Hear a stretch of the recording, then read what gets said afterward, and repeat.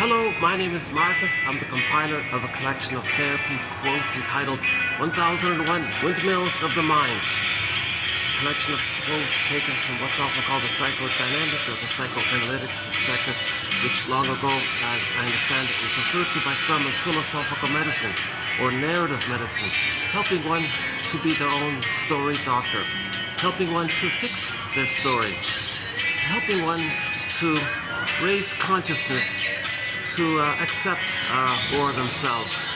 And if we have more of ourselves, we make more sense. We feel embodied and we feel present and we can enjoy the present. But with trauma, a lot of this gets squelched. So we need our consciousness to rise. We want our consciousness to rise.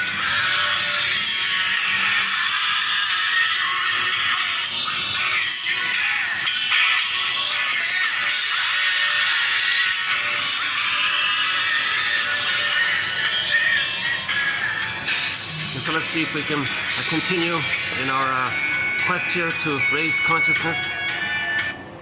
1001 Windmills of the Mind is a collection now of 10,000 advanced self-help quotes that sort of function as a bridge between the very traditional jargon from the shrinks and sort of the general self-help material. I feel like it's a nice bridge there, and mainly to the best I can see them to be, they fit Grice's criteria for communication. He has these 4 maxims called quality, quantity, relevance, and manner.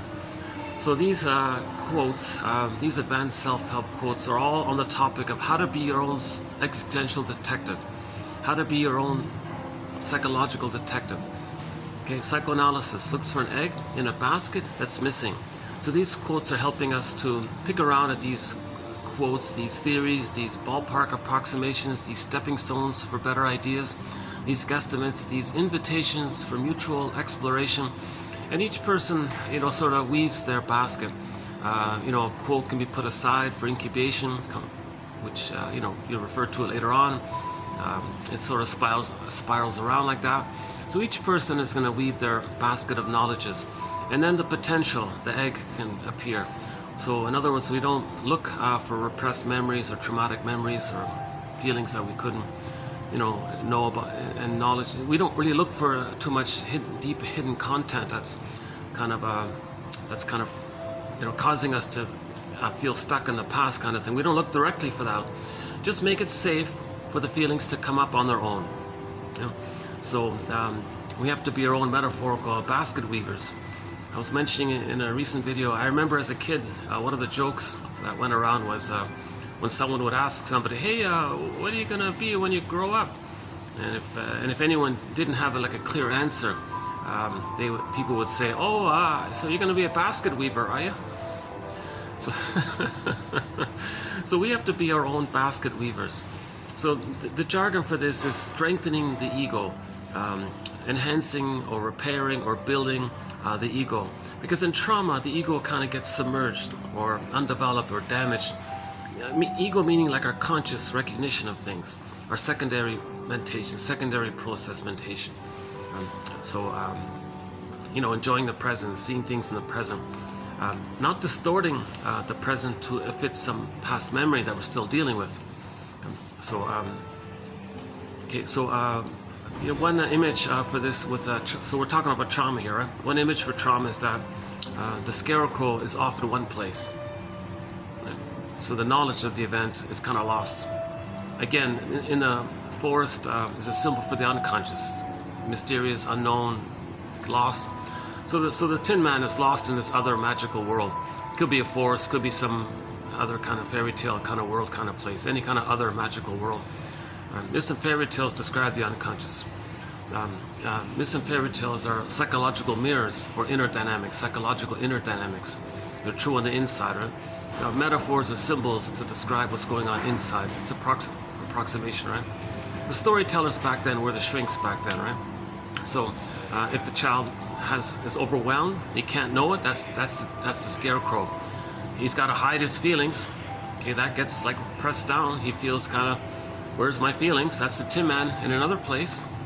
So the two being like that means the person feels disembodied. That's the cowardly lion off in another place. And Dorothy is sort of the part of us, part of a psyche that's trying to seek the realignment of knowledge, feelings, and get it back in the body. Or we can just generally say, be like Dorothy and realign heart center, mind center, body center, get aligned up like that. So that's the trauma, that the feelings are disconnected, or we're not aware that they're connected. So it feels metaphorically disconnected from the body. Hence the Tin Man and the lion in the beginning of that story are kind of separate like that. The knowledge of it all, that's the scarecrow off in another place.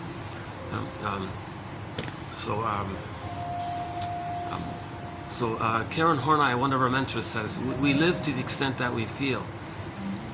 So if our feelings got numbed or squelched or repressed or disassociated, or we're afraid to know them, however we describe it, then that means I feel, therefore, the theory is I feel, therefore I am. So our sense of self, from there, our ontological self, our psychological self, springs out our feeling self. They're kind of linked like that. You can't really separate it, right? I feel, therefore I am. We live to the extent that we feel. So if our feelings are kind of damaged, then we feel, who am I, where am I? That's called living the provisional life, the unlived life, feeling that life is on hold. Okay? Or some people use the story of the Velveteen Rabbit. The rabbit says, I feel unreal, I want to be real. So with trauma, we might say that. Some people might say, I feel unreal. Called depersonalization or derealization. The things around me don't feel real, like disassociation. Another image is the woolly mammoth frozen in that block of ice up in the Arctic Circle area or something. Apparently there's a woolly mammoth more or less preserved in some block of ice up there. I don't know the full details, but that's a powerful image that we may feel metaphorically like that woolly mammoth emotionally. So that's like think of it as artwork or a symbol. We can borrow it as a symbol, or if an artist were to draw a painting of a woolly mammoth frozen in a block of ice, we may say, well, I kind of feel like that, right? You know, art looks a little deeper, right? Art is more than just like a snapshot on a photograph, right? Another image, how we feel when the feelings get repressed or squelched or, zoomed away or pulled into the underworld or lost somewhere in a forest. So let's back up a sec. So we're talking about here mainly about developmental trauma, relational trauma, interpersonal trauma, okay, attachment trauma. The baby needs a secure attachment with the mother to go through a kind of developmental process from birth to 3 for his psychological birth. He's got to be one with her, feel safe, then he starts to hatch out of the second. The first 4 to 5 months, one author calls it like a psychological egg. So he needs that period of a metaphorical extended womb, meaning it's just the two of them. Baby and the mother are one from the baby's perspective, and the baby's allowed to use the mother as a symbiotic object for the baby, self-object for the baby. The mother's just there to meet the baby's needs, feeds the babies according to their schedule, and there's a rhythm of safety, there's an attunement. Baby needs the mother's sort of presence, her reverie, her positive regard, her acceptance, because the child's going to do these things for himself, whatever the mother does, because the baby and the mother are one, and the baby's brain is very malleable, and he's laying down neural circuitry based on interaction with the mother. So human connections lead to neural connections. So for the first 4 to 5 months, the child really needs a positive experience with the mother, where the mother has a presence for the baby. Oh, he can feel present to himself. Mother sees, hears, feels the child, recognizes the child. He can do these things for himself now, because he has a memory of that. That memory becomes set in him and does that as part of him. Mother soothes the child when he's distressed. Oh, he can regulate his feelings now, because that's part of him now. It's been developed in him. It develops in him based on interaction with the mother. So the baby needs that kind of interaction with the mother, called a positive maternal experience, maternal holding environment. So that first 4 to 5 months is called the stage of fusion, merging, mother-infant dual unity, the unico mystica, one with this big mystery. And the child thinks that the mother is just there for him or serving him or even might be a part of him. baby can't parse out really where he begins and ends, where the mother begins and ends. And he thinks the power of the mother is his power. That's called infantile megalomania or primary narcissism or grandiosity, and these kinds of things. So the baby needs this kind of a extended paradise that he had. So the first 4 to 5 months is just like a land version of what he had in the uterus when he was in the water world. So let's back up a sec. So baby's in the uterus, right? Eyes are closed, in the amniotic sac. Nobody's presented the theory that he understands that he's a little person inside his mother who's another separate person. He's a person, she's a person, that kind of, he hasn't reached that developmental accomplishment yet. So in the beginning, most people theorize that he's just in there thinking it's just him. It's all him. That the mother is really just, is really either like him or an extension of him, or it's just there to serve him, like a thing that just serves them, right? Or now the baby's little sensations and wishes and needs automatically get met.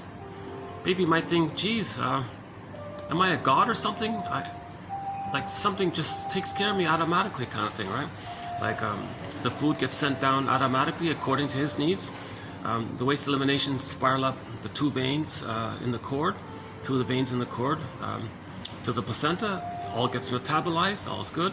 The center vein sends down the food and nutrients, everything the baby needs. And it's all rhythmic, it's in tune, there's no delays, it's all smooth. It's even musical. Someone thinks it's even kind of, it's so relaxed and happy, it's kind of like a melody or something. Right? Baby, cord, placenta, mother, mother, placenta, cord, baby, do, re, mi, A, B, C, rhythm of say, it's all very... Now he's got his golden ball, assuming there's no prior prenatal shock trauma that froze him up in a prior place, assuming that didn't take place. He's got his golden ball, means it's a basic thing that's given, that I feel, therefore I am.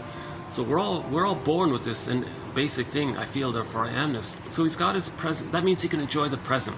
Joy runs the console. Okay, so the normal temperament is that joy runs the console. The normal development, natural development, or natural state of affairs is joy runs the console. So the baby can enjoy his time because he's got his golden ball. That's the vibrancy, aliveness of feelings. Joseph Campbell has spent 80 years researching all this. His conclusion was, it's all about finding that golden ball, feeling real and alive, kind of thing. Like that's the hero's journey of midlife, and the second journey of midlife to get joy and sadness back at the console. So in the Disney film Inside Out, this is seen when joy and sadness are zooped up that tube there, meaning it's going to spiral down into the non-reporting brain, and it's lost in the implicit memory system, the pre-verbal memory system, the unconscious system. So, and it's unavailable to the conscious person, and that's called repression. So when joy and sadness get zooped away, that's like the golden ball going down the well, or the golden ball rolls in a cage and the cage is locked, or in the Pied Piper story, the children are locked in the mountain, and another version was these hungry children were in the forest on the mountain, suffering and lost, and kind of exiled, abandoned, wounded children. That's like our feelings are vulnerable and afraid and lost, or it's like really stuffed down. That's the one with in the mountain, those kinds of things. Down a tunnel, down a cavern. A lot of the Miss Core, the earth opens up, she gets yanked down into the underworld. All of these kinds of symbols where something pure, innocent, like a child, or even an animal, like in Iron John, the dog gets pulled down in the lake, or the bear gets zooped up the mountain, locked in a cage. And then the princess has to, claw up the ice mountain to free her soul. So, unfortunately, the one disadvantage to this location here, I don't really have much. I don't have much scenery here. This is the quietest it's been around here. Yeah, it's Tuesday early afternoon here.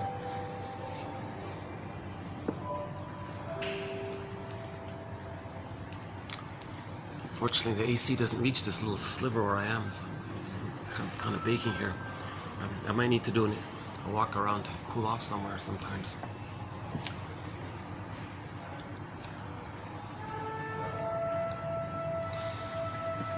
Yeah, I'm in the lobby of a hotel here. You can see it there. See, I can't move. I gotta keep this thing. I got battery. Oh my God, you don't want to hear my little tech issues, eh? But I've got battery issues. I've been losing videos because if a video cuts out because of a battery issue, the whole video is lost. It's in between. The phone says it's there, but I can't play it. File empty, but it's recorded as being there, and then it says file empty, and I can't upload it. So I've lost a few videos recently. Real pity. So a little bit of a setback on my part here, but we'll keep posting these quotes. These are excellent quotes. 10,000 quotes now. More or less subdivided into 58 chapters, themes. Okay, again, these are advanced psychoanalytic quotes. Self-help quotes. Again, my disclaimer, I'm not a shrink or a professor or a scientist. I don't have a PhD or an MA or anything. I just have a simple BA. I'm the compiler of the quotes. So to keep that in mind. Keep Robert Bly's advice in mind when he speaks to an audience in an auditorium. He says to the audience members, "Hello everybody, nice to see you all. Thanks for coming. Welcome. 30% of what you're going to hear tonight is wrong. It's up to you to figure out which 30%. So he's emphasizing that it's up to each person to weave their basket. Never mind the figures, right? He's just trying to emphasize it's up to each person to decide what's right for them, what might be right for them, what's of interest to them, what should they reflect on, and so there's no set answer here. So we have a lot of theories here. So our first quote here is a very good one in relation to one of our key threads on repetition compulsion. So we'll get to that in a couple of minutes here. I just want to lay down the basic premise that we're operating from. Okay, so the basic premise is the child lost his story, meaning he can't enjoy the present. Cognitively, he can still get 10 PhDs on the wall. He can still develop in every other way. But in his emotional life area, how he feels about himself, about others, ability to trust, okay? Now, Joy's frozen up ice mountain, so he's not really enjoying the present. He's stuck in the past because of the trauma. See, if the feelings are frozen up at the ice mountain, that means you're stuck in the past. Okay? That's trauma. So they're dwelling in the past. Enter a quote from the Greenberg film. Shrink said to the guy, "You have trouble living in the present. So you're dwelling in the past because you never really lived it." It's a lot of pain for a child to be traumatized by his mother. Okay? The greatest hurt of all, mother failed me. The truth will upset you free. She failed to provide a secure attachment style. And we'll get into why that might take place.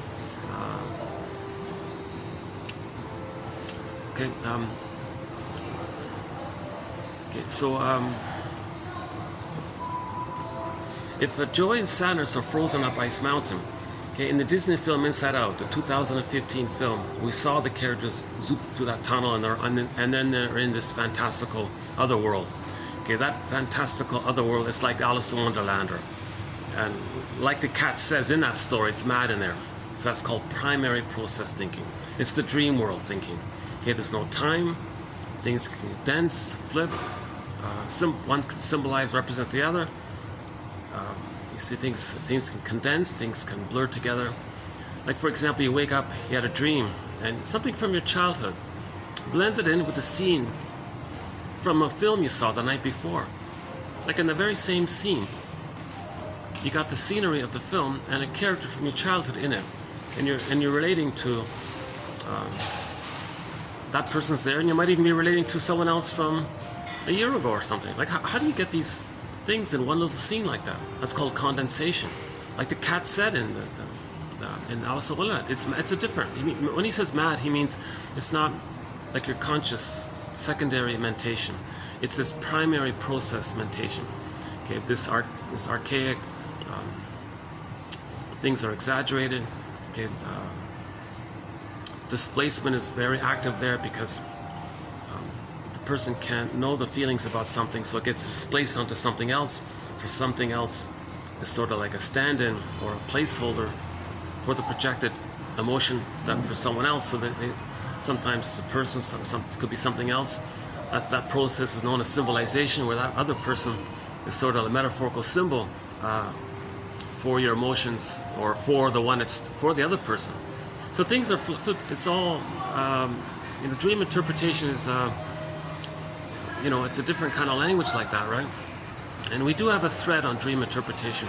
A good introduction to that, by that very challenging topic, is from the comic Psychoanalysis. The best introduction to psychoanalysis is that comic. 1955, 4 issues of the comic Psychoanalysis was put out, and 3 years ago it got digitized. It got saved, so it's now available from the darkhorsepublishing.com. I think it's well worth whatever. Last time I checked, it was around $20. I don't know what it is now. So there were 4. It teaches psychoanalysis using the comic book format. So yes, it's a little dramatized, but it's educational. It was part of the psychoanalytic movement of the 50s to teach everybody critical thinking and self-awareness. It was called the mental hygiene movement of the 50s. Mental, emotional, spiritual hygiene movement, part of the Know Thyself movement. So that was very interesting about the 50s. In one video we posted a list of I think maybe the top 20 best mental hygiene films from the 50s. A little bit 60s also, right? 40s, 50s, mainly the 50s. Huh? So that comic was a part of it. And a lot of films from the 40s and 50s in particular. And it's common to have scenes with shrinks in it. I just saw one a couple of days ago called not too famous a film, but called That Uncertain Feeling. That Uncertain Feeling. It caught my attention because the advertisement for it said a woman with a psychosomatic issue, like a psychosomatic symptom, meaning she has some anxiety but she doesn't know what it is, and it's showing itself through some physical thing. Never mind the physical symptom. So she saw a shrink about it. So it caught my attention. But it turned out only the first scene of the film. There was only like one little scene with the shrink. But still, nevertheless, it wasn't too bad. So she says, hi, I've got this physical symptom here. What does it mean? It's bothering me or something. Shrink said, well, most people don't really know themselves. Most people are like a stranger to themselves. My role is to help you be acquainted with yourself. What do you mean? Well, I'm paraphrasing here, right? Well, we have a side to us or something that we don't know about. My job is to introduce you to you. Don't you want to meet you? Oh, I'm afraid. I'm shy. She made a little joke about it, right? So he meant we have an inner life, and that's called paying the piper, meaning pay respect, pay attention to this inner life. Because the inner life and the denial of the message that it's coming up, the symptom is a communication from the double self, the secret self, the unconscious self, this other self. Okay, so one way to conceive of this is Robert Bly's metaphor of the bag. So Robert Bly said, he's sort of a guest mentor here. Robert Bly, leader of the men's mythopoetic movement. I talked about him a few times. Passed away about a year ago. Anyways, one of his most famous little anecdotes is, or teaching ideas, is that by the age of 5, so much of who we really are, like who we really are, like having our feelings, that's the golden ball. And then who we would be if we received and got our needs met during the first 3 years to achieve the psychological birth. And all of that's our true self kind of thing. And then when we have the psychological birth, we discover a certain capacities called the capacities of the real self part of the self that fits in with the true self. And then, see, that's also like for mutuality and relationships be like fine wine, and enjoying the present, knowing your interests and curiosity. Like so much of who we really are, he says, gets lost by the age of 5, and it gets put into this bag that we drag behind us. So we drag this bag behind us our whole lives. Okay, so that's a symbol. So in pop culture, they call it the shadow, because you don't see it, it's dark, it's a bag. So the idea, and then we spend the rest of our lives to try to reclaim, get back, reappropriate, resynthesize, reintegrate, re-own, rehab aspects of ourselves that we had to put in due to what's called relational trauma, developmental trauma. Roughly 9% of the babies in North America are not getting a secure attachment style. Their golden ball, their developmental path, who they would be, who they'd be loved, that kind of possibility gets put in this bag. And even knowledge of it knowledge of the ego, meaning knowledge of it, gets put into the bag. And things are fragmented in it. It looks like a labyrinth now. And we got to go on this second journey kind of thing to understand what we repressed. Okay, so this bag is just a symbol to talk about the non-reporting brain. So when our brain sends us information and we get it, we're aware of it, we know it, that's our consciousness, that's great, that's our mind, our ego, our conscious ego, secondary process. Now our brain would like to send us more, but when it can't, okay, that's called the non-reporting brain, or the implicit memory system. So we have two memory systems, right? The implicit memory, so basically up to, first couple of years, right? Implicit memory, pre-verbal, pictorial, timeless. Things are exaggerated, and if the baby's very has a lot of emotions, the images get very exaggerated. Now you're dealing with gods and demons in the imagery, right? Things are wildly exaggerated. Okay. So I think, so we'll talk about difference, maybe not this time, but there's a little bit of a question about the difference between this and fairy tales. Like Chinnen has one theory. I kind of have a different theory, to tell you the truth. Oh my God, I'd love to interview Professor, or is he a professor? I know he's a PhD. I know he's a medical doctor, Dr. Chinnen. There's a guy named Chinnen. He wrote 4 books. He provides commentary on 50 fairy tales related to the midlife examination period. He calls them middle tales and elder tales, like fairy tales, like for adults, beginning at midlife. So he said he read through like 10,000 tales or something like that, and plucked out what he believes to be the 50 best ones that represent the midlife journey. And it's a great collection. It's well worth his retelling. And now he did this in his 30s, so his commentary it's okay. It's a little kind of, he's very careful a little bit, but it's not bad. Oh my God, if he could update his commentary on his 50 tales, oh my God, that'd be amazing. But he did a great job. Anyways, first of all, to identify those 50 tales. For example, go I know not whither and bring back I know not what. That's a great tale. I like that one. The King and the Gould. That's another one. There's stubborn husband, stubborn wife. Interesting. The woman who would be king. Is that the one? That's a very good one. Is that the right one? Yeah, but there's a lot of flip-flopping, like the woman.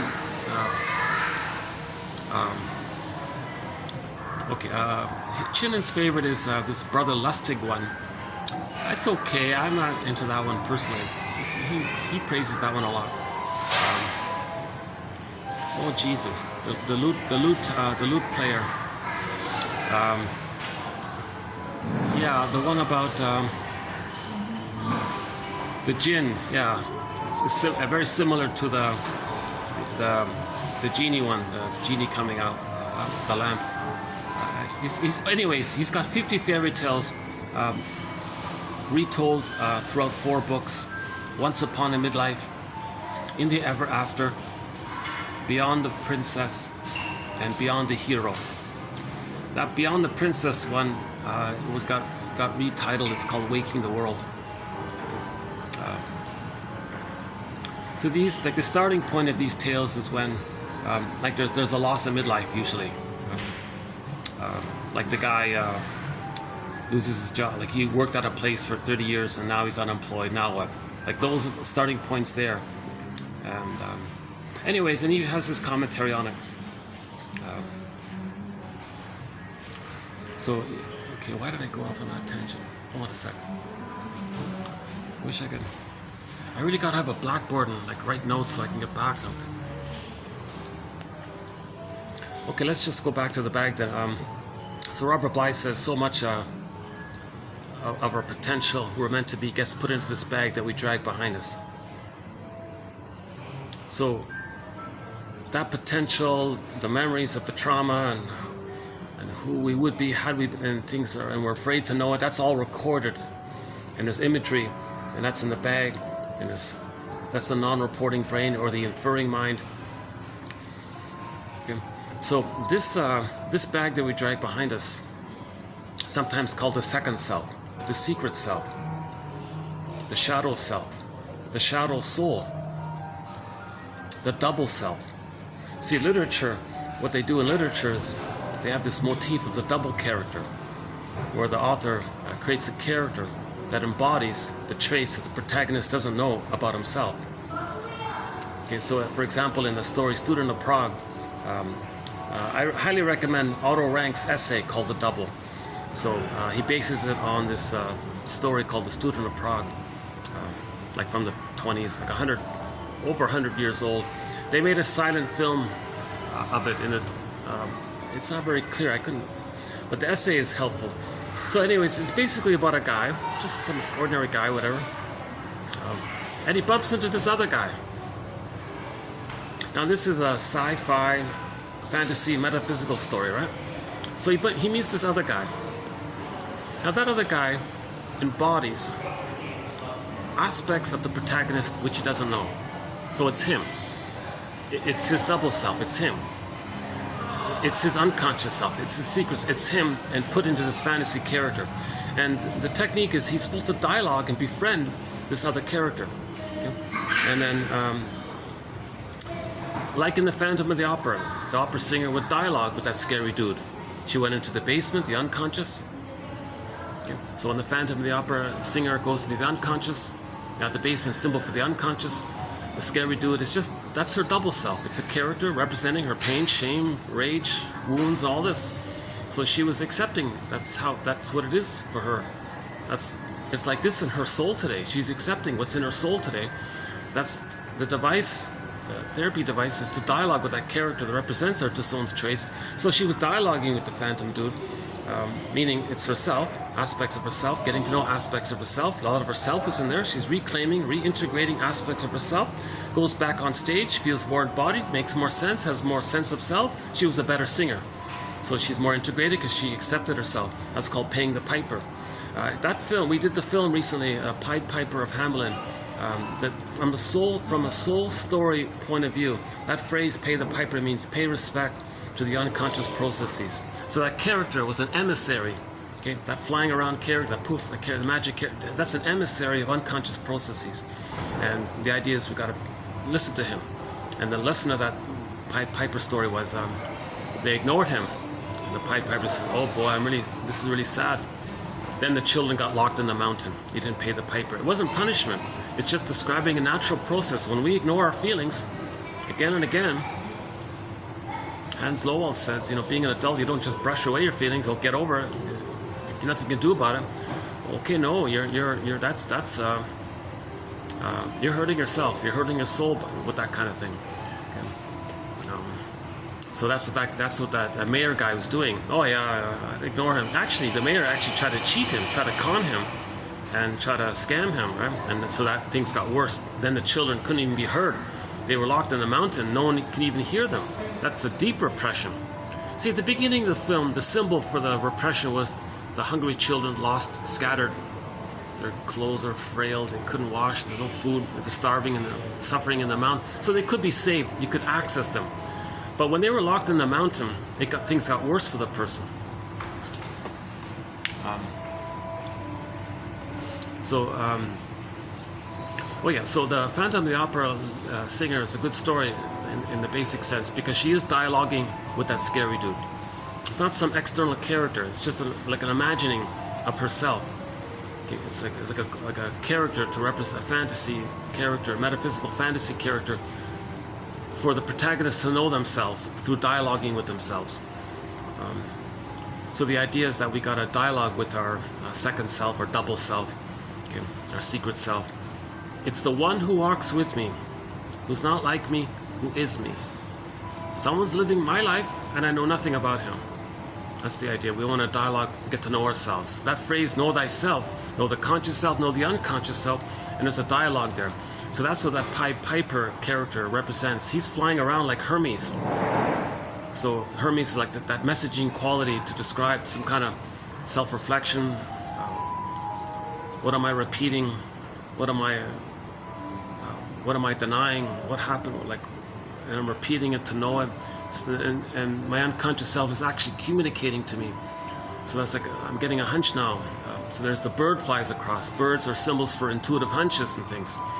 And Hermes is similar. The Pied Piper character is similar. In the film, in the 57 film Pied Piper, someone asked him, what are you? Like, what manner of man are you? You do these magical things, like an apple turns to snow, like you poof, you're there, then you're over there. Like, how do you, what manner of man? Oh, well, you figure it out yourself. Do the best you can.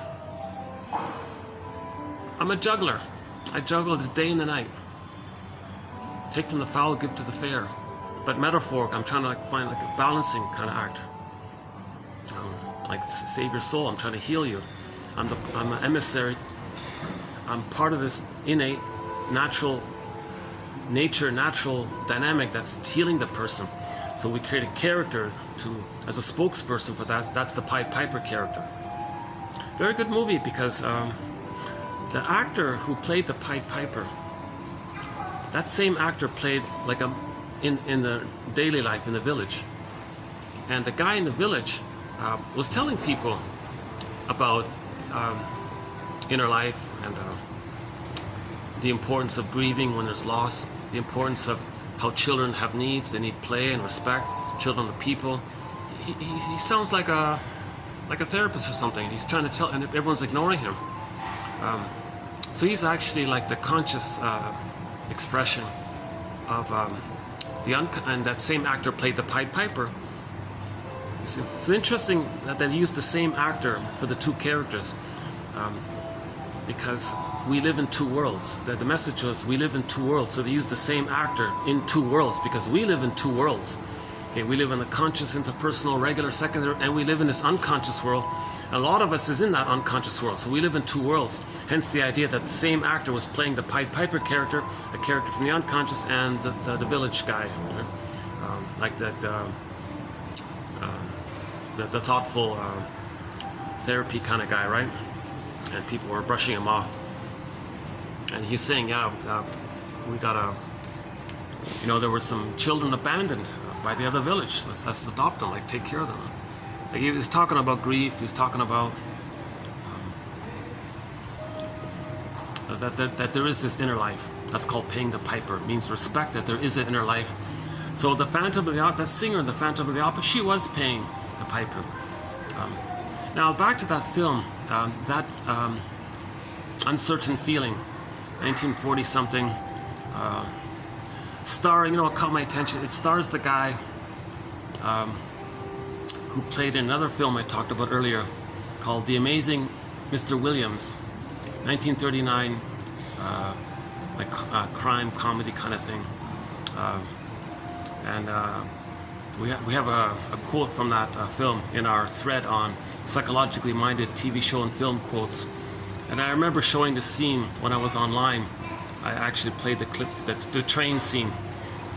That's a good scene, a good movie. I like that movie. It's it's quick. I like these fast-talking, little witty kind of insightful little dialogues kind of thing. It's not like the.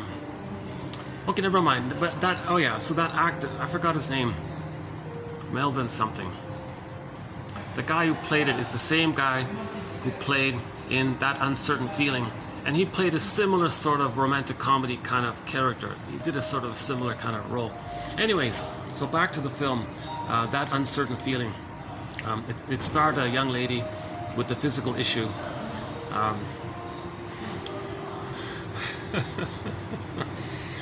She was telling about it to her friend. This is like the 1%, the rich. She was telling it to her friends, And then one of the friends says, "Oh yeah, we'll go see a shrink." What? I don't want to go to a shrink. Oh, I don't want to talk about. Oh, that's so middle class of you. What? Oh, that's interesting. Huh? Like that. Like the 1% has such contempt for the middle class, right? I didn't know. Oh, that's so middle class of you, because it was considered I think it was considered some kind of status symbol to say, "Oh yeah, I see my analyst," or something. But they just did it as a status symbol to show off that they got them. I don't think they really learned, these people. I don't think they really took it seriously. It was just like a thing to say at a cocktail party. "Oh yeah, who's your analyst?" You know, why do shrinks take the? Shrinks should refuse them if they're not serious, right? Come back when you're ready or something.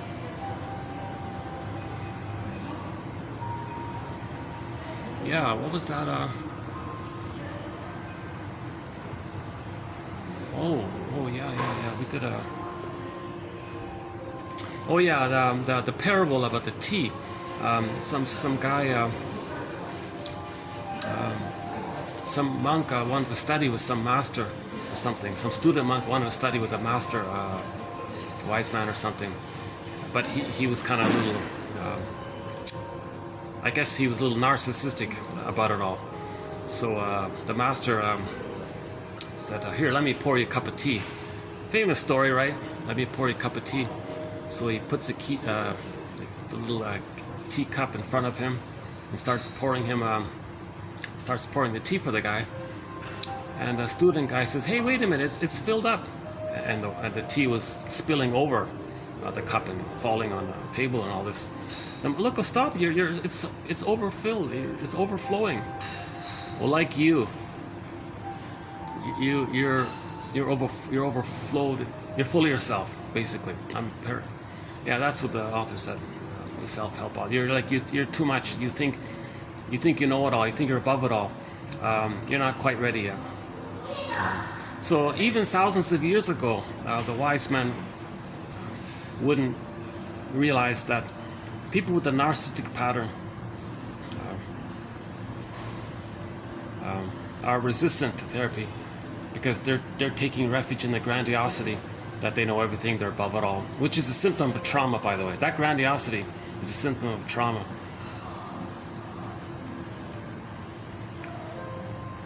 Okay, anyways, I'm getting off topic here a fair bit here today. Yeah.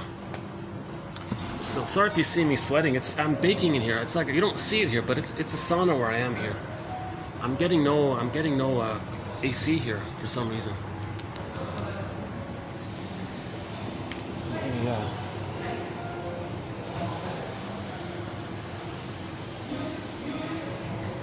Hold on a sec. Fast forward this half a minute. Let me.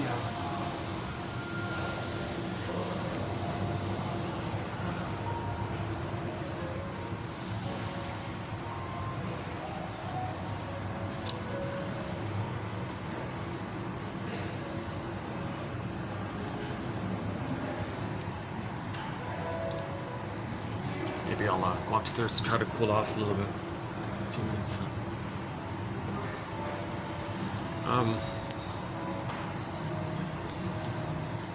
Let's go back to that uncertain feeling.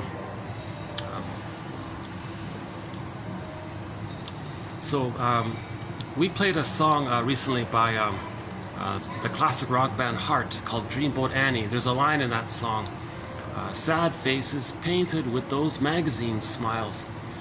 So she was like that. She didn't know her inner life, that she was sad underneath. And she was always putting on this Pollyanna happy face, cheerful, and high society. She was in the newspaper, the happiest lady in New York or whatever it is. She's part of the happy couple and all this.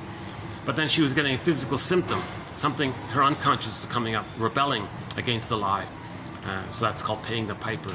So her friends said, "Well, we all see shrinks. Go ahead." So finally she went, and Shrink said, "Well, I'm going to get you to know yourself." And this physical psychosomatic symptom that you're having, it's like a message about a feeling that you're denying, something that's repressed, something you don't want to admit, etc. Okay, then the next scene was she met a guy who is sort of in the mold or in the patterning of that guy being her shadow self. So she met this tortured musician, artist guy. Very sad, very, yeah, supposedly some kind of creative guy, but very much into the arts. He was like a pianist or something, or musician kind of guy, but he knew about art in general. So she bumped into this guy, and she told him the thing about the art. She said, yeah, you know, what do you want? Do you want to go to,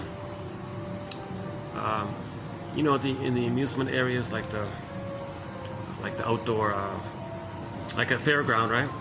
The guys who give you a caricature. He says, what do you want? Let's say you go to the fairground. One caricaturist is literal.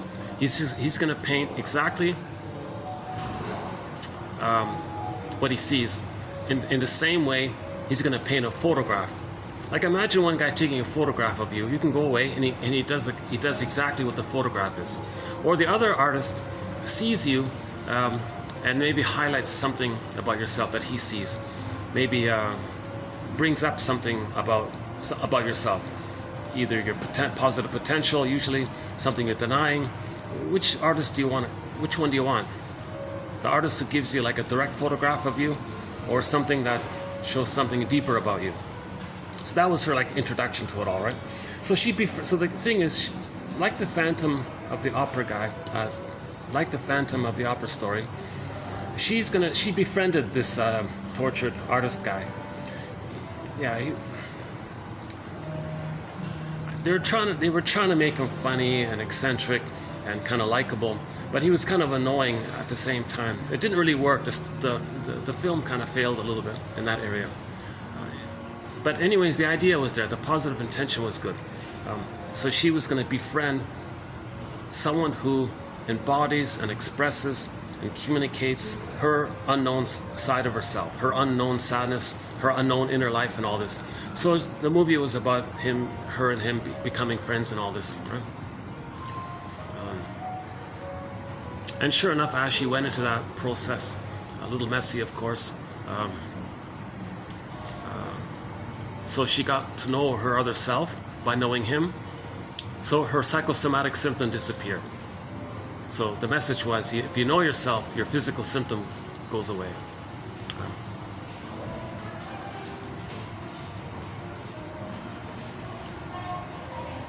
I remember one little comedic line. I think some guy said, one guy was saying how his wife should be lucky. He pays for her to just socialize with her friends and go shopping and all this time. He pays for her therapist to shrink. And he pays for her complexes. Like he pays for her neurotic traits. So a complex means she's going to replay some traumatic scene in her childhood using people in the present. So the husband's paying for her complex, literally in the emotional interaction and financially with the shrinking. Just a cute little line there. They had these few little sentences in there. Not in the next video, but the one after it.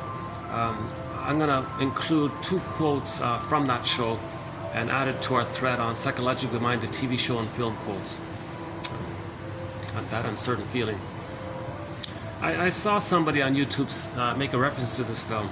He said this wasn't considered the director's better films. It was considered one of his worst films. But still, his worst film is still much better than most people's best films. I think I agree with him. There was still some little positive intention. She's getting to know her double self. That sad, cynical, depressed musician guy. She was getting to know him. I want to know you. You're curious. I'm interested. She was befriending the guy, and she got better in the process of doing so, right? It's a rom-com. It's a romantic comedy, right? It might seem tedious because I almost gave up on the film. I thought it was kind of tedious and annoying because that guy, that Melbourne actor guy who plays the husband, right? There's 3 main characters. He couldn't be himself really. And the piano player guy, I think he did a wrong choice there. It was all about the young lady there. She was the star of the film. I forgot her name.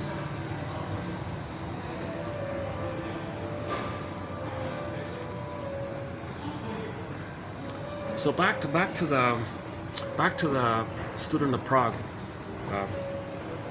So Otto Rank was saying that that's the lesson of the story. That we need to pay the piper and accept and respect that we have a double self. It's more than the alter ego. It's maybe like a part of it. Now, by the way, all that energy in the bag is called the id. Now, when there's trauma, a lot of memories get in there, and the id is energized. And we don't want too many traumatic memories because it's going to distort our perception of the present. If something's so painful, we can't enjoy the present, we're dwelling in the past. Back to the Greenberg film. Okay, so Shrink said to the guy, you have trouble living in the present, so you're dwelling in the past because you never really lived it. So if the child has a lot of painful memories, it goes into the bag, and all that energy of the person's energy, life force cathexis, attaches to those memories, and now you're creating a strong character in there. Now, if we have a character that embodies the id energy, that's a little deeper idea. Then you got someone like Iron John's story, or the Gould character in the King and the Ghoul story, or it can also function as a trickster character, or like a wise teacher, usually if there's some grand character in there. They might tell the bird to send a message, or the trickster character. So the trickster character can be the whole. It can be both, or it can be one or the other. I think usually the trickster character just represents the dynamic process of trying to heal, and how it's trying to communicate to us. But what kind of character do we create that's behind the trickster character? Like, the trickster character takes orders from who, so to speak? Berger calls it the puppet master. So the unconscious self is like a puppet master sometimes, and what the puppet master is going to do is try to communicate to us. And that's called paying the piper. You want to respect that. What's my unconscious trying to communicate to my conscious? We're trying to make the unconscious conscious. That's the healing journey, to make the unconscious conscious. To the lower mentation, give it to the higher mentation. That's reorganizing our memories, and that's integrating and accepting, recognizing. Okay, recognition is empathy, and understanding, forgiveness, and now we're weaving the basket. We can accept something, whereas as a child we couldn't accept it. The baby couldn't accept the trauma. Babies are overwhelmed. Now they're going to freeze up inside.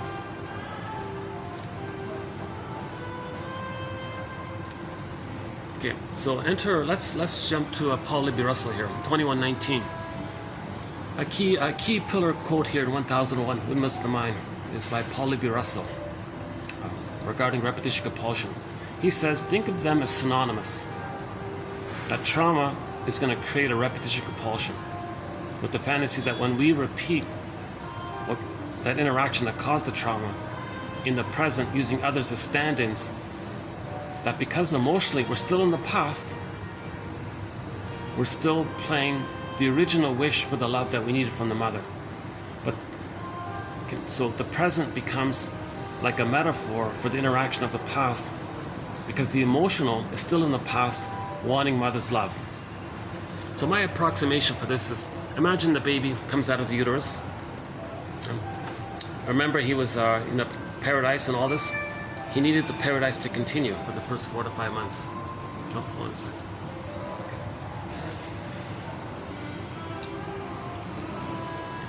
I feel like I should cool off or something. I'm really, you're seeing me sweating here, aren't you?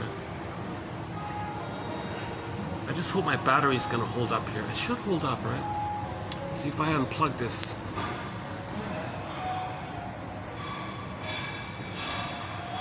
Yeah, okay, I think it should be okay. Let me unplug this. Still recording, yeah.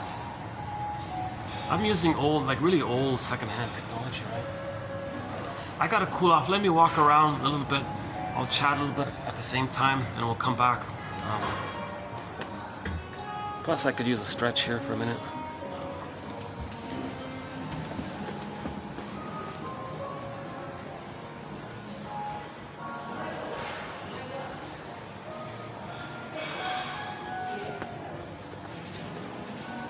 Oh yeah, it's cooler here, yeah.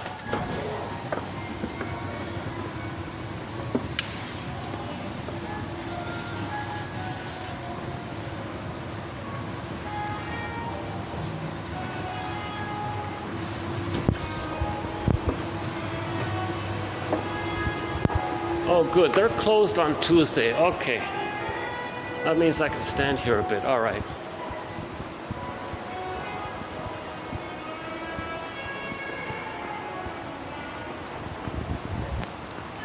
Okay, I gotta make a note of this. So Tuesday they're closed, so I can come here for a bit, or more or less. This is the weirdest place. You can never find a spot that's like private-ish. Like everyone sees everyone in every spot, even though there's so much space here. Well, so I can see, you can see me up there, right?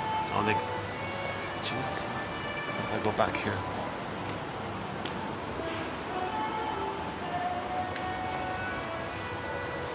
Okay, let's try this for a bit.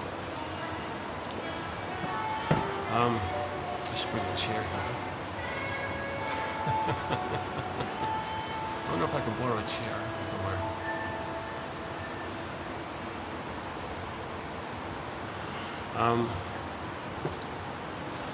My approximation for this is that when the baby comes out of the uterus, he needs an extended paradise.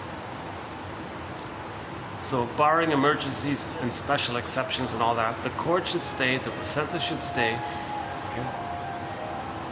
Allow the child to transition from the oneness of the mother to the land world oneness of the mother. Klaus and Ken will say that that's a very time-sensitive moment. You know, when the baby's born, the mother produces lots of hormones to help the baby latch and bond. Okay. And if the baby's removed,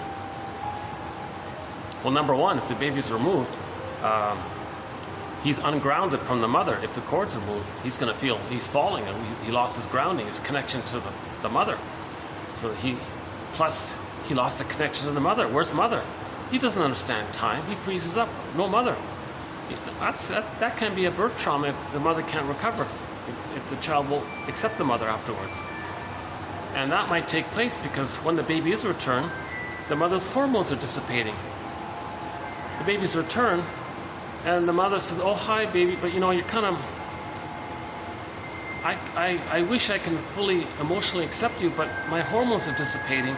I'm kind of sad now. Back off," kind of thing. So the baby feels rejected already. Baby has huge stranger anxiety at this point because all the rage he has at his mother, like the rage that he has, he can't accept it. He projects that rage onto the mother and says the mother's a dangerous thing. Then he has a thing called stranger anxiety. So the baby, so he's betrayed by the mother. He's enraged. He can't know that rage, so he makes an image of the mother as an enraged monster that's hurting him. Myths and fairy tales, any kind of frightening character, monster kind of character that's hurting the protagonist, any kind of danger, that's from that. Okay.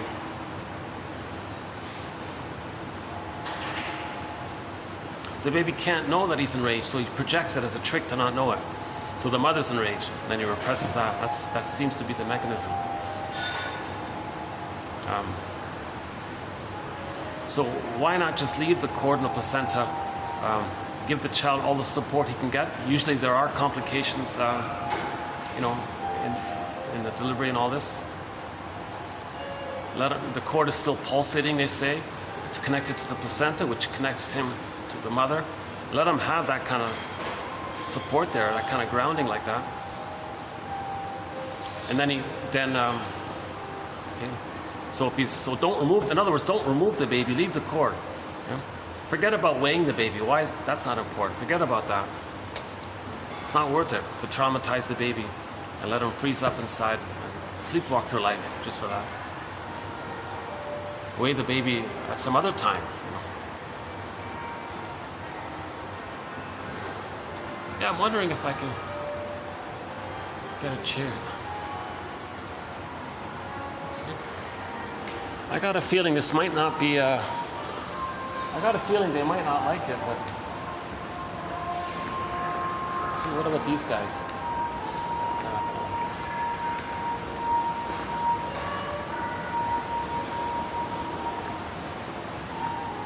Wow.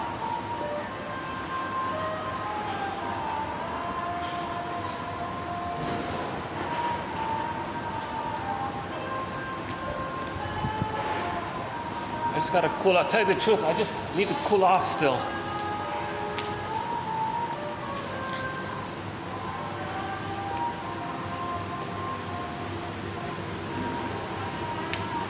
Can I ask a favor? Can I borrow one of your chairs for about 20 minutes, 10 minutes? Maybe about 10 minutes. I'm gonna just borrow one of your chairs. I'm just gonna sit by the escalator over there. Just like that. I don't bring it back. I promise. Yeah. All right. I'll bring it back. Yeah, one. Just one. Well, about. Yeah. Okay. Thank you. Okay, thank you. Don't worry. I'm right there. She's a little hesitant about it.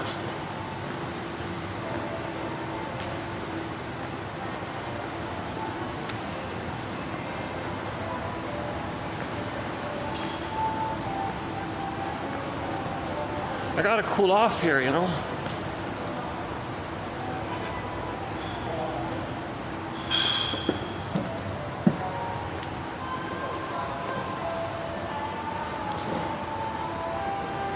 It's an old beaten up chair. Oh, hang on.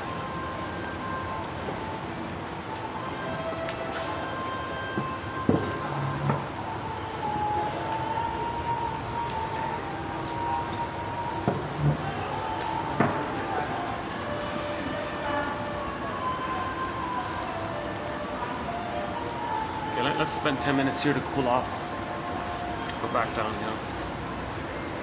I'm still looking for a regular venue. Jeepers. I'm in a busy city.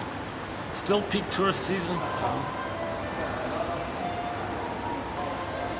Okay.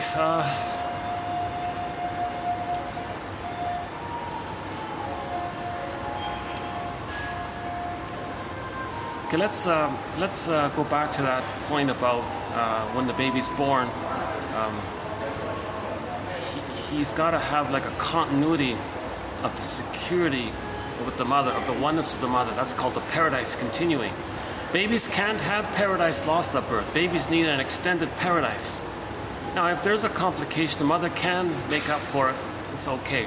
But many times she might not be able to if too much happen. So why take that chance? Leave the cord, the placenta. People complain the cord looks messy. Oh, big deal. Just put a sheet over it. Placenta, they say, comes out a day or two later. Okay, it goes into a bowl. The bowl can sit beside the mother on the bed. You can put it like a lid over the bowl, but allowing some kind of space for the cord. Put a sheet over the bowl. Let the child have that continuity. And then by that time, he'll have established a kind of a safe connection with the mother while he's nursing. And then the cord and placenta can sort of fall off on their own accord. Okay, so everything kind of went smooth like that.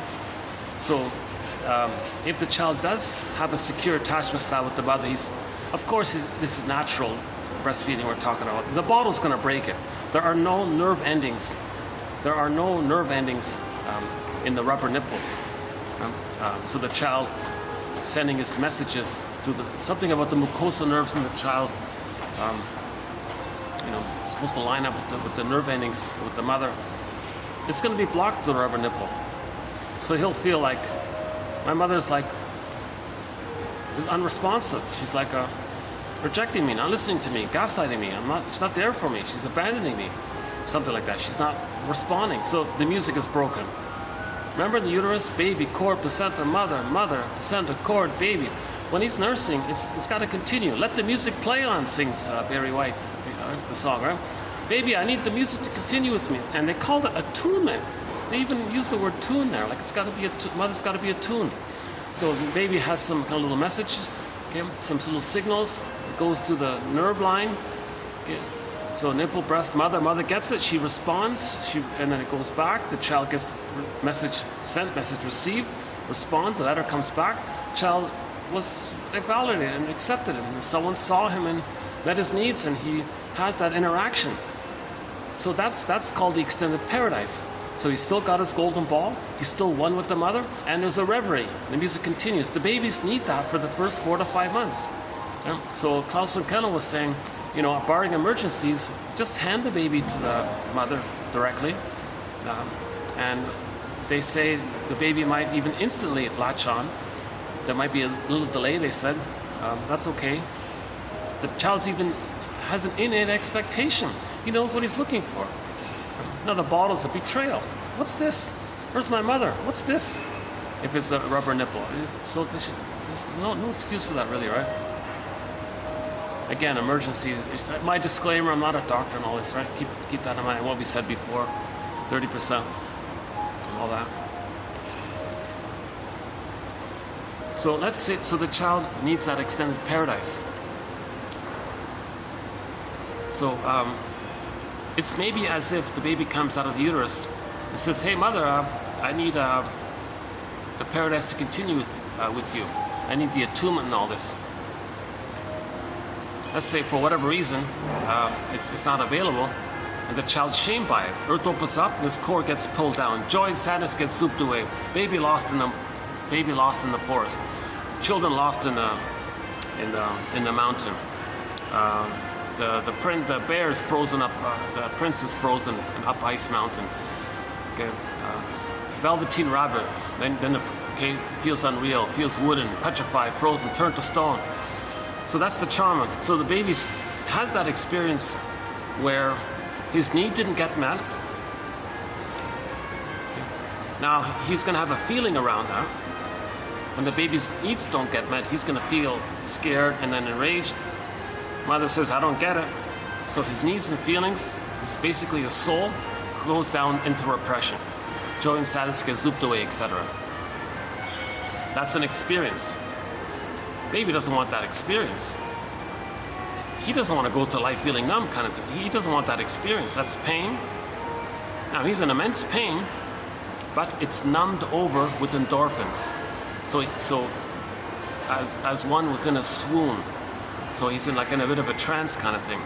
Okay, so enter Emily Dickinson's poem. There's a pain so utter, it swallows substance up, and then one goes within a swoon. A great hope fell.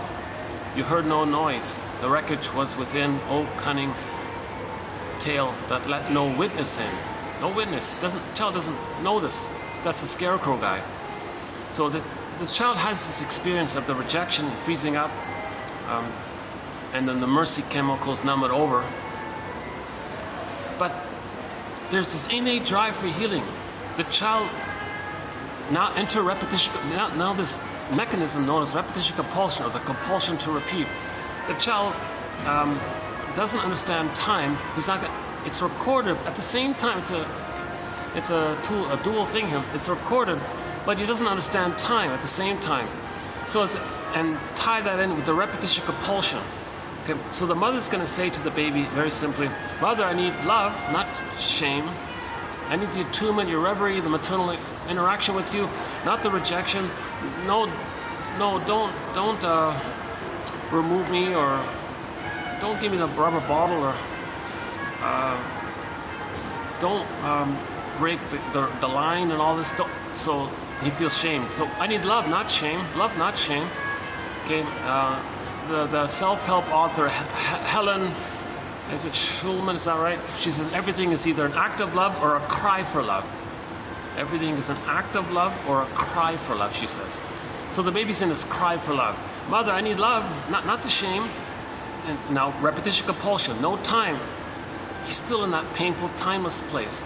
That pain sees him sees him always in that time. So, mother, I need love, not shame, not the mother does it again. No, I need the love. This goes on and on. Now, imagine this tune being recorded on a vinyl music disc record. So this inner conflict, the wish and the fear and the rejection, okay, that's the inner conflict. It's like set or petrified or something, kind of frozen, and the whole thing's repressed. So neurosis is the petrification of an inner conflict. Now the child's going to be neurotic by this neurosis. Neurosis is the petrification, the freezing. It's like a mental template, psychological imprint. Remember, the child's very tender and emotional. Of course, he's going to remember emotional events. Just in general, if something's emotional, we remember. The child's very tender. He's deeply going to remember a strong emotional event related to his survival and his needs and all this at that tender time, being so helpless and dependent and all this. So he's got a deep burning, like a pressing on that record. No, the wish and the fear, right? Mother, I need love, not rejection. Love, not rejection. Love, not. So now it's a record. It gets repressed. Okay. Now he's going to keep replaying that. He's always replaying. So he's going through life. In every new situation, he's replaying it with others as stand-ins for the past. So people in the present are going to be seen like in a theater thing for the past.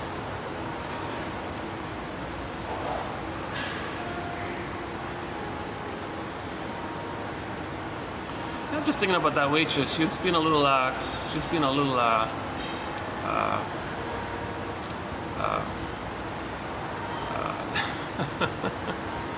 maybe that's not fair. Maybe she's worried about getting in trouble. You see a customer here, did he buy a coffee here? And you're gonna let him take the chair out of the coffee shop? No, you can't do that.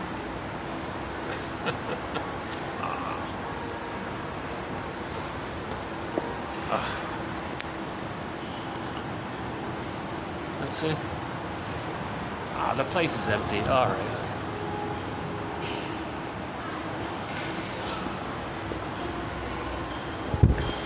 Maybe I gotta be a little more mindful and sensitive to their jobs and things. Maybe I was being a little kind of self-centered, thinking. Yeah.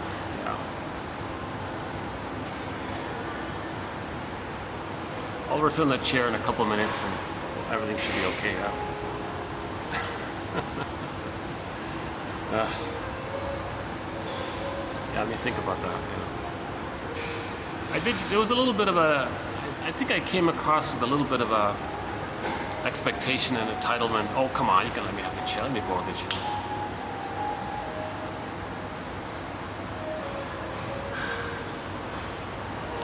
It's a little thing, but little things, it kind of can be like a mirror for some pattern in your life. Like do I have some kind of a, like if I'm under the pressure to do a video here, okay, I'll follow up on that one. Let's stick to the basics here. I guess I feel a little bit of me feels a little guilty. Like I feel like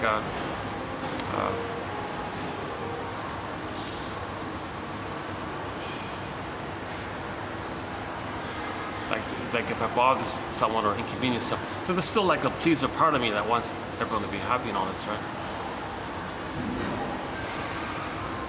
Okay, I'll check in with her if everything's okay about that. And I'll buy something from them, smooth it out somehow. Yeah, okay. Give me a sec. Let's see. How are we doing here? I'm still sweating here. Jesus.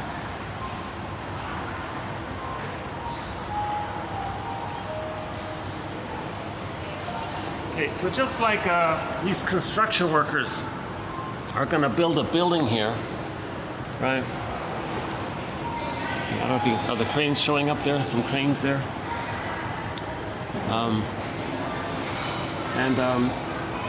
So they're building a building, and when it's complete, it's going to house people.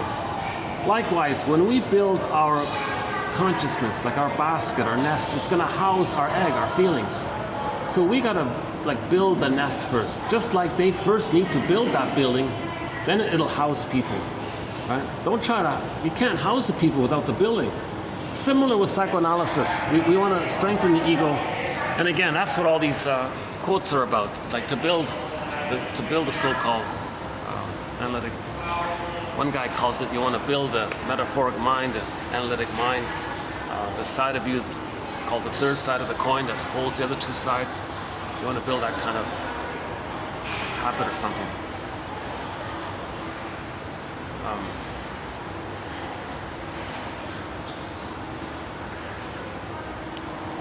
I'm still trying to cool off here.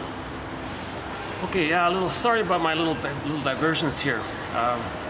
My last video, the one that I was able to post, ran for 4 hours because I had a lot of little diversions and things. Today it's a little bit on the similar side, right?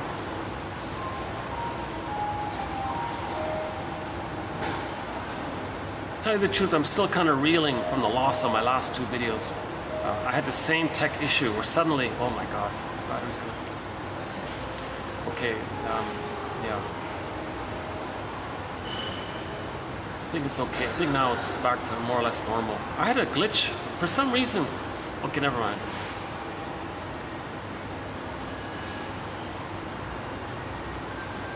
I think maybe I didn't notice that one of the power outlets wasn't working or something, and where it was before, and I wasn't getting.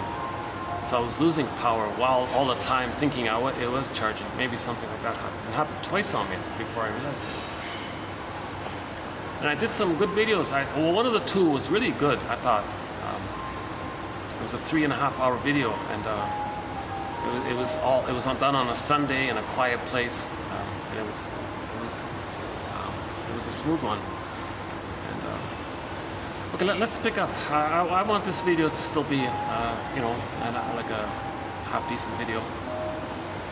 Again, I haven't been analyzed. You see, I haven't been analyzed. If I had the funds, I'd be on the next flight to New York, I guess, and find a shrink and help me find my story. Right? And I want to, get back, know my story more fully, and be able to, process and accept my losses and things, and lift the anchor on my emotional, So and because I haven't done that, my anxiety comes out, like the lady in the film, that uncertain feeling. Interesting title of a film, right? That uncertain feeling. So something from within, you don't know what it is. It's uncertain. So that unconscious, unknown, uncertain, unconscious, there's under, uncertain, unknown, the unknown self, the secret self, the second self. The feelings come from there. Feelings are in there, right? Our golden ball is in there, and we're trying to get it back. The trauma is we lost the golden ball. We're trying to get it back. Okay, so we repeat the past in the present in search for our golden ball. We're going to keep repeating until finally we get the golden ball. Then we stop repeating. Okay. At the same time, we're repeating because we don't have our story. We don't have memory. So we communicate through transference acting out. Action language, we're communicating by staging, like acting. That's an attempt to remember. It's called amnesic memory or experimental recollection. We're trying to remember. So when we repeat the past in the present and do a staging thing that symbolizes the past, we're trying to remember. It's the inferring mind or the Pied Piper character or any kind of trickster character or the Hermes character or a bird flying across trying to say, hey, you, look what I'm showing you what happened in the nursery. I'm getting you to stage it in the present with others as stand-ins. You're going to be like an actor, and you're going to get others, you're going to induce them into roles. You're going to see them in a certain way and interact them the way of what happened in the nursery. Okay. And I'm doing, the unconscious self is saying to the conscious, I'm doing this so you can know what happened. That's weaving the basket. Okay. Then you go on, then you're a detective to understand what caused it all. Okay, insecure attachment style. How did that happen? Well, maybe the mother had an insecure attachment style herself, and she had a record, and she was replaying onto her child what had happened to her, with her fantasy being that when she replays it, she's going to change and be healed. It doesn't make sense. The mother shaming her child doesn't heal her. It doesn't heal what happened to her when she was in the nursery, but she's replaying to communicate what happened to her. So let's go back to the record. Edmund Berger, one of our mentors, says it this way: every neurotic is a music enthusiast. Every neurotic is a music enthusiast, but he only has one record. He carries this record, the record, this tune. Mother, love, not shame, this cry for love. Helman Schulman says everything's love or a cry for love. The baby's in this cry for love place. Love, not shame, it's a record. Love, not shame. He carries this record. It's pressed on a vinyl music disc record. He carries this record with him everywhere he goes. Every time he sees a record player, like a new situation, new place, new people, new interaction, new whatever, something in the present, with never-ending fiery ardor, he's going to play that record with others, thinking he's still in the past emotionally, creating a staging thing to transfer his emotional past into the present. The present becomes the presenting past. We repeat the past into the present because the pain we're feeling. Amy Baer puts it this way: you recreate in your current relationships, you recreate the situation in the present that you had as a child in an effort to manage the pain you're feeling. So the fantasy is that when we replay it, something or someone in the present, it's still the emotional past, and maybe, mother, will you provide the love? Love, not shame. Love, not shame. So they're still playing that original record in a timeless place. It's just that they carry it with them. There is time, so people in the present, people are going to be cast into the roles. Yes, cognitively they know the present's the present, but emotionally they're still hoping for mother, love. Okay? But nobody in the present can be the good breast that was needed in the nursery. Nobody in the present can get the message, invent the time machine, take the tube back, and change the past, come back into the present, and the person doesn't need to repeat.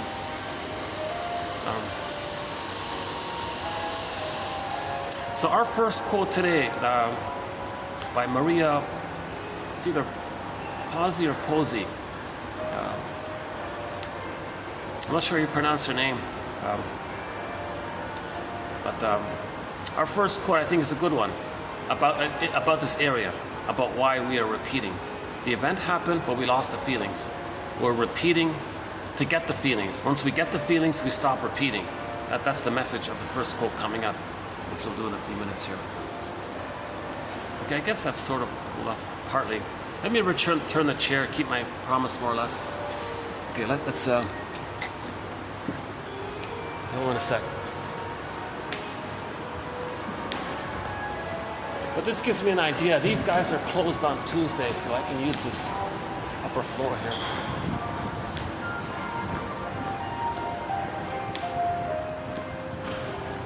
Oh, it's busy up here after all. Yeah, maybe that's why she is hesitant. Oh, look how busy it is suddenly. When I was here a little while ago, there was no one here. Here's your chair. Yeah, thank you. Oh, yeah. Okay, thank you. Thank you.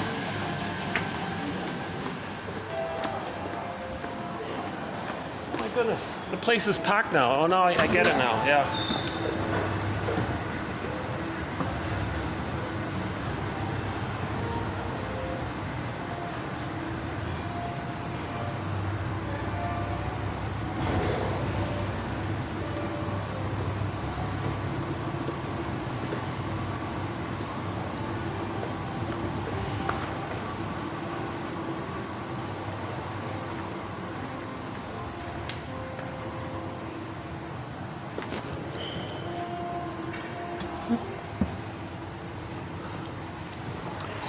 Okay, here's a careful moment for me. I gotta plug this back in to make sure nothing happens here. Hold on a second.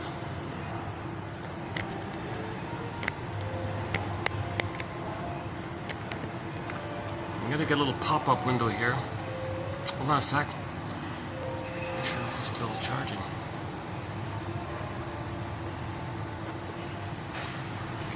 there. Okay, still recording, good. Yikes, eh? Okay, the power's there. All right, I'm learning.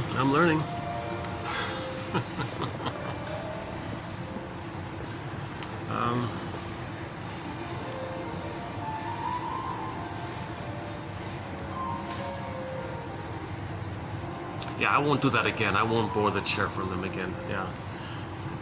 When I went back to return the chair, the place was packed or half packed. So, yeah, let's not do that again. Funny how things can change, eh? The place is empty. 10 minutes later, it's packed, eh?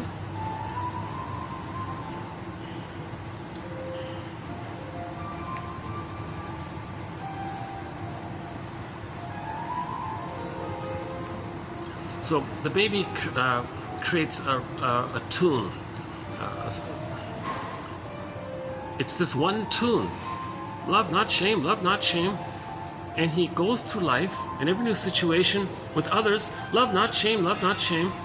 But when here's the thing, when he replays that record in the present and stages it like as a theater thing in the present, there are two main ways it's going to take place. One is the more benign way, it's called direct, where he was rejected by the mother, so every time he meets a new person, new situation, he's going to recreate that. He's going to make it alive, right? Like a staging thing, thinking it's still alive in the past. So he may do a direct replay, where he coaxes others, prods others, gives people impossible tests, coax out becomes passive aggressive, does something to coax them to reject them. They do it by assuming they're going to be rejecting. With that assumption, they're going to interact with them with that belief. That puts a kind of so-called quote-unquote pressure on the other, like a role inducement or role responsiveness or something. It's gonna put pressure on the other person to play that role that's being assigned to them.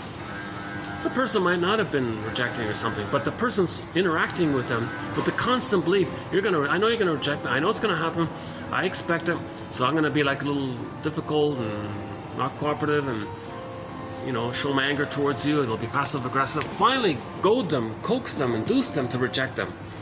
That's what he's trying to do. He's trying to recreate in the present something that stands and replicates a new edition of, a new version of, a new edition of, whatever, of the past.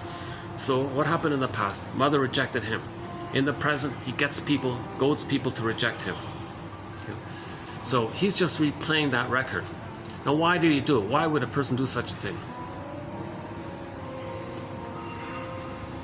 He lost his feelings about it.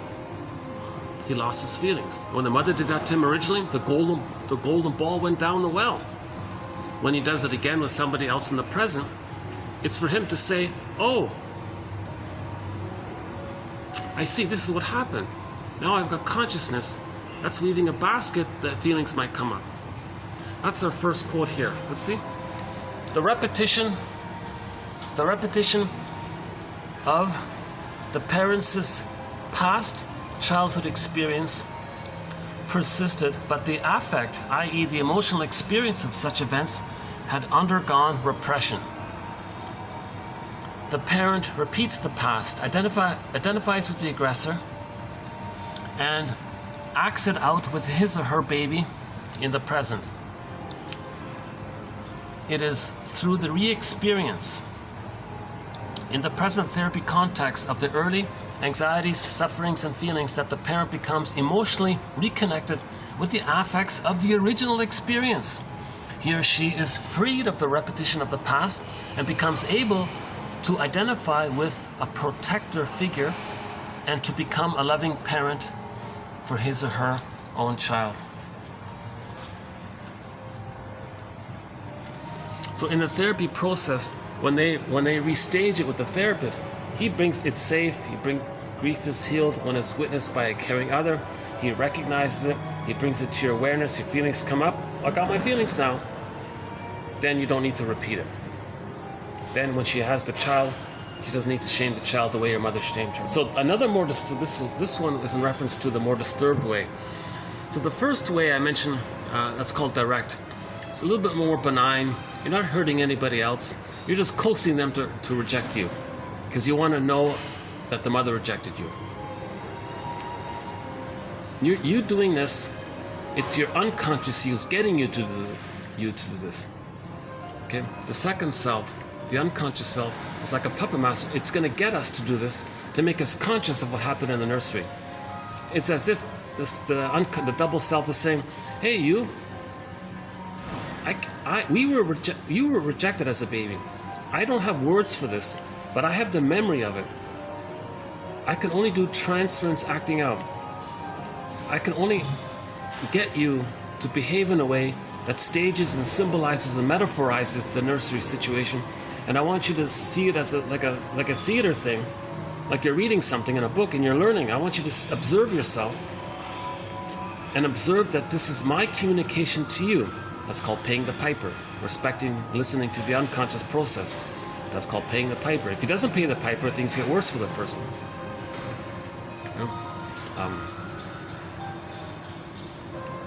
Okay, so in other words, the person goes, "Oh, I see. So I now know that my opinion of those who rejected me, that's for me to know what I thought as a baby, how my mother rejected me." That's right. If you goaded them to reject you, and now you have this opinion how rejecting they were, how cold they were, or how refusing they were, how selfish they were, etc., what you're saying is what you as a baby thought but didn't have words for around what the mother did to you. Oh my God. Now you're getting somewhere in that area. So that's one way the reenactment takes place, the more benign, direct one, where it's sort of like a parallel. Mother rejected the baby. In the present, they just coax others to play the rejecting mother and get them to play that role of rejecting mother, induce them into that role, create the outcome where the person was rejected by the person in the present.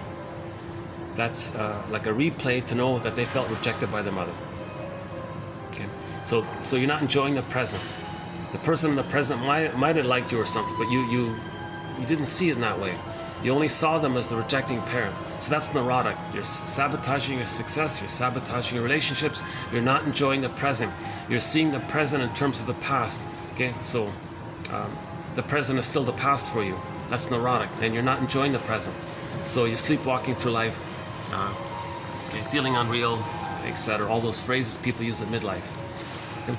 Now and by the way, the personality patterns around that are mainly the clingers, the pleasers, the caretakers, the childlike ones who wants reassurance all the time, wants attention all the time. Similar a little bit to the character Joan Stevens in the sitcom I, Mary Jones, starring the famous comedian Joan Davis back in the 50s. She was a bit like that. She would kind of like always want reassurance, childlike. She wants to coax others to reject them. But the husband wouldn't leave her, but she would try to push him sometimes, do things difficult.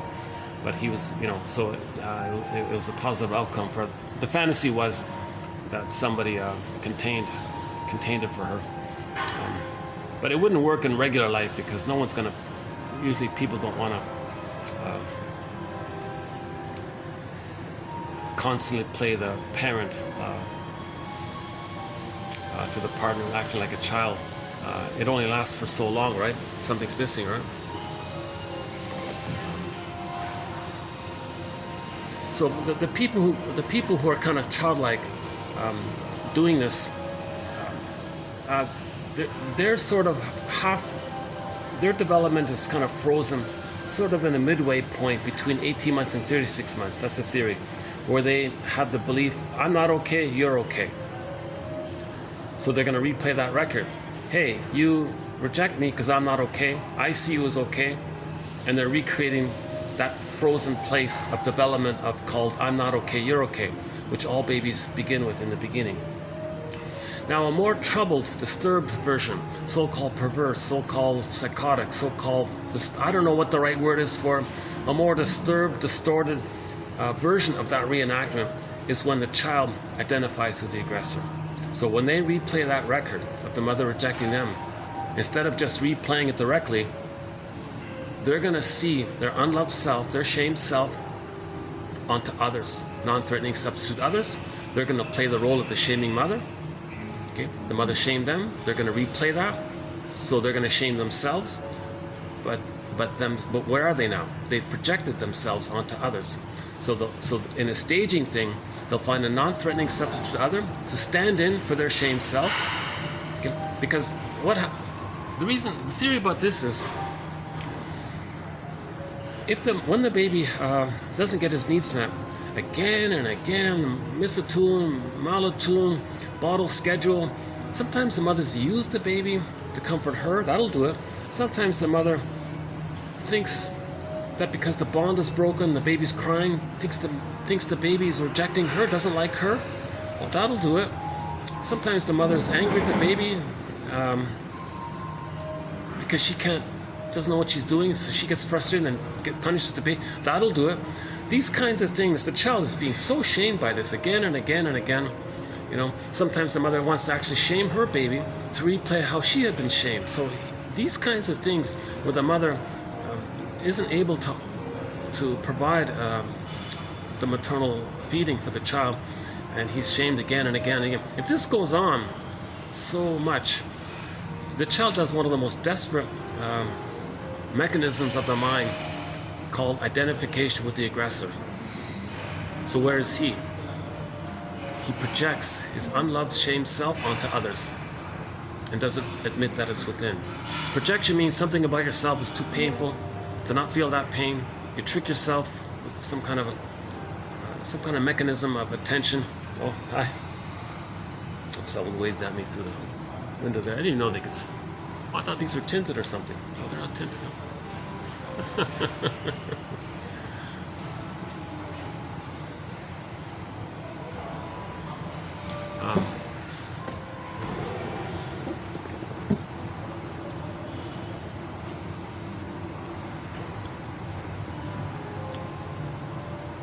I get distracted so easily. It's such a little thing like that. I gotta get. Hold on a second.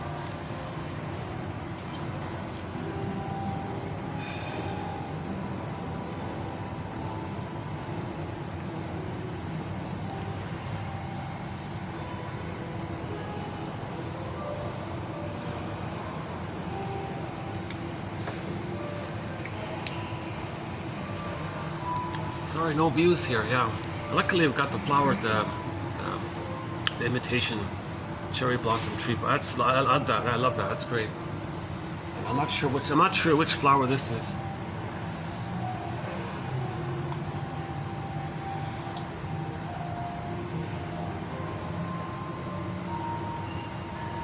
Looks a bit like the orchid, right? Not exactly. Okay. Okay. As a grounding for this point that I'm trying to make here, we've got to step back for a second and come back to it here. So hold on, bear with me, hang on. When the baby's born, he needs his paradise to continue. If his paradise is not there, for whatever of the many reasons out there, that's a whole topic in of itself. So let's say that paradise is broken. He creates everything, he's everything, he needs his paradise. The paradise is not there, he's in pain.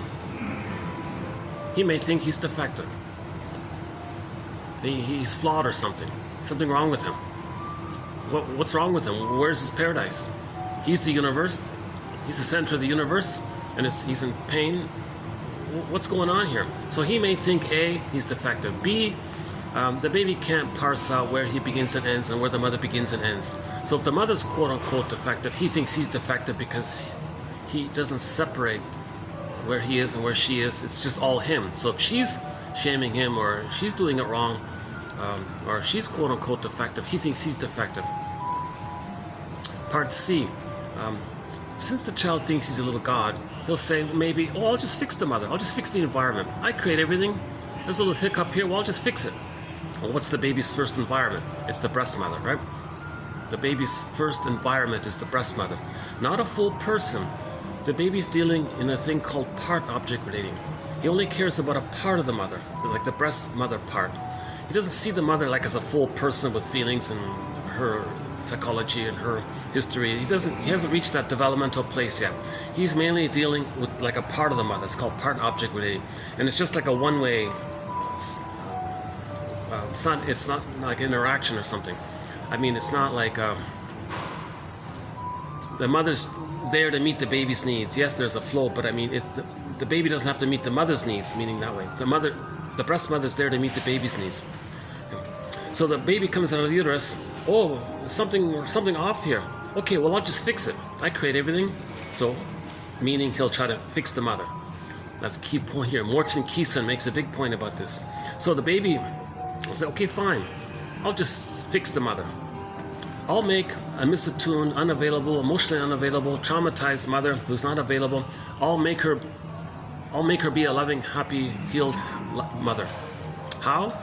Well, it seems that my feelings and needs are a threat to the mother because she's not meeting them. Maybe they bother her.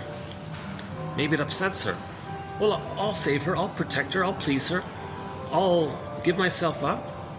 Now the Velveteen Rabbit feeling comes in. You see, mother, I'm just like a harmless little stuffed rabbit doll. That's safe for you, isn't it? Emotionally. So there's a self-help book entitled, Do I Have to Give Up Me to Be Loved by You? Baby tries it. He'll give himself up, meaning him thinking that his needs and feelings bother the mother. He'll squelch them. Mother, I don't have feelings and needs. Does that save you? Does that work? Will you change your ways and I'll get my feelings back? Of course not. No matter what the baby tries, he cannot convert a mother who's in this compulsion to shame her child or use her child to meet her unconscious needs if she lacks if she lacks her self-awareness, and she's in the compulsion to meet her unconscious needs. Okay, listen.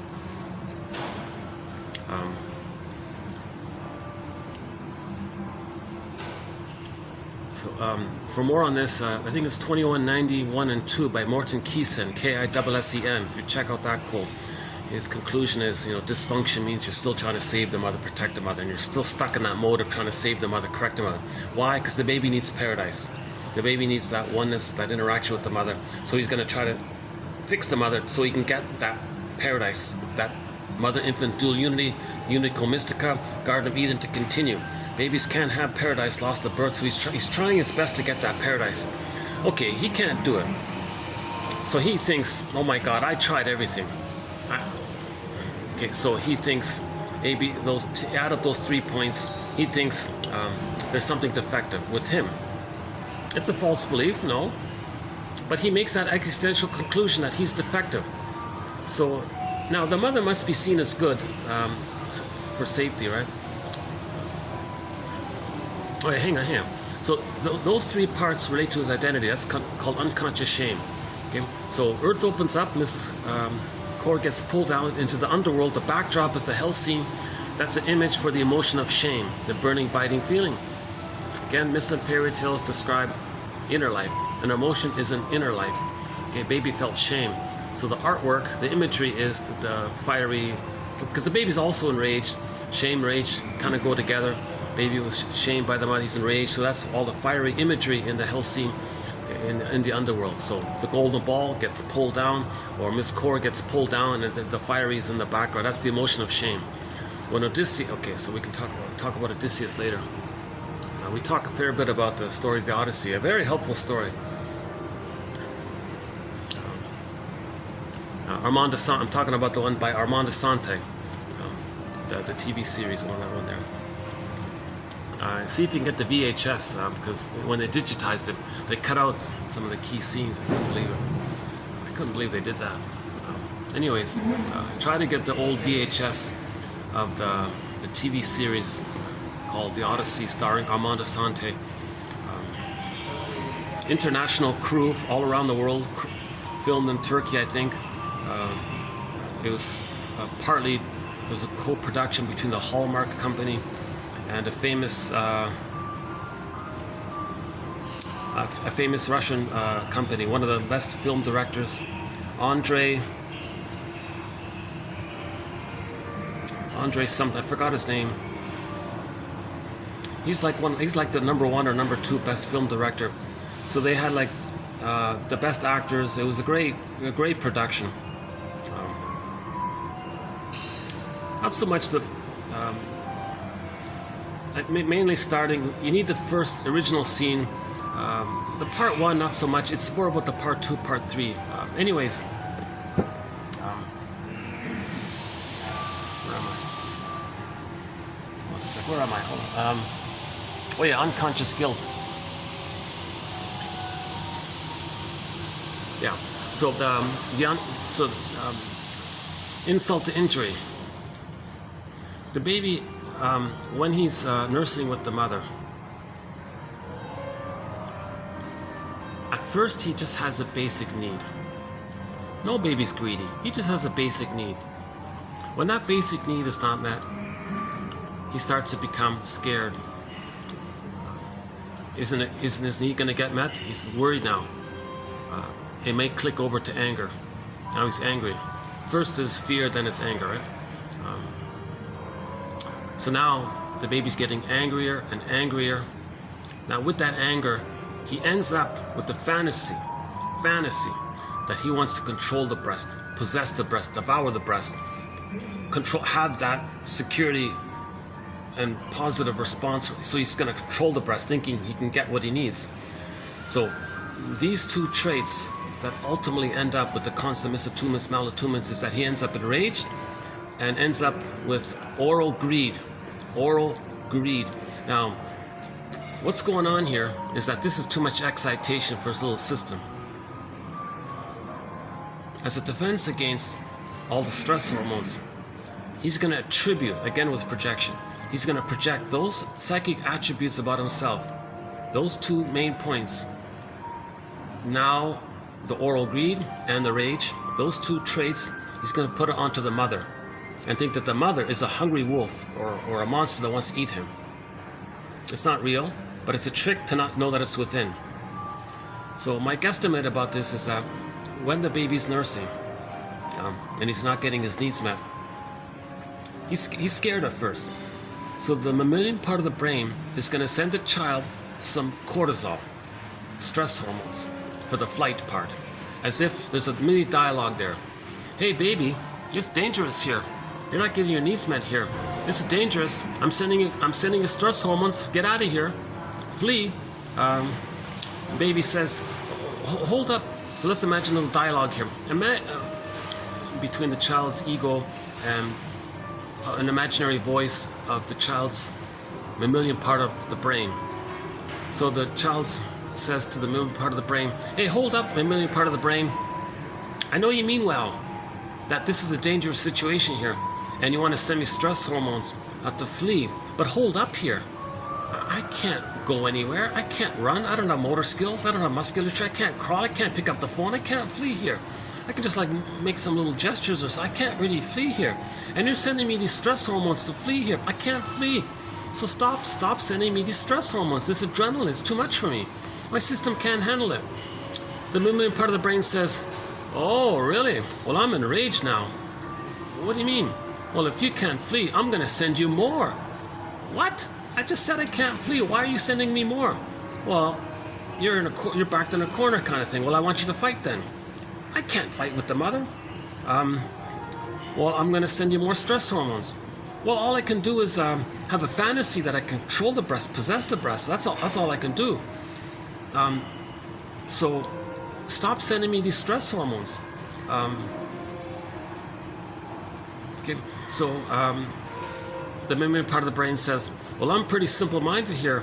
I'm going to keep on sending you stress hormones to keep trying to control the breast, possess them. I can't control the breast. I can't possess them. This is just a fantasy here. I can't gobble in I can't make this powerful giant. From the baby's perspective, the mother's this powerful giant. Imagine like, a giant in the sky, like a skyscraper tall giant or so. I can't control this giant. I can't make it behave in a positive, loving way. If it's angry, this enraged giant, or confused, or misattuned, or traumatized giant, I can't heal this traumatized giant, make it be a loving giant. So stop sending me these stress hormones here. Well, what are you gonna? Well, so the brain says, okay, you know what? I got an idea here. The main part of the brain says, well, what is it now? Well, I got to trick you. What do you mean? Well, you're sending me these stress hormones to either flee or flight with the mother. Right? Right. What if I trick you into thinking that all of us, the whole person, the baby, we inside the baby, that the whole baby has no needs and feelings? Has no needs and feelings? How are you going to do that? Well, I'm going to trick you. How are you going to do that? Well, I'm going to attribute this concept, this sense that we have feelings and needs, numb it somehow, repress it somehow, and then project it onto the concept of the mother and say that the mother is a devouring, hungry wolf that wants to eat me. That the mother will possess my traits. Okay, so sidetrack here. In the Odyssey mentioned before, the Cyclops was eating the people. So the Cyclops, that's a symbol that as a baby, the person had oral greed, was enraged. Those traits were projected onto a character called the Cyclops. Okay, that's what that means.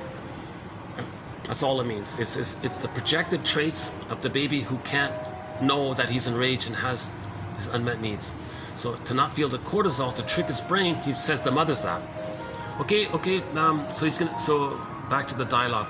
So the baby's brain says, hey, mammalian part of the brain, let me be like a little baby Picasso here. Go on. He said, well, okay, I'm gonna draw some imago of this mother here. I'm gonna make it enraged, and I'm gonna make it have this devouring, hungry wolf quality to it. I see it. The mammalian part of the brain says, I see. So it's as if you don't have feelings and needs, so there's no danger or fear or any need for all these stress hormones. That's right. But I'm still confused, the mammalian part of the brain says. Child says, what do you mean? Well, if you think your mother's a monster that wants to eat you, how are you going to take in the powder stuff or whatever she's offering you? How are you going to survive here? I'm still stressed out here. Okay, good point, mammalian part of the brain. But hold up. Let me do another trick of the mind. So we're talking about tricks of the mind. Okay, so these tricks of the mind are called defense mechanisms, or psychic defenses, operations of the mind, maneuvers of the mind, mechanisms of the mind, to trick the mammalian part of the brain to not send the child too much stress hormones. Because if the child were to receive all the stress hormones, he'd implode, something would fail within him, organ failure, something would go kaput inside. It'd be like somebody driving a car with the gas pedal to the metal, and with the other foot, the brake pedal pressed down as hard as it can go. So one side is conflicting against another side. It's kind of like that immune issue where some cells are going to attack other cells, and there's like an immune issue. Something fails inside, or something breaks down inside. So that's why the child's doing these tricks of the mind to not get all that stress hormones, to protect himself. So defense mechanisms are there to. He's in defensive mode, right? He's protecting himself to protect his body, like to not have organ failure or something go kaput inside. So let's go back to the dialogue. So the first defense mechanism was projection. Okay, so projection is a defense mechanism where something about yourself you don't want to know, you can't. So the baby's projecting. The baby doesn't want to know this, he can't feel this, it's too much, so he projects it. That's halfway there. So back to the dialogue. The baby says to the movement part of the brain, okay, I'm going to do another trick of another psychic defense here. You're right. I can't feed safely if I think my mother's a monster that wants to eat me. So I'm going to repress all this, deny that I'm bonded to this, and I'm going to do a thing called splitting. I'm going to hallucinate, like a psychosis, like a hallucination or something, like that guy in the desert in the scorching heat, thirsty and all this, and he's trying to survive. So he hallucinates an oasis, trying to survive. Well, I'm in a scorching situation here, scorching, painful. I'm going to do like that. I'm going to hallucinate a goddess. I'm going to a lovely, beautiful, bountiful, abundant breast mother, a goddess breast mother figure, who's reliable, who's consistent, who's stable, who's reliable, who's safe, and she's beautiful, and I'm going to be bonded to her. So I'm going to be safe with her. Get it? Part of the brain says, okay, well, if you think you're bonded to a goddess and you're safe with the goddess, All right, fine, I'll stop sending you these stress hormones. Thank you. Okay, so the child did it. He tricked his mammalian part of the brain. Now this is at a huge kind of sacrifice to himself. This is very unreal. Melanie Klein's term for this is called the paranoid schizoid mode of operating, or the paranoid schizoid mode of experiencing. She calls it the paranoid schizoid position. Now all babies may briefly, temporarily do this or enter into this position, the paranoid schizoid position. Paranoid means no, the mother doesn't want to eat the baby. Baby thinks that. That was just a compromise to trick, okay, for the basic need for survival. He thinks that as a trick, but he ends up with that false belief that the mother wants to eat him. And the splitting is that he can't see the mother as one person. It's this demon one that he created, this monster one, and then it's going to be separate and like in a separate bin. And that's not his mother. That's the key point here. He's bonded to the mother that wants to hurt him. That's not my mother. That's a stranger. I don't know who that is. It's not someone else. That's not my mother. He's got a trick. He's got to do it. So he'll say, oh, my mother's this goddess one I met. That's my mother. It's got to be ideal. It's got to be perfect. He needs his paradise. Remember, he needs his paradise. So he's trying to get that paradise somehow, or at least in this scenario, a kind of paradise to feel safe to feed. A survival kind of paradise, trick paradise, a survival motivated trick paradise. He's something like that. He's not getting the true paradise, right? So this is called the paranoid schizoid mode of experiencing. Now all babies may briefly engage in this for the first few weeks, but assuming the mother, because the baby's small size, no mother's perfect, the baby might temporarily do this. Now in normal development, the mother is more loving than frustrating, so it gets to a point where the child goes, oh, okay, I see. Mother is satisfying and frustrating, and it's one person. It's one person here. It's not goddess and demon as two separate characters. Oh, I see. It's now he's entering into reality. Reality is that he has one mother who is frustrating and loving. This leads to ambivalence. It's more complicated. Melanie Klein's term for this is the baby now progressed or developed into the depressive position. Nothing to do with depression. It's an awkward term. Everyone complains about it, but we seem to be stuck with it. It just means maybe because of the ambivalence, her idea was, I think, that in the paranoid schizoid mode, when he's enraged at the monster, that's not his mother. He doesn't care. But in the depressive position, if he were to be kind of angry at his mother, knowing that the one who's frustrating him is the same one who satisfies him, now he feels kind of badly to be angry at the one he loves. And the mother loves him, and he's going to hurt his mother who loves him, but she's doing it. That's depressive. So it's a little depressive in that sense. I mean, complicated. But it's ambivalent, a little confused. But he can sort of tolerate this kind of two sides of the reality of the mother being two sides. No mother's perfect. Okay, that kind of thing. So the child enters into the depressive position. Now, if the child cannot, here's the thing. So back to the record there. If the child cannot enter into the depressive position, where the and he's still stuck with the paranoid schizoid mode of experiencing. Okay, part of that is he didn't feel safe enough to have his self-concept. He didn't differentiate from the mother. Remember, the baby and the mother are fused. So he's fused with the monster, but it's split. He's fused with the goddess. So he's got like a flip thing, a fused flip thing. A self-concept, a part self-concept that's fused with other concept, and then it's split, and then part self linked to a part other, and it's split, and he flips back and forth like this. So idealized, devalued, goddess, demon, all or nothing, perfect or forget it, useful, not useful. These kinds of binary thinking, prejudice comes from there. Me, all good, you, no good. Any kind of prejudicial either or.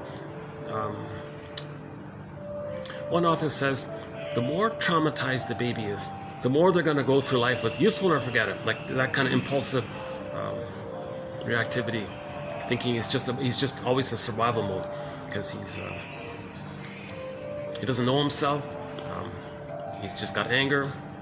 The main emotions for the paranoid schizoid position is that since he wasn't loved enough to separate from the mother, he's very angry.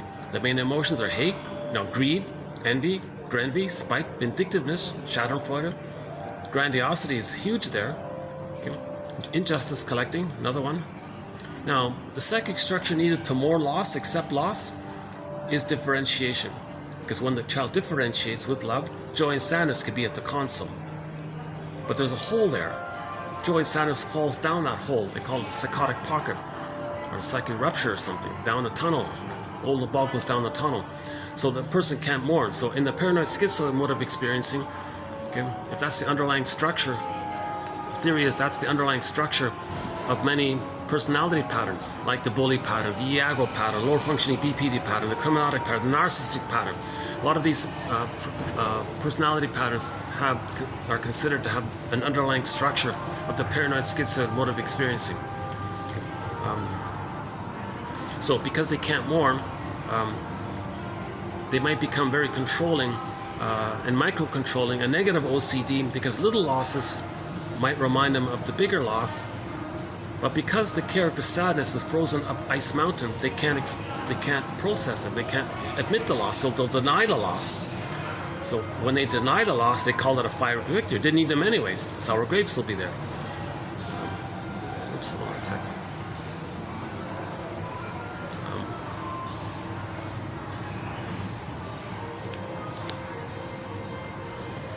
Okay, how are we doing here? What is it? 340. Well, timing-wise, this is as good as it gets, and I can't find. I'm having a hell of a time finding like a nice, quiet, unused meeting room that no one cares about, with a bit of AC and a view. Actually, in this place on the 4th floor, one guy okayed it. Another guy came around and said, "Oh no, we can't do that." Sorry about the first guy telling you okay. This place is a little bit kind of very careful about things. But that's okay, I get it.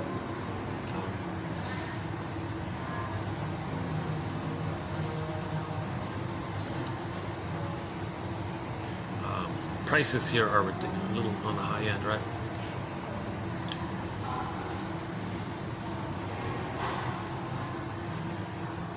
Okay, another. Once in a while I go off on little tangents just to take a little break or something. Yeah. I think I need to do another air conditioning run here.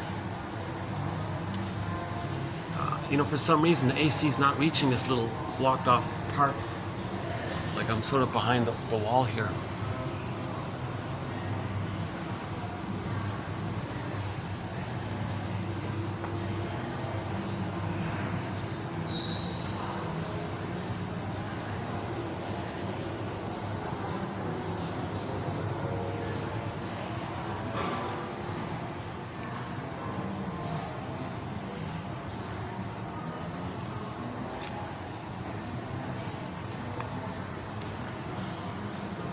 So let's go back to Melanie Klein's theory about the positions. If the child is frozen or fixated in the paranoid schizoid mode of experiencing, where he didn't feel ever safe enough to have to graduate or to have as an outgrowth the developmental accomplishment of the depressive position. The clingers, the pleasers, the caretakers, they're in the depressive position. So love and gratitude have started to enter the psychological picture, but they're sort of halfway there, so to speak. But for the stigma personality patterns, love, gratitude, reparation, empathy, care for others, respect for others, humanity, these kinds of things aren't there. Remember the babies relating to the breast? It's called a part of the mother. They're sort of not what's called part object relating. They didn't reach whole object relating.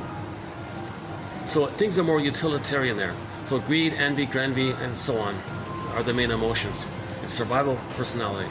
Now, because of all that, of having been so shamed to not graduate or developmentally, emotionally proceed to the depressive position, okay, as another defense mechanism, that original "I'm not okay, you're okay" that all babies begin with. Oh, hang on. Let me tie another thing. Okay, back up a sec. Remember the baby had 3 points where he concluded he was not okay, and that's his defectiveness. Insult to injury. When he does that splitting mechanism, where he denies that the mother is hurting him, and he hallucinates a goddess, that act of doing it is another lie. It's a necessary lie, but it's another lie. He betrays something. He betrays something, but he's gotta. So he feels guilty. So now he feels like he committed some kind of invisible crime in his psyche to deny that the mother is not hurting him, and to say that that's not his mother and there's someone else. He feels he betrayed it. He commits. That's called hidden guilt. Feels like an invisible criminal. Okay. Enter the Franz Kafka story. Okay. One day a guy is told that he's guilty of something. The guy says, "Of what? I don't get it." They don't tell him. And the whole play is about him feeling guilty but not knowing what. Okay, that's a metaphor that the baby feels guilty and doesn't know what. He doesn't get it. Why is he guilty? He's not guilty, but he believes he's guilty. He had to make himself feel guilty too. That's what's going on, right? Another example we can borrow is from the TV sitcom The Fugitive. The original one starring David Jansen, who played a doctor named Richard Kimball. One of the tagline for one of the episodes was, "Richard Kimball is a fugitive from the justice he seeks." He's innocent. He's running from the justice that he's seeking for. So take that to the baby. The baby feels guilty, and he's running away from the mother he seeks. The baby is an emotional fugitive from the love that he's seeking. So he feels unconscious guilt now. Guilt is for doing. Okay. Shame is for the beingness. So he's got unconscious guilt layered on top over the underlying unconscious shame. So you add those 4 points up. He concludes with, "I'm not okay." Now the mother must be seen as okay, remember? So that's the template. Put a dash between the letters M and the O and the word mother. So others are going to be okay. So I'm okay. All babies begin with, "I'm not okay, you're okay." That's normal he's on track with normal development.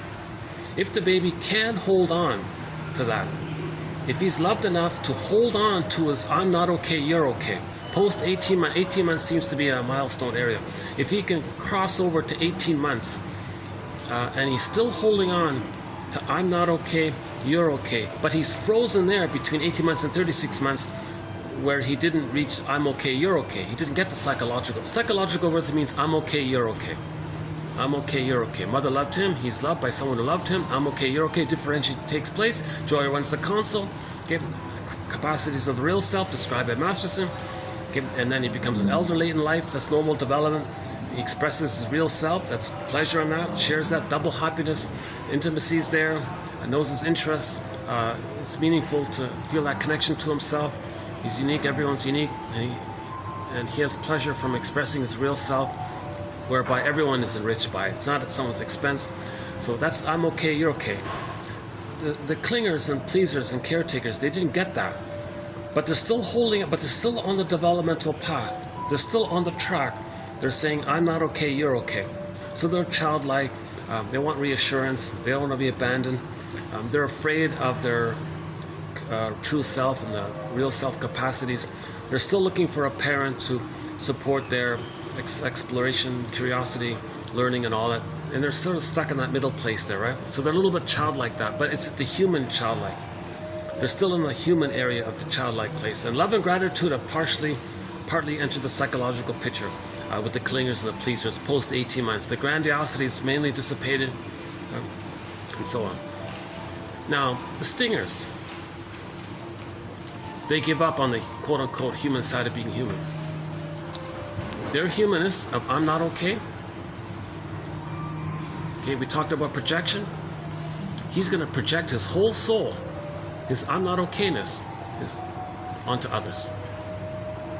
That's a defense mechanism to not feel his identity, his true self-identity. Now, when he does that, all he has left is what's called the grandiose part self, meaning baby in the uterus thinks he's a little god. That's only dissipated if he's loved. If he's not loved, he reverts to that and takes refuge in the grandiose part self, the glorified self, the idealized self, the ego ideal, infantile megalomania, primary narcissism. Okay, Karen Horney calls that the search for glory now. Like the glory in the way of like a Don Juan or a Peer Gynt searches for glory, right? Chasing this image of them being like a king, a god or something. They're chasing this kind of thing all the time. They're forgetting about feelings. They don't care about others. Part-object relating. So, in the Stinger personality patterns, the original setup of I'm not okay, you're okay, it's too painful. They do a very drastic, another defense mechanism known as identification with the aggressor. They give up on themselves, they give up on emotional development, they don't care about love, empathy, reparation, tenderness, care, being an elder, knowing your intro. They give up on all that. Okay? It's so wounded and painful. So they hate all that, right? They see all that onto others, and they say, others are not okay.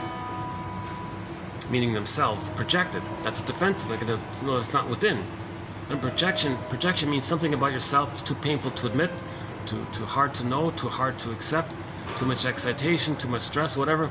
So to not feel that, to trick the brain, to not send the person too much stress hormones, okay, he's going to say, hey brain, watch this. I'm going to say others are me. I'm not defective and unloved and all that. Others are defective and unlovable and all this. So the brain stops sending him all the stress hormones. So his mindset will be, others are not okay. He'll revert back to the time in the uterus where he thought he was a god and take that and say, well, I'm okay. So he'll take the infantile god idea and say he's okay from that. Now it's an illusion, hence narcissism is named after that little white flower that gives people illusions, they say. So he's going to be addicted. Now it's addictive. They say, okay, narke. Narcissist comes from the Greek word narke. They say, okay, I don't know the details, but they said, the author said that flower gives people illusions and all this. So he's going to, and they named it after that. So when the baby is unloved, he's going to be addicted to that solipsism fantasy where he's a little god. So this illusion is addictive, they said. So he now is going to take that for his identity. It's an illusionary identity. It's this infantile god fantasy identity. And from that, he'll say, oh, I'm okay. So his mindset, the Stinger mindset is, I'm okay, you're not okay. Now, when he does that, remember, all babies must bond to the mother. No baby can make it on their own without a mother. A baby would rather have an abusive, shaming mother than have no mother. So how does this baby bond to this mother? Enter William Fraiberg, one of his main lines. He says, the more the mother's love is unavailable, the more the baby clings to her, needs her. It ends up in the psychic structure. The self-concept is searching closer and closer to the mother who's rejecting him, but the mother's unavailable, so he's searching further and further. It ends up where it's an adhesive identification where they merge as one, and the mother's still unavailable. To have the mother, to maintain the oneness of the mother, he gives himself up and identifies with her. Okay? So now he's going to be the shaming mother. So his self-concept will be the shaming mother. Okay? Now, on that record we talked about earlier, okay, mother shamed him. In every new situation, he's going to spin that record. Now, when the Stingers spin that record, they're going to be the shaming mother, cast others into the role of their unloved self. Others not okay. They're going to be the mother who shamed him. When they replay the record, mother shamed him. They're going to replay that record. They're going to play the shaming mother, shaming him, but now him is seen onto others. So when they, in every new situation, they're going to shame others, not to replay the mother shamed him. So that's a more disturbed, perverted, I'm not sure, psychotic way of doing it. Now remember, the positive intention of repetition compulsion is that when a person replays that record, the fantasy is mother's going to provide the love. Really? Paul Levi-Russell says a person can have 20 lifetimes shaming others, being negative towards others, cynical humor towards others, hating others, saying bad things about others. They even invent a whole encyclopedia of terms, of put-down terms. They can use all of those terms all they want. It's never going to zoom them back to the nursery and get the love they wanted. It's not going to work. He says you can have 20 lifetimes being cynical. It's not going to heal what happened or change what happened in the nursery. It doesn't work. Replaying that record doesn't work. Now, when he replays that record, it's more harder for him to know that record. But he can know that record. All he's got to do is say, look, I'm behaving towards others the way my mother behaved towards me. That's how they know how the mother behaved towards her, because they have identified with her, doing to others what the mother did to them. In the self-help slogan, they say, hurt people because they're hurt. Maybe that's an approximation of it. So they're creating a mirror to know how their mother treated them. Them treating others the way their mother treated them is the puppet master trying to communicate, hey, look, you, I'm showing you how your mother treated you. I can't communicate it to you, but I'm going to do like a puppet. I'm going to be like a puppet master and pull your strings. I'm going to get you to play the shaming mother. I'm going to just get you to see others in a devaluing way and replay how you believed your mother devalued you. You're going to be the devaluer. You're going to see your unloved self onto others, and you're going to treat others. You're going to act like you're going to do a carbon copy of what your mother did to you. Now you're going to be the shaming mother, and as a carbon copy, you're going to shame others the way your mother shamed you. Puppet Master's saying, can you see this? Can you pay the piper? I'm trying to help you. I'm trying to... Hermes is... Pied Pipers flying across. Birds are flying across. Messengers are flying across. Tricksters are flying across. Okay, the juggling act is... I'm trying to make you conscious of what happened, because that's the healing journey. First, to know what happened. The truth will upset you free. The truth will upset you free. So you gotta know the truth here. So the unconscious self is giving us this truth by getting the person to stage what happened in the nursery. So what happened in the nursery? Mother shamed him. How does he replay it in the present? The stinger personality patterns, well, they beat the shaming mother. Now, why? Another facet to why they identify with the aggressor. The addictiveness of this is that the mother was like a bigger god. Baby was like a baby god. Mother was a bigger god, right? They're going to be like the bigger god. That's going to feel their baby god thing. Now, the attachment to the mother's pleasure, so they're going to get schadenfreude. Being loyal to the mother, acting like her, being her, you're one with her. Now, when you're one with something, you see, it's a distortion, but when you're one with something, it is a blissful feeling, right? It's like in honeymoon, people fall in love, they're like one, we're one. They're like that. They're married to mom, they're one with mom. It's a painful, but it's a blurred with the pleasure of the oneness. But they hate it, they're angry, but they're addicted to it. They're going to act like her in their anger, with the fantasy that they can change it. It doesn't work, but they're addicted to it. Okay? So one quote said, yeah, this whole thing is addictive, he said. In the brain chemistry, it's addictive, he said. So those are sort of the two ways the reenactment can take place. Okay? The stinger way is just mentioned, right? Mother shamed them, mother shamed the baby identifies with the shaming mother. They carry that record. In every new situation, they're going to recreate, orchestrate, stage it, cast others like a theater thing. Puppet Master is like a theater director now. We're going to do a staging thing. Okay, now you're going to play the shaming mother. You'll find others, you'll find non-threatening substitute others, innocent others. However it is, they're safe and innocent, because when you were a baby, you were safe and innocent. So you'll find someone in the present who's safe and innocent. Okay? So now you can replay that record of the mother shaming you. You'll see your lost, safe, innocent others that's wounded onto others, and recreate how the mother shamed you. You're going to shame others the way your mother shamed you, ultimately to know that your mother shamed you. So that's how the innate drive for healing is taking place. That's called paying the piper, paying attention to what we're creating in the present as a mirror for the nursery. The present is just a staging thing for the nursery. Now, these stinger personality patterns, there's variations of it. I won't redo it here. Not this time, because each one is a sort of a separate thread. So the narcissistic pattern sings a song, find me somebody to shame. Bully pattern, find me somebody to control. The Iago pattern, find me somebody to damage. So there's sort of different stinger personality.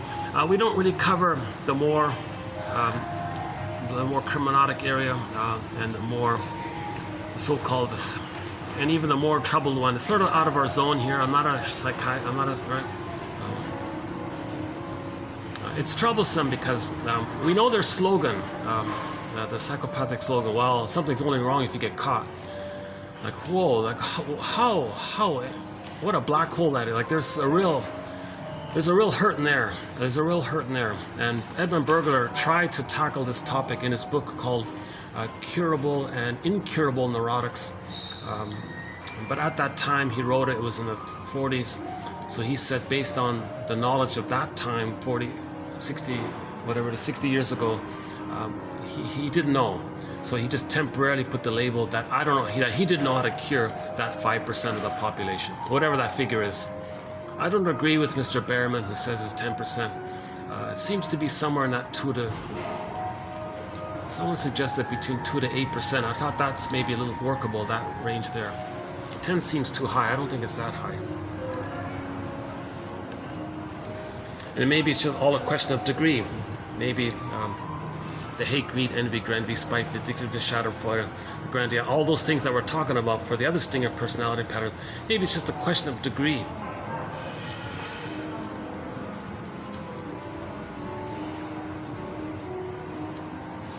So the bully pattern basically is considered to have been prematurely ejected out of the mother-infant dual unity, either at birth or shortly afterwards, and they want to frighten lackeys to get a reaction, thinking they're at the nursery and there's a mother.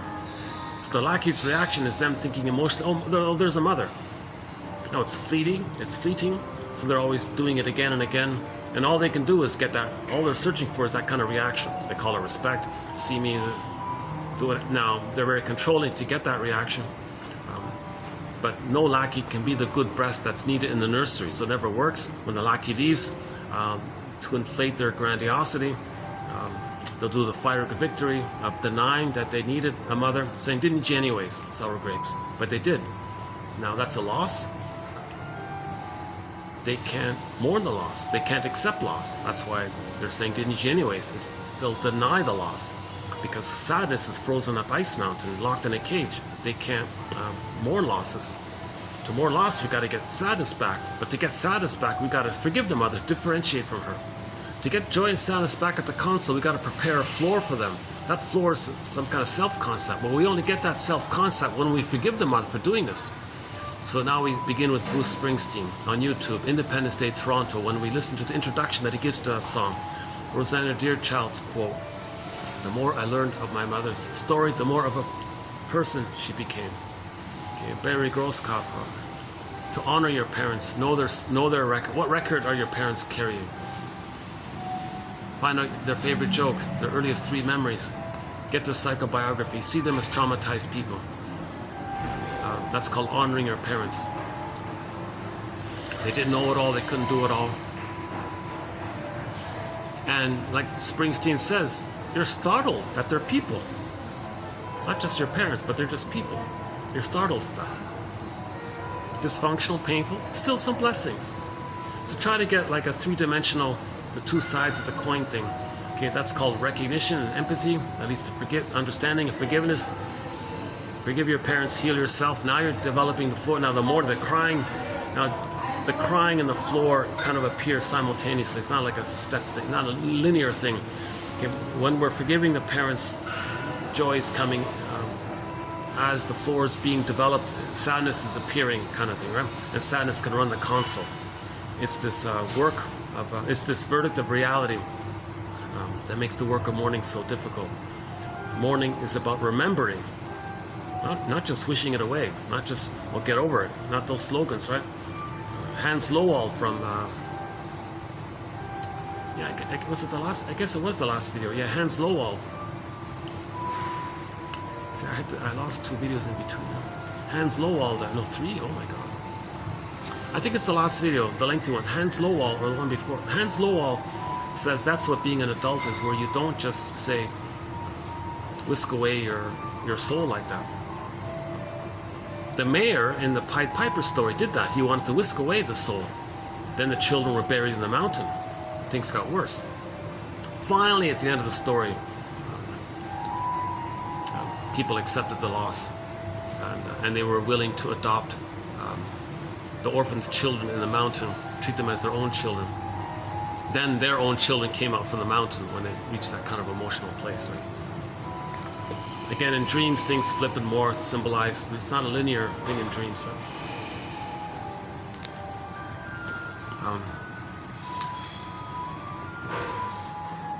Yeah, so the bully pattern can't mourn. The narcissistic pattern doesn't mourn, and so on. So they'll deny loss. They need him anyways. Things are utilitarian. So useful, fine. Not useful, forget it. Didn't need him anyways. Idealized, devalued. Now, but the reality is, they are feeling something on some level. But you look at the type. Remember the M and the dash between the M and the O in the word mother. If there is a loss of an other in a person's life, they look at their feeling life. Inward, feelings are inner. You look at the inner model. In the psychic structure, in the psychic constellation, in the script, in the schema, in the attachment model, in the internal working models, in the internal object, intra-psychic society where our feelings come. Okay, we look at that template. Oh, the self and the other are still blurred. There's still one there. Split or not, whatever. Well, it's split. But it's fused. So to admit and accept that there was a loss in the present, you go to the emotionality at the template. Well, wait a minute. If I were to theoretically admit the loss of an other in the present and say that was a loss, the emotionality is, well, the other's the mother, but the mother's them. They feel like they're losing themselves. They can't do it. Complicated grief, aggravated grief, the derailment of the grief process, pathological nostalgia, melancholia. The melancholia means that on some level, they do feel it. So the anger, sadness, rage at the loss, they're directing at themselves. To get away from all of that pain, enter the manic defenses. The manic defenses are sort of just mentioned, the greed, the envy. There may be hypomanic behavior or not. It can be detached, it can be aloof. These are manic defenses, extreme things to not admit that there was a loss.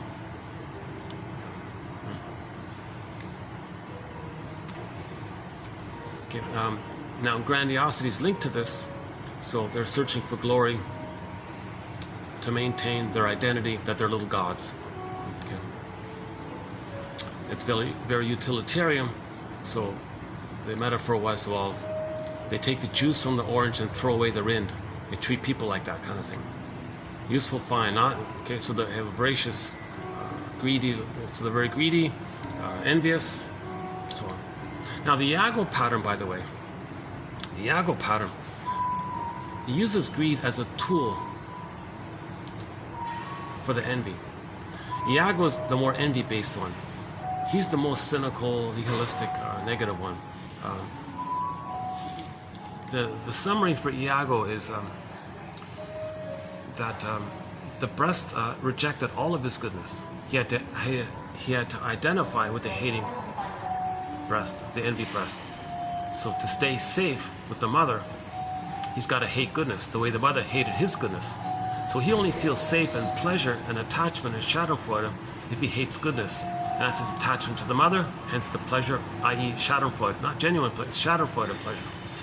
So for him to feel safe and pleasurable and meaning attached, have some connection, he's got to hate goodness. Envy means hatred of the good. Now the Iago pattern is that they're the ones that sort of spread rumors against others to get others against themselves, and then the goodness in A and the goodness of B. They see A and B. They see damages between them. He sits back and feels safe with his mother, who damaged his goodness, because he's replaying the record of mother damaging his goodness. So in every new situation, he wants to see goodness damaged. So his tactic is, well, there's an A over there, there's a B over there, we'll get them against themselves. So he'll tell A, hey A, you know what B said to you? Hey B, you know what A said to you? Get A and B against themselves. Okay, then he's seeing goodness around him damaged. That replays how the mother damaged his goodness. So the Iago pattern is really the most troubled It's considered now him doing this, maybe that's a mirror for him to know that his mother damaged his goodness. So he can heal if he regards his present behavior as a mirror of how his mother treated him. Now, in the process of destroying goodness, now in the stinger personality patterns, to a lesser, and also with the clinger personality patterns, we have the games people play. All of the characters have the fantasy that they can get the oneness that they needed. To get there, they want to coax, deny, they want to gaslight people, meaning not validate their reality. Try to get others to feel what they're feeling. If others in the present can feel what you're feeling, the fantasy is you're back in the nursery and mother's feeling what you're feeling. Now, in normal development, when the mother recognizes what the baby's feeling, she's attuned, she's going to provide a soothing response, and the cycle completes. All is good, he gets the memory, now he has a sense of self, he's okay.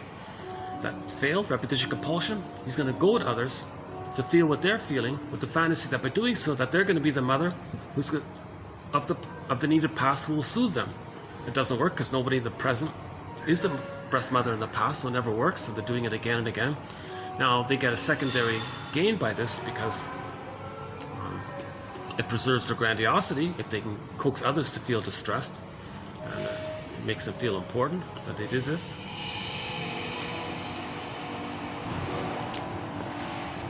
So in particular with the stinger personality patterns, their hurtful behavior is ultimately, if you trace it down a few levels, the fantasy is they're looking for somebody in the present to actually be the good breast in the nursery. It never works. Nobody in the present can say, oh, all these lies and duplicity and deceptions and not seeing me for who I am, wanting me to be a good breast for them. Oh my God, I see it. It's a cry for love. Okay, let me invent a time machine. The two of us will go back to the nursery. The friend will magically be a good loving breast mother. The projector will be the baby again, who gets loved by the breast, gets the wiring laid down, hops back in the machine, comes into the present, morph into their respective places. Okay, and then the projector says, hey, I can enjoy the present. I don't need to see if I can coerce you to be the good mother in the past that was missing. I don't need to do that because I was loved. Through the time machine exercise, I was loved. It's not going to happen. So a lot of this duplicity, games people play, propaganda, rhetoric, and all these lies, and oh my God, innuendo, and hedging this, and straw man argument, red herring argument, misleading this, rose lead you down the wrong path, and haha this and ha, all these things to coax others to feel pain, shame, rage, helpless, hopeless, confused, because they felt that as a baby. So if they can get others to feel what they felt as a baby but couldn't feel, that's like them being back in the nursery with the feeling that, oh, mother's getting my feelings, she's going to soothe me. It doesn't work. Spinning off that record. So the stingers are very much in that category of looking for of demanding the breast mother. So that's why they're more aggressive and more demanding. They're more sort of insistent to find a good breast for the nursery and to travel back in the time machine. But they are back in the past, so there is no time travel, but they're still in the past. The present is the past for them, so they're still looking for, so it's like alive for them. Where's the good breast? So they're demanding, where's the good breast? Now Iago ultimately thinks that if he's going to hurt others, then he's one with the mother who hurt him. There's a fusion there, and then maybe somehow it'll change, and because they're one, the mother will change her ways. See, it's also... Now the clingers and the pleasers, they're looking for a positive parent to help them in their now Voyager phase of development. So the developmental phases, in summary, are from birth to 4 to 5 months. That's called the stage of merging, fusion, and all that, or the extended paradise. If the child gets that, he feels safe to hatch. Now he's going to hatch. Right? He's going to hatch out of the egg, hatch the second time. So we're talking about the psychological birth, right? Now the hatching is gradual from 4 to 5 months to 36 months. So let's assuming he hatches. The grandiosity, him thinking he's a little god, is still there. That dissipates mainly at 18 months. So between 4 to 5 months and 18 months, he's now getting motor skills. He can crawl, walk, run. He's got these new superpowers. He thinks he's a little god. It's all about him. So the world is my oyster, he says. Everything around, it's all mine. It's all for me. It's all mine. That's okay if he's not rebuffed during that time. If he's not traumatized during that time, it'll dissipate naturally at 18 months roughly. So during 4 to 5 months to 18 months, mother's got to just be okay with the child thinking that he's a little god and all this, and not punish him for it. Because if he's punished for it, he'll be stuck in that place, trying to recreate in the present to resume development. See, so he'll always have the narcissistic pattern in that place. See, the bully pattern, the Iago pattern, they're more disturbed because they didn't get the oneness.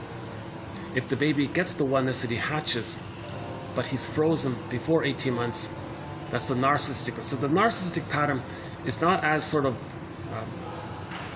belligerent about safety issues. They have the safety. It's just they just feel pain all the time. They just feel shame. They just constant shame, but they know it's a regular shame. I don't know what it is. But the bully pattern is, I gotta have a mother. I never had a mother. I gotta have a mother. I gotta have a lucky. Iago says, oh, who cares about it?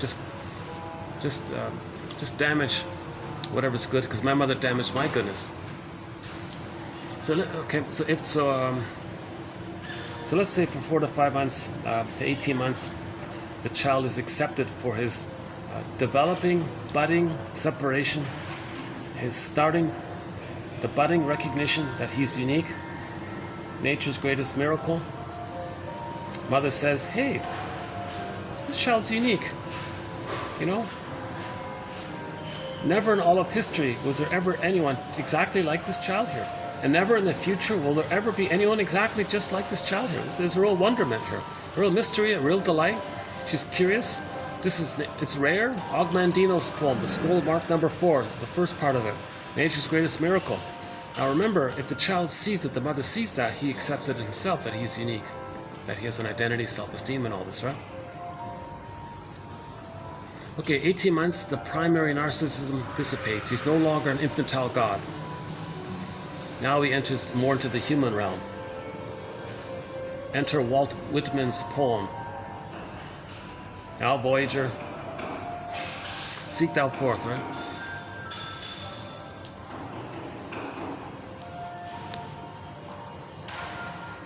Oh yeah, the mayor guy who played in the Pied Piper story. That same actor played the shrink in Now Voyager. Also not a very good film, but there's a great scene in there where the shrink guy confronted the abusive mother who was using the child to take care of her. He said, look, mother, look, Mrs. Vale here.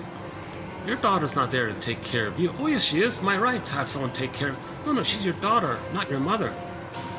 So he kind of stepped in there to separate it. Now, the shrink said to the Charlotte, played by Betty Davis, right? Now, Voyager, seek thou forth. So he broke the...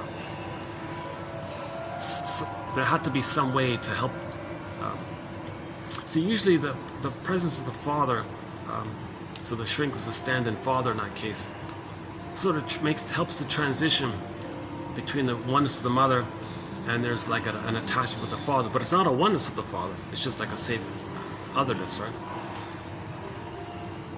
So he sort of stood in for that.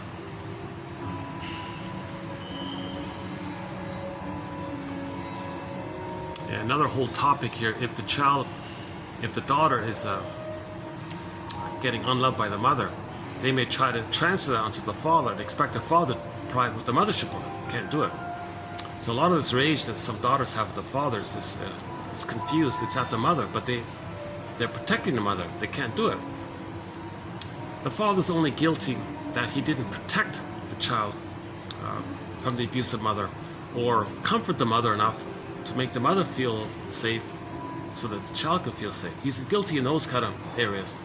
But the father can't be blamed for the breastfeeding failure, like those kinds of more primal areas. But that's where the real deep trauma takes place. So the fathers are getting a lot of blame for what the mother's doing. Okay, that's sort of a separate little line there, a separate issue.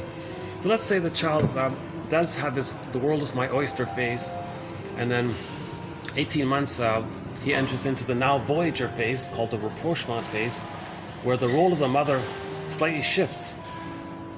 Where in the first 4 to 5 months, her role was to be a symbiotic object for the baby. 4 to 5 months to 18 months, the role of the mother is to be more of a mirror things. Like, I see it, yeah, I see it. That's great, yeah, I see it. You're unique, yeah, I like it. You're a little god, yeah, oh, you're amazing, you're a little god, yeah. So she mirrors all this, accepts it all, right? It dissipates naturally, because 18 months the child goes, oh, I get it now. It just sort of kicks in biologically, it happens naturally. Oh, I get it now. I'm not a little god, I'm like a little person here. And these are people here. Okay, wow, interesting, I gotta learn. Now voyager, seek thou forth and find yourself in this new world kind of thing. So now the child is going to be more of an explorer. Now the role of the mother is to function as a secure base. So the child explores.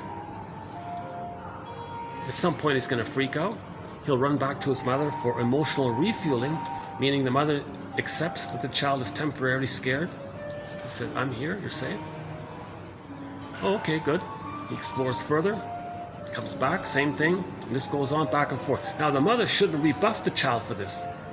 If the child's 2 years old, hey mother, I explored further and I saw this, it freaked me out, I came back here. Oh, leave me alone, I'm busy. Oh, okay, he'll be frozen there if that's a regular pattern with her. So assuming the mother fulfills her role as a secure base. Now, another part of this is called communicative matching. Oops. Okay, another part of this is called communicative matching. Mother does a little creative improv with the child.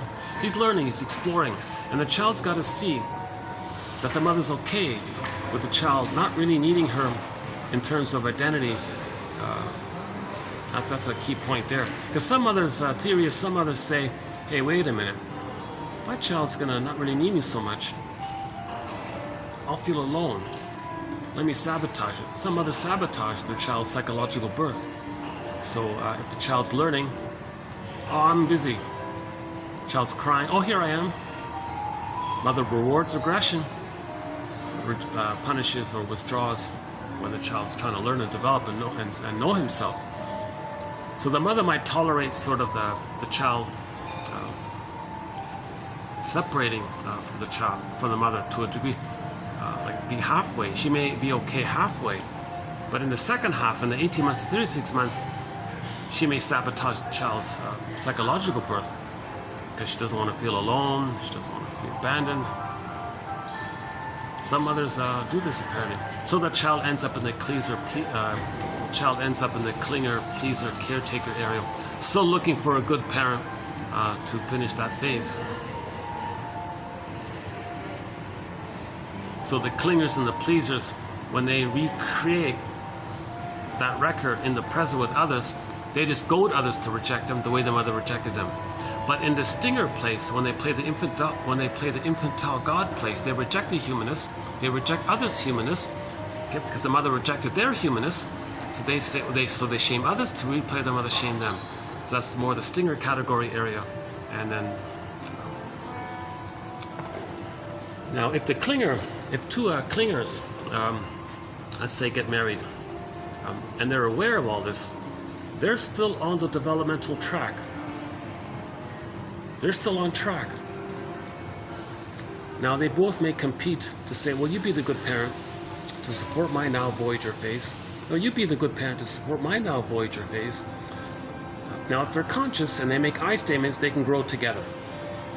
The marriage can be a psychological development, and they both achieve I'm okay, you're okay. And then their marriages become like fine wine, double happiness. They're not arguing with each other. Who's going to be the good mother from the nursery? No, you be the good mother that I need in the nursery. No, you be the good mother that I need in the nursery. They're not going to do that when they reach their psychological birth. So two clingers, if they're conscious and they make I statements, they can grow together. Now, two clingers, if they're not conscious, they're just going to argue, and it's like two children arguing all the time.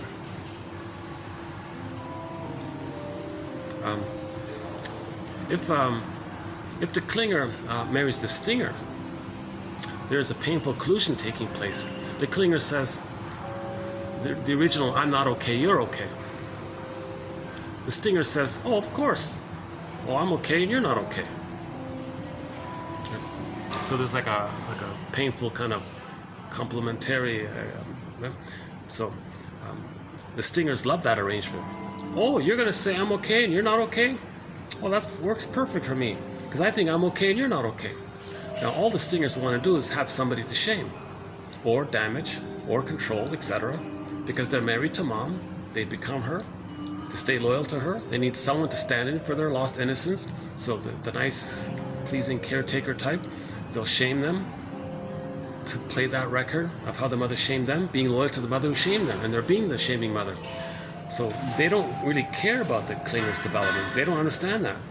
They've given up on the quote-unquote more human side of being human. Okay, they're just in that more painful area of maybe like a traumatized caveman thinking it's all about. See, the stingers, another thing about the stingers, one of their philosophies of life is eat or be eaten. My greed or your greed. So remember when the baby was nursing, he was enraged, had oral greed, projected those traits onto the hungry wolf image of the mother, and then identifies with her. So he's thinking in those terms. Well, if I'm not going to be greedy, as the child, I couldn't do it. So it's either I'm going to be eaten by the wolf, or I'm going to be the wolf eating out. It's either be eaten. So they're going to be the aggressor one. So anybody with slogans like that, either be eaten, my greed or your greed, my envy or your envy. Okay, this is like a traumatized. We're homo traumicus. This is a real aberration. Not everybody is traumatized before 18 months. But roughly, 40% North America might be in that area, right? We don't know the numbers exactly, right? One estimate was that 90% of the children in North America are not getting a secure attachment style. Just ballpark, half are roughly in the stinger personality patterns. The other half are in the clinger ones. Maybe a tiny percent are in the healthier I'm okay, you're okay one. They're the rare few elders that are out there, right?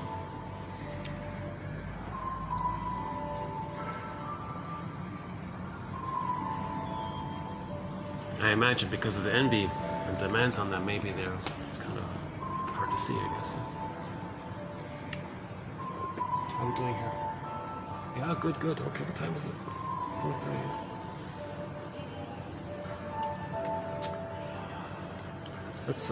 Let's finish up our song here, Rise. So we're trying to raise consciousness here. What we're trying to do is raise.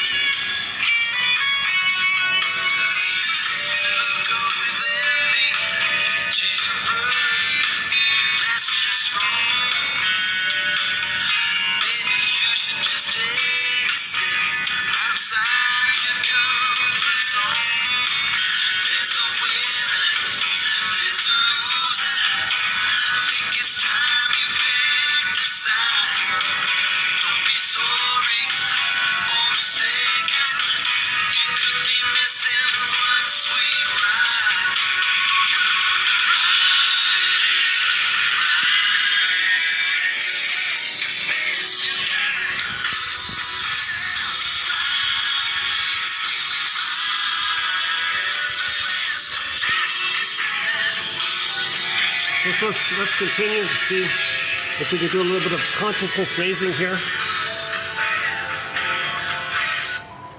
Yeah, speaking about tricksters, that song, Rise, is off an album called Waking the Jester.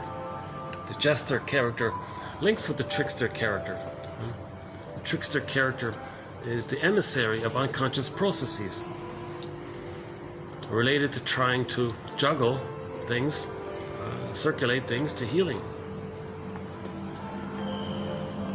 Well, yeah, the jester's always juggling, aren't they? Yeah. In Pied Piper's story, he said that, I'm a juggler. I juggle night and day.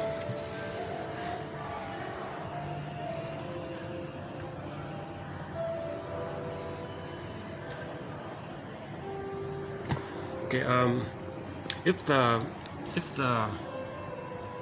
clinger marries the stingers are thrilled to have somebody to shame, to replay that record of theirs where the mother shamed them, and they become the shaming mother.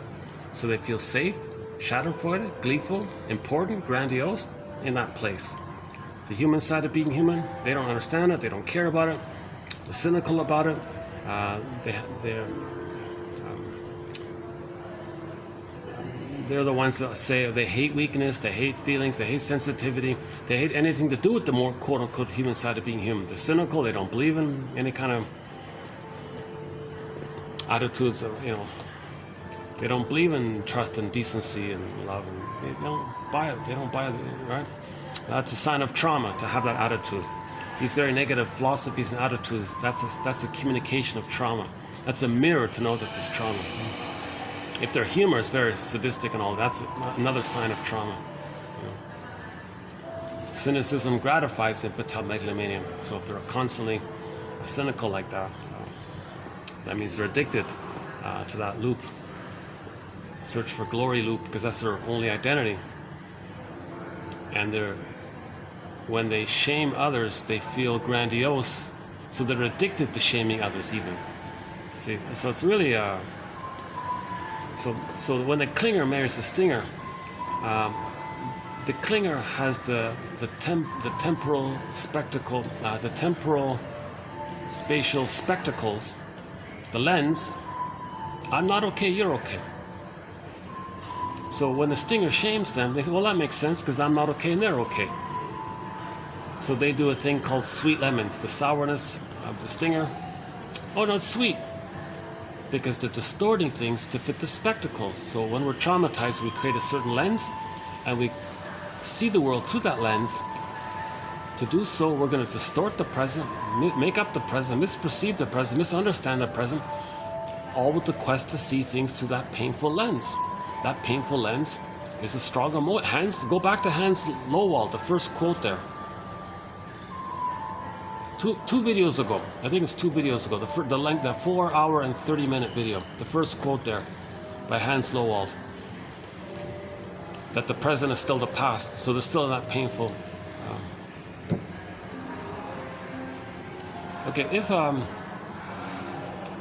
So the clingers, they say on average it takes the clinger roughly 6 to 7 years to wake up and realize that the whole time they've been caring and saving and pleasing and trying to help and be nice, self-sacrificing and accepting the pain and repeating the pain of the clingers finally say, oh my God, this whole time I've been because they're still in that place of trying to save the mother, correct the mother, heal the mother. Okay? Stinger says, oh, you're a fool, knock yourself out. I don't care about that. You can try if you want. Fine, try. It just gives me the chance to shame it. Because you're good. Because I can't accept any kind of goodness. I can't accept any kind of other. I can't accept feedback. I can't recognize you as a legitimate other. Because a legitimate relationship would trigger the memory of the first relationship. And the baby thought that the mother was psychotic, who was impinging and gave them a psychic rupture where it caused the golden ball to go down. Okay, so the stingers, the theory about the stingers, one theory about the stingers is that they became that way because the mother tried to use the baby to meet her unconscious needs. So the image for this is Iron John. Okay. So one of the key scenes in that fairy tale is that the golden ball is locked in a cage. The protagonist finds the golden ball, but the cage is locked. He learns that the key is under his mother's pillow. So that means there's a secret with the mother. Now it's under the pillow, so it's unconscious for the mother. So the mother tried to meet her unconscious needs on the baby, and that's why the baby's golden ball is locked in the cage. And the key is the knowledge of this.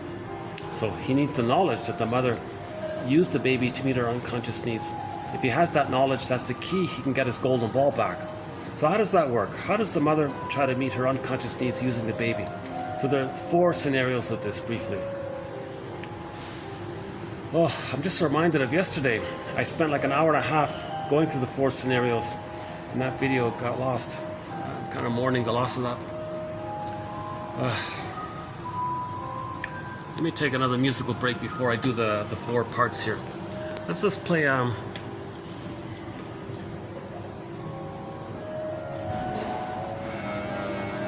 let's play just a.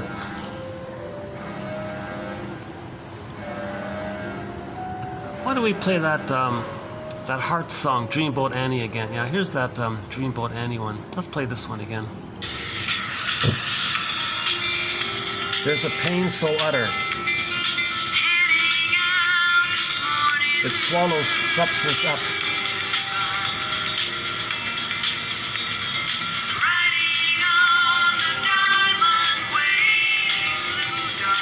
One goes in a swoon like a dreamboat Annie.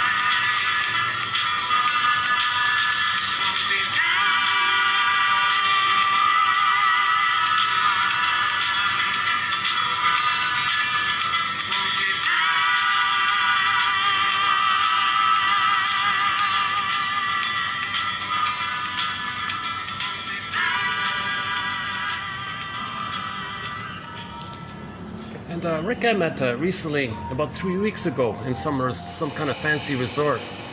Did a live acoustic version of Lay It on the Line. And here it is here. Most of it, the first part, the film, the guy who filmed it didn't include the first part, but most of it's here.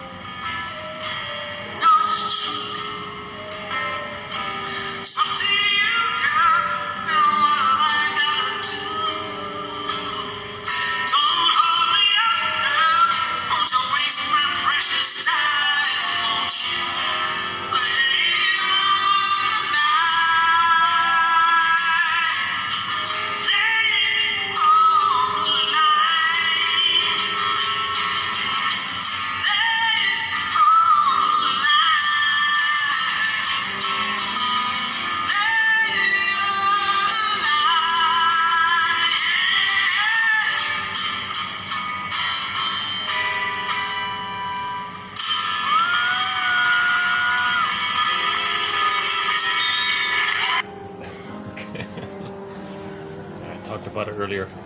Okay, so this next part I want to do here helps to, so it's a theory again to explain why those with the stinger personality patterns or stinger-based personality patterns reject otherness, like reject feedback, reject healing, because that means you got to accept that someone's important. That triggers the original first mother and the pain around it. So what was that pain? So the theory is as follows. When the baby's nursing, so we're trying to get the key. So what I'm talking about is how do we get the key out from under mother's pillow? So part of the theory here is this. When the baby's nursing, when the baby's born and wants to have a secure, safe continuity of the paradise, and the mother sees her innocent baby there, that's a new situation. In every new situation, the mother's going to spin her record. So what if the mother, when she herself was a baby, was shamed by her mother? She created a record, and she's spinning that record around. Now she has a baby, she's going to spin that record. She's going to play the shaming mother, see her unloved innocence onto her own baby, and now has a chance to replay that record of the mother shaming her, whereby she becomes a shaming mother, shames herself, now seen onto the baby. Okay, so she's going to shame her own baby to replay how the mother shamed her. That's her playing the record that she created with the grand fantasy that by shaming her own baby, somehow she's back in the nursery, her nursery, replaying the situation that says, that's the cry for love. Mother, I need love, not shame. Okay? So the mother's still communicating with her mother that she wants love, not shame. So she's replaying that whole thing in a timeless thing. Now the poor youngest one, the grandchild, the one that the mother's baby now, she's saying, hold the phone here, mother. I'm not you from 20 plus years ago. Could you please look at the calendar? What year is it? So the mother doesn't get it. She's in compulsion to play that record. She's not conscious that she's traumatized. She never paid the piper, never went on the second journey, didn't read the book, Waking the World for Women. Alice Miller, and the whole literature about the second journey. So she's not in other words, she's not self-aware. So she's going to keep on replaying the record. Now we replay that record because when that mother was a baby, she lost her golden ball. So she's going to replay that record and search for the golden ball. So the way she's replaying the record is she's going to do the stinger way. She's going to do it the stinger way. She identified with the aggressor, replays the record by doing a staging thing. Her baby's going to be oh, it's raining. Huh? Is it raining? That's okay, I've got my raincoat, that's okay. Hang on. Oh, maybe not.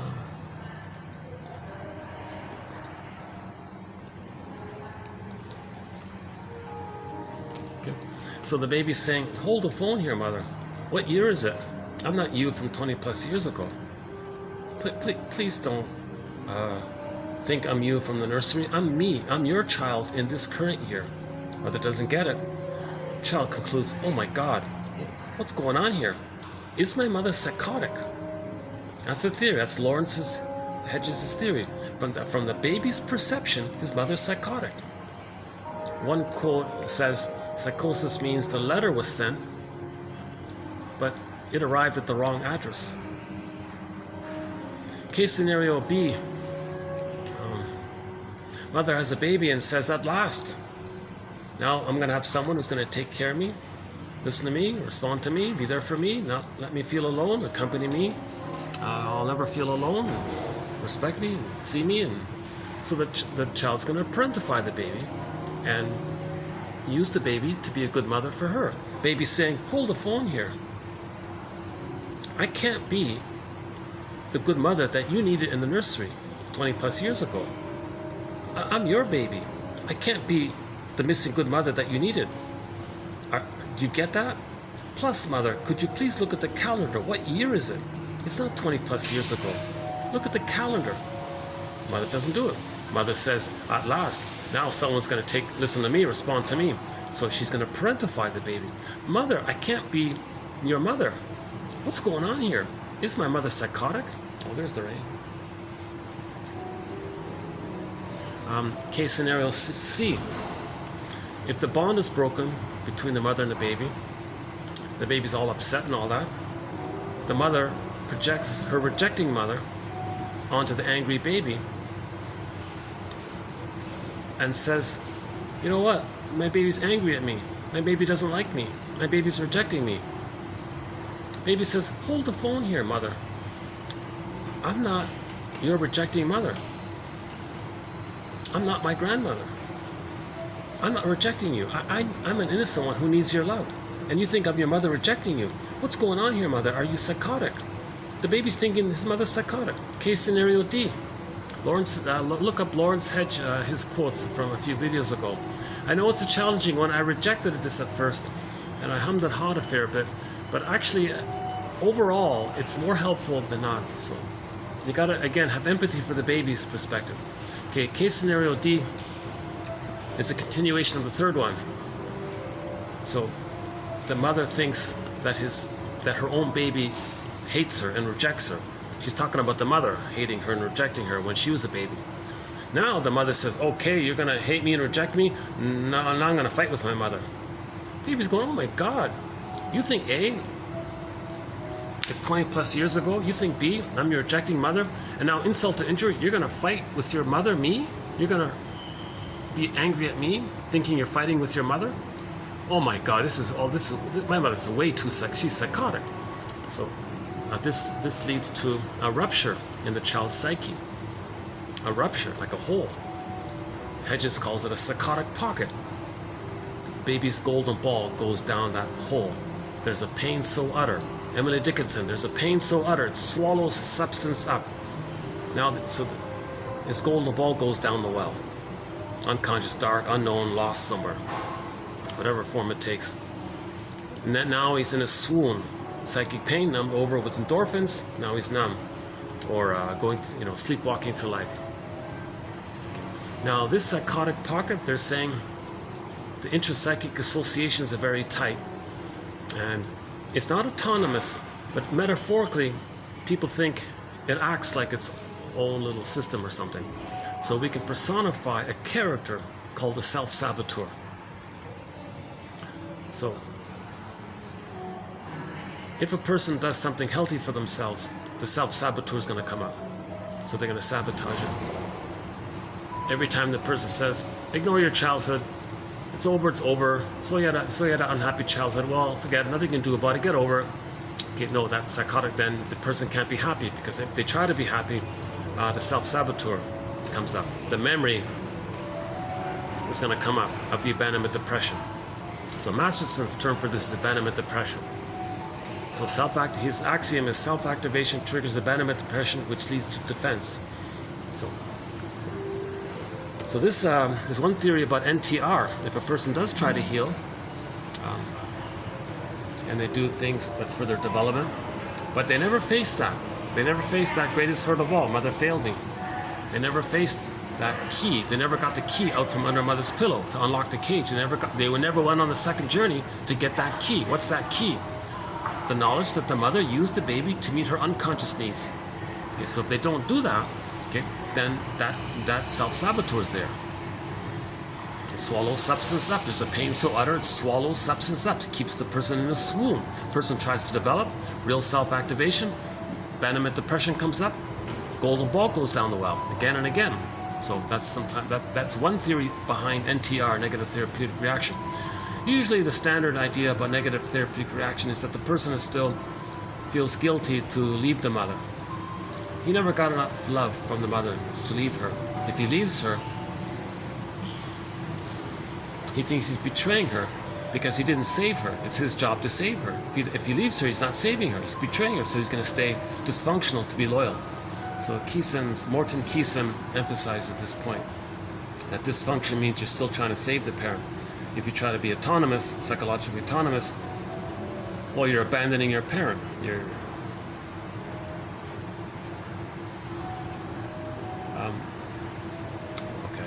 noticing some people right in front of me here, some smokers in front of me here, under a ledge.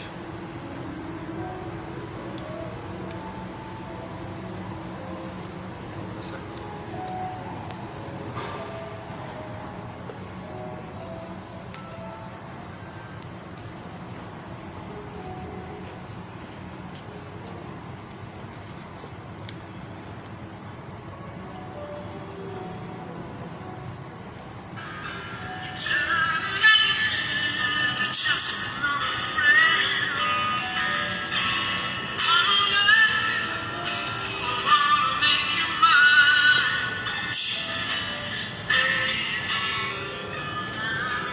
Yeah, one of our musical voices.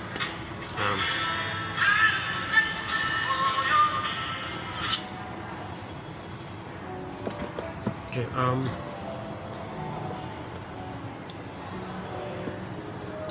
Okay, maybe. Yeah, let's get into today's quotes here.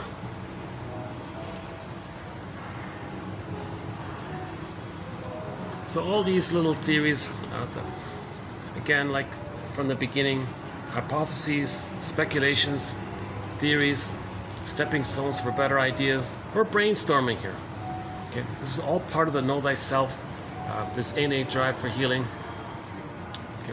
And someone said it's embedded within human evolution that when we're wounded, we're trying to heal. We had our healthy self 150,000 years ago when we evolved from Homo bodoensis. Then 10,000 years ago, we mismanaged the overstimulation of the discovery of farming and agriculture. The whole side story about that, I won't do it here. And then, and ended up, conclusion was we became Homo traumicus. So we play a Katja Epstein song, Diese Welt, Carl Sagan's clip about the pale blue dot. We play Kristen Wilson's speech, Ooh My Soul, that scientist guy who said, treat the earth at least as well as you treat yourself, because each person is 70% salt water, like the earth is 70% salt water, meaning we're like mini versions, we're like mini earths or something. We come from the earth.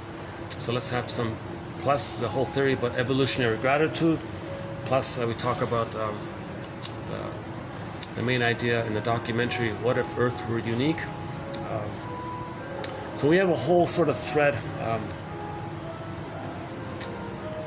around what happened 10,000 years ago, where we became Homo traumicus. Some people call it Homo economicus. I agree, you agree. That's trauma. This is Homo economic. Okay, the short selling, okay, destroying the planet for a quick buck. That's Homo traumicus. It took billions of years for our fruits and delicious, peaches and gooseberries and raspberries. It took billions of years for all this development.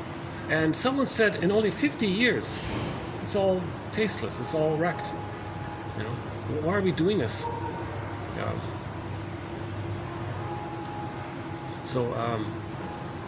We do another thread called the 42 ways repetition compulsion can be seen in its applied version, when a summed up version of it. Like when everyone's doing it, how does it look in its summed up version? So we're not going with this group mind thing or some kind of collective unconscious. We're not going with it. How does it look in its summed up version when 90% of the people are replaying and trying to communicate their trauma in the past, in the present? How does that look collectively? So we talk, about, mother gave the child emotional poverty, identify with the aggressor, give others poverty. Mother pillaged their soul, they pillage, and we do this whole, okay? It takes at least 2 hours to go. That's another sort of long thread about it. So let's just maybe go into today's quotes here. We got a few good quotes here. In every video, if you click the more link or the see more link, you'll get some good quotes here.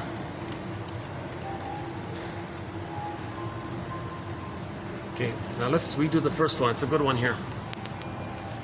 Okay, the repetition of the parents' past childhood experience persisted, but the affect, the emotional experience of such events had undergone repression. Okay? So it's split. The experience is the knowledge is the scarecrow. The emotion is the Tin Man. It's repressed. They're both repressed and it's separated. So we are repeating to link up the scarecrow, the Tin Man, and to get back in the body, the lion, and it's all lined up. That's why we were repeating. So the knowledge is there. So the baby identifies with the aggressor. He has the knowledge. The baby has the knowledge that the mother aggressed against him. He has that knowledge, but not the feeling of it. You see, he doesn't have the feeling of it. He has the knowledge, the recording that the mother aggressed against him. Okay? He has that knowledge, but not the feeling. It's split. So he's going to act like the mother again and again and again until he gets the feeling. So if he has a baby, he'll repeat it. Intergenerational trauma, he'll just keep repeating it. We repeat because we lost our feelings. We repeat and search for them. When we get them, we can finally stop repeating. Okay, that's what this one is saying. The parent repeats the past, identifies with the aggressor of the past, and acts it out on her baby in the present. So what do we do here? Well, it is through the re-experience. Okay, it is through the repetition compulsion with the therapist in the present of the early traumas so that the parent can become emotionally reconnected with the affects, the emotions of the original experience. Then she is freed of the repetition of the past and now becomes able to be a maternal, motherly person for her own child. See? So that's this quote. This quote really offers a nice little summary of the whole issue that we're talking about here. The mother has the knowledge, the experience that the mother aggressed against her, hurt her, and all this. She has the knowledge, but not the feelings. The therapy goal is to link up our knowledge with our feelings. We can't live without our feelings. We live to the extent that we feel. We're in psychic pain without our feelings. So we're going to repeat it and search for our feelings. So now in the therapy process, you would repeat the whole thing. Shrink gives you an interpretation. Aha. You're reenacting here and staging here what happened in the nursery. You're letting me know what kind of mother you had and how it felt being with her. You're placing me in the role of you, and you're acting like her, and you're making this, oh my God, is this what I'm doing? And with the safety of the therapist and the ritual space and all this, and the trust and all this, and the willingness to accept the therapist as someone who's they can accept as a positive person they can trust, then they can mourn, then they're healed. Now the stingers have a very hard time with this because the very act of any therapist offering an interpretation triggers the psychotic mother and the psychic rupture. So don't give me, I can't accept you as an important person because it reminds me of the original important person. So I reject, so the stingers reject they reject the psychobabble nonsense. You don't talk, you shrinks are worse than us. You know, they'll make all excuses, lies, rationalizations, cynical humor, shaming humor, find fault. They'll find some way to push back the therapist because they can't accept the reality or an acknowledgement of a significant other. Because the moment they do so, they're reminded of the original significant other, the prototype, the psychotic mother who used him. Therapist offers an interpretation, they're going to feel used. You're using me. You see, they're live. They're still in that live place. Right? So when the client says, "You're using me, you're exploiting me, you're punishing me for you're not seeing me for who I am," they're still live in that place. So they can't accept or trust somebody in the present. So the stingers need more self-reflection to consider and look at the calendar. The therapist, he's a clinger, probably. He's in a place where he's trying to save his mother, so he's trying to be helpful in that way. That he's not the original mother who used him as a baby to please her. Therapist has no needs on the client other than, see, that's already triggering right there. See, you're taking my money, you're using me. Just like when I was a baby, my mother robbed from me. Now you're robbing me. So that's why they don't even want to enter therapy, because right at the very setup triggers it. I got to pay him. That triggers how the baby had to pay the mother. So they won't even enter therapy right off the bat. Plus, they're in narcissism. They think the therapist should pay him. Oh, you want a chance to help me? Well, you want to save a God? Well, you got to pay me for the chance to help me. Like they're so grandiose, they can't. That's why the cup, back to the monk, your cup overfloweth. You're full of yourself. So that's what, you come back when you're, ready to begin the second journey in midlife. So that's a very good quote here from Maria Pazzi. Next one here. Okay, the well-known phenomenon described by psychoanalysts as repetition compulsion and ascribed to intra-psychic conflicts also has a neuro-biological component.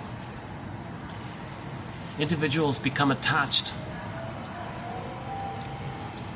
to those attachment figures in the present who are similar to those of the past and have affected the neural structure of the brain and have become encoded in memory.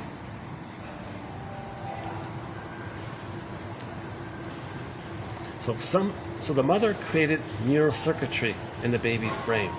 If somebody in the present reminds a person of the mother, they're going to be attached to that person the way that they were attached to the mother. That's called falling in love. I mean transference love. This infantile puppy love, infatuation, crazy mad love, spellbound. Baby was spellbound with the mother. One with the mother, spellbound. It's the unico mystica, mystery and all this. So if somebody in the present has a psychology that reminds you of the mother who created your neural networking system, you're spellbound by that person.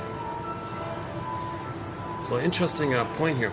Now the fantasy is that the person who reminds you of the mother who created your neurocircuitry, the fantasy is you're perfect, you fit it. Now could you please change? Could you please change the past? Can you give me a proper loved neurocircuitry? I love you, you're perfect. Could you please change, mother? But the person in the present isn't the mother in the past. But that's what they're doing. So that's called spellbound, transfixed and all this. Hence a lot of arguments, because the other person, if they're attracted to them, they're doing the same thing. Your personality reminds me of my mother's personality. So you change. No, you change. Doesn't, right? Again, the well-known phenomenon described by psychoanalysts as repetition compulsion and ascribed to intra-psychic conflicts. Okay. Meaning the insecure, meaning the record we're playing. Intra-psychic conflicts. Okay, neurosis is the petrification of inner conflict that's repressed. Also has a neuro-biological component. Individuals become attached to those people in the present who are similar in some way to those of the past who have affected their neural structure of the brain that's encoded in their brain. So that's why they're so transfixed and bedazzled and spellbound. Now, your opinion about the partner who's going to disappoint you, just take it to the source. Your mother's, for them, every disappointing thing you're saying about the partner in the present who can't be the good breast and heal you, and you're a betrayer, okay, that's your mother. That's why you're attracted to them, to find narrative medicine, to find narrative truth. You're attracted to someone who reminds you of the mother, so now in your present state, you can consciously have an awareness of your opinions of the person in the present who's disappointing you, so then you can then take it to the source. Oh, my mother is all that. So a simple exercise, okay, okay, so you're spellbound with a person, they rejected you, or you this, or they're this, they lie, they're heartbreaker, liar, fill in all the blanks. Take all those adjectives, swap the name of the person in the present and put it in for the mother. Oh, the mother was all that. Okay, now you're getting somewhere. That's why you're attracted to that person, to get somewhere. We're trying to heal. Okay, the next two is related to our thread on the Melanie Klein's theory about the positions. So this will sort of support what we just said earlier about Melanie Klein's theory about the positions. All babies begin with the paranoid schizoid position, and then if all goes well, they graduate, and it's a developmental accomplishment of the depressive position. In the depressive position, love, empathy enter the psychological picture. In the paranoid schizoid position, it's either or thinking. So this supports this one here. So let's just get this lined up here. All right, here we go. Okay, the infant, stick with it, hang in there, stick with this one. The infant relates to separate aspects of the mother and of the world around. The mother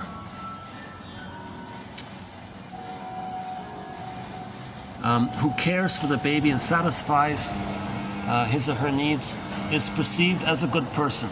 However, when the baby's needs are not responded to, the mother is seen as a bad person. The infant does not recognize these opposite versions of the maternal figure as belonging to the same and whole person. When the mother's hurting him, that's not my mother, that's someone else. Oh, mother's satisfied. Oh, okay, that's my mother. When that very same woman who satisfied him disappointed him, oh, no, that's not my mother. That's a splitting mechanism. See? That's how the baby's coping. He splits it. He can't see it it's too complicated. It's too hard to recognize that the same mother is both loving and frustrating. When she's satisfied, okay, this is my mother.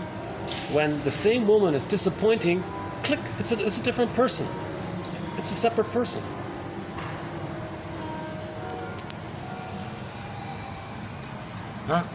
The infant doesn't recognize these opposite versions of the maternal figure as belonging to the same and whole person. Klein called this phase of infantile emotional development paranoid schizoid, since its main purpose is the survival of the infant in a confusing, contradictory, split, unknown, chaotic world where extremes are not integrated.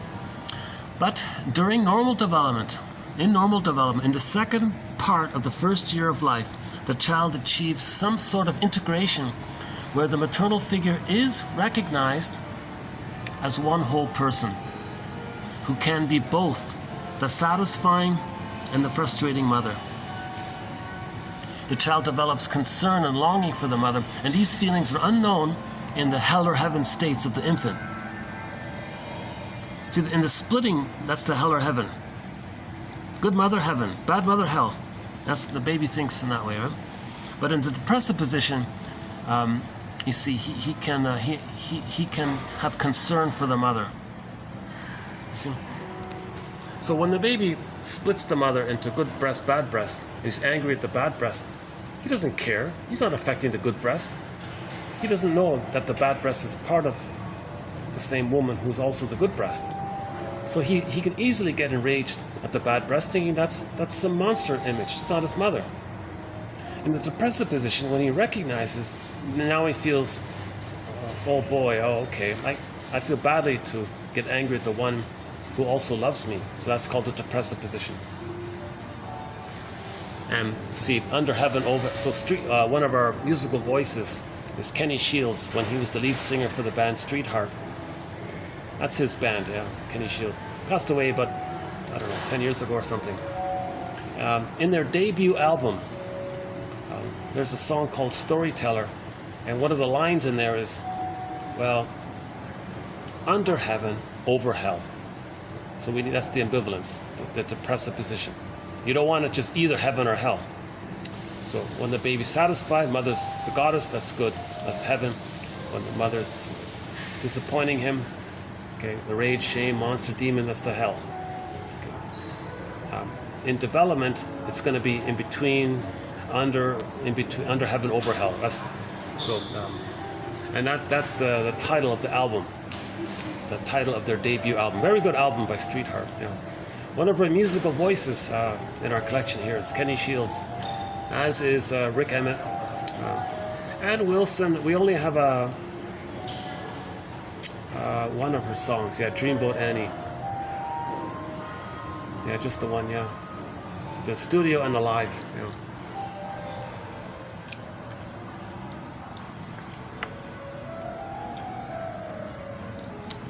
This phase of emotional development, Klein named depressive, a term that should not be confused with depression. By depressive position, Klein meant a state of mind characterized by a preoccupation for the survival and welfare of the other person or object, and by a responsibility for one's own feelings. So you have a sense of self, so now you're a self-agency, and you care about the other. So now care for the other has entered the psychological picture with the depressive position. In the paranoid schizoid mode, care for the other hasn't really entered into the psychological picture. Their main slogan in life is I don't care. They love saying I don't care all the time, right? So their friend says something about emotions, oh I don't care, or whatever. Or they're there now, or get over it. Oh yeah, back to the two stingers. If the two stingers get married, they have a scapegoat hunger. How do they get along? How do two stingers who get married get along? They have an urgent hunger to scapegoat one of the children. So at least one of the child is going to be the bad, naughty, shamed, no good child. And they take vicarious delight. The two of them take vicarious glee and delight seeing that one of their children is the naughty one. Because the child is a proxy expressing their truth. So they delight it. Now, they want that child to express anger so they can demonize their own child and have an excuse to express their anger at the child they're scapegoating. All this anger is taking place because the two stingers can't mourn.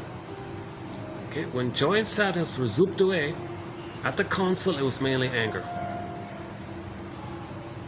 So they're operating, the two stingers who get married are mainly operating out of anger, but they don't want to be angry at each other because they would break up easily.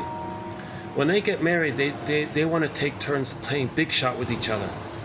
Okay, you can be big shot, I'll play big shot, you're grandiose, they take turns playing, but they can't discuss anything more than that. So,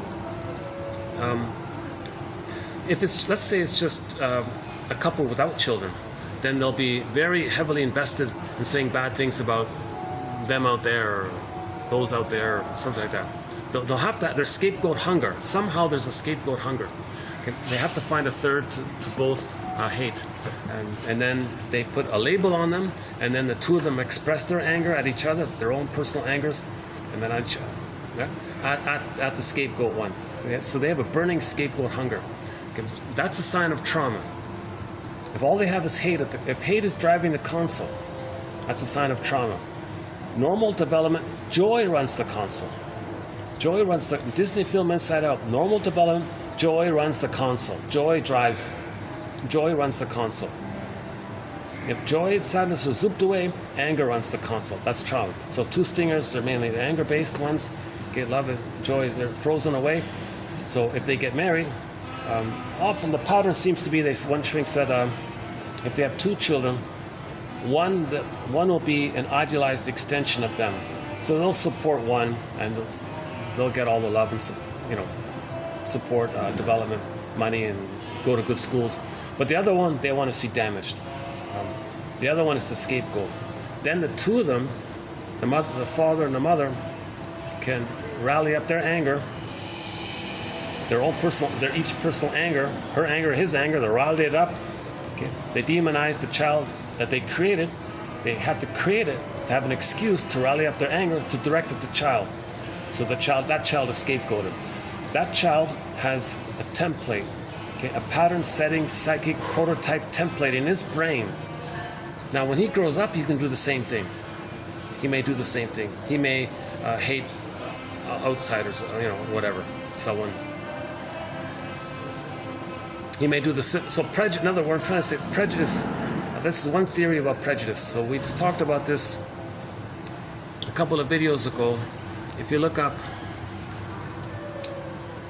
Hans-Jürgen Wirth, W-I-R-T. If you type in the search engine, WIRT, like for the channel. It was just done maybe 50, I think it's 2656. If memory serves me, it's 2656. Look up the video labeled TQ, therapy code TQ 2656 to 66. It's that 56 one by Weert. That's a very good, that's a key, that's a new recent addition to our major thread on the psychoanalysis of prejudice. Okay. A continuation of what two stingers do, having a scapegoat hunger so they can take turns playing big shot with each other, and all the anger they have, they put it on the child. So first, they want to make the child angry and dysfunctional and disturbed. They want to create it. They actually want to treat that child badly to create it. They're manufacturing it. They need to make it. Okay, they're inventing an identity for the child. Okay, they're using the child to meet their unconscious needs. So those parents are using that child to meet their unconscious needs. Now that child is saying, "What are you doing here? I can't express your shadow anger for you, so you don't direct it at each other." But the child will try. The scapegoated child will try to please their parents. But that scapegoated child is not a shrink. He can't analyze it and help them. It's not going to work. So the first part is the father and the mother, the two stingers, they both have anger. They want to make the child angry so they can see, let's say, half of their anger being expressed by the child. Now the child is expressing their anger. Now that gives them an excuse to say, "Oh, that child is a bad child and all this. Maybe it'll hurt us." Now we got to be angry at the child to control them, and then now they're expressing their anger. So they created an opportunity, okay, to express their anger at the third. That's the scapegoat, because the husband and wife, who are both stingers, don't want to direct their anger at each other, because for practical reasons, they have a practical need. Well, you play big shot and I play big shot, and we help each other, but there's no emotions or feelings or no tenderness, like no humanness, right? It's just utilitarian like that. You're useful to you, I'll be useful to you. Scratch your back, you scratch my, that kind. But there's no like human relation there. But what about the shadow? The scapegoated child is the human shadow for them. That parents doing this is spreading prejudice in the world. So know thyself. If the parents know themselves, they're not going to scapegoat their child. Parents who don't know themselves may scapegoat their child unknowingly. That's the key under mother's pillow. Okay, let's do the second part here. The disposition of mind that Klein called paranoid schizoid is based on the early mechanism of splitting and projection. Okay, mentioned earlier, the subject is good and right, while badness resides in the other person. Okay. All right, so that's the I'm okay, you're not okay one. These parents usually feel the guilt so intensely and so punishingly that they have to rid themselves of it by depositing it in their child or into the professionals in order not to be overwhelmed by it. It is only with emotional maturity that guilt becomes more bearable and takes the shape of a wish to put things right in oneself and in one's child. Parents who humbly feel they need help and new ways of thinking and dealing with their small children to ameliorate their family life are in the mental disposition that Klein called depressive. This implies a sense of guilt, a sense of real concern, and a curiosity to explore different ways and skills in parenting children in order to help them and to take responsibility for change. Yeah. So let's play our Rise song here. He says, step outside your comfort zone here. So parents who do care and want to make amends and they want to learn, that's the depressive position. In the paranoid schizoid position, they do hocus pocus double focus.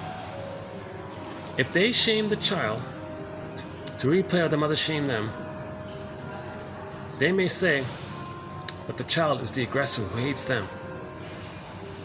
and they don't care. Because the splitting mechanism, the prototype is in the bad breast, that's not their mother, they don't care. So we got to get parents into the depressive position. So when we play that Rise song, I think we can borrow that line there. Take a step outside your comfort zone. Let me play that one again.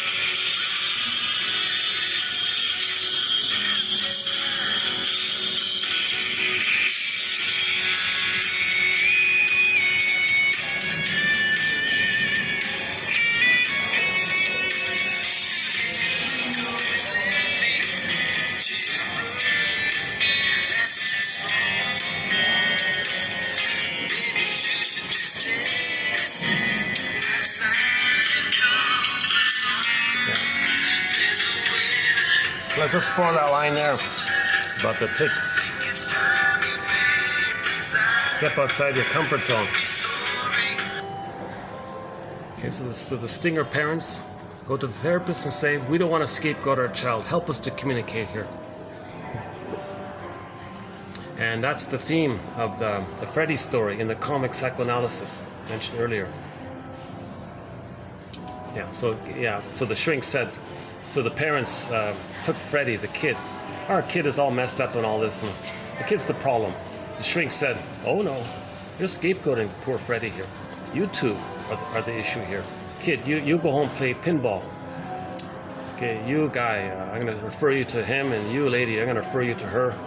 You know, Freddy, you go home. When we fix them up, you'll calm down and you can be yourself.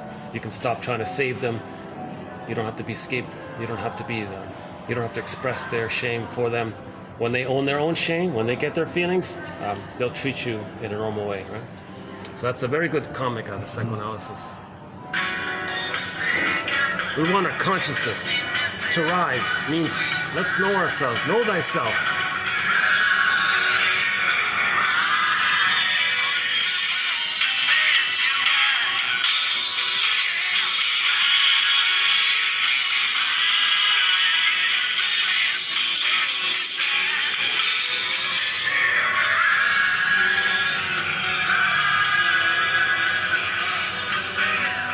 Okay, let's continue to raise some consciousness here. Let's do the next one by Maria Pazzi.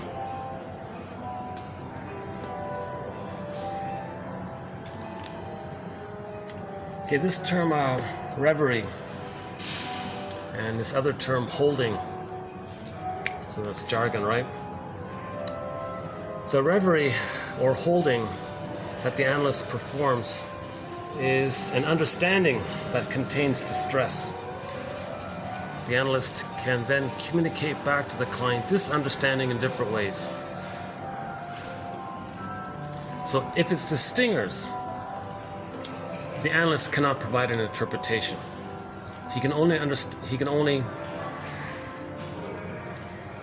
with his beingness and his silence, maybe in that nonverbal way, somehow his nonverbal communication will get across that he understands him. The moment he offers an interpretation that triggers the psychotic mother who used him, he can't do it. So that's why the stinger personality patterns can't take feedback, or right? It's called narcissistic injury, leads to narcissistic rage to preserve their grandiosity. and so on. They'll be bombastic and shock you, and to maintain their one-up. So that's a sign of trauma. So a person can't take feedback, right? I mean, well-meaning kind of feedback might be imperfect. Actually, ironically, one shrink said, if the interpretation is imperfect, maybe many times that's better, because the person can feel that it's not too direct. He'll take the good portion and know that it wasn't perfect, so it wasn't too close. So he gives him a little power that way to select. So basically, the clingers, they like feedback, they like interpretations, they're on the developmental path, they want to grow. Stingers reject all that, and they just say, I want to maintain my infantile God status. I reject the human side of being human. I just want to play the infantile God, the narcissism, and I just want to chase my greed, my glory, my envy. And of course, they cloak it over with rationalizations, and it becomes an art form.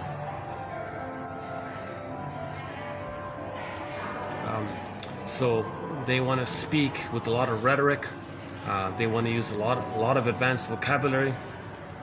Quote, the PR slogan is, if you can't dazzle them with your brilliance, baffle them with your bull, with your nonsense. So they're masters at trying to impress you with your brilliant vocabulary. They're saying nothing really.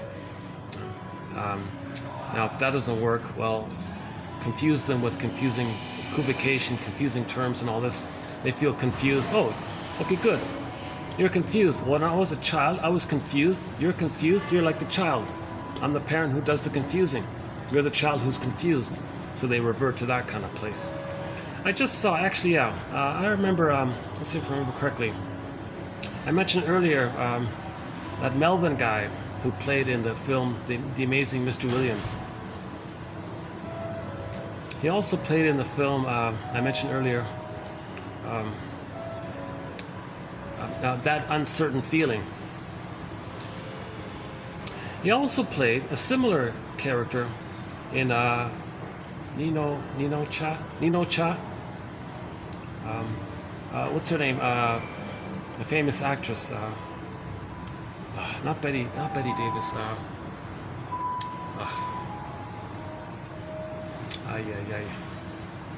Greta Garbo. I don't know her too well. Greta Garbo, that one there. So he, this Melvin also played a similar romantic comedy with the Greta Garbo one. And I remember, so the Greta Garbo character, English wasn't her first language. So she was talking to another lady in a very sophisticated way, and with the purpose of confusing her. You don't understand me, do you? I one-upped you, didn't I? Oh, you just said that your friend bought you a dog. Well, that was it. She took a very simple sentence. My friend bought me a dog.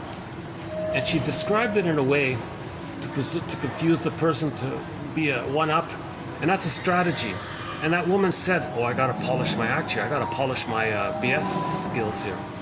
So that seems to be a major feature of rationalizations to cloak, to distract you from the underlying paranoid schizoid mode of experiencing, which is painful, shameful, psychotic mother memory, being used by the mother. These are very painful feelings. Shall I compare thee to an onion? So Bergler says, yeah, well, yeah, when you call out these rationalizations, they'll get enraged. Right?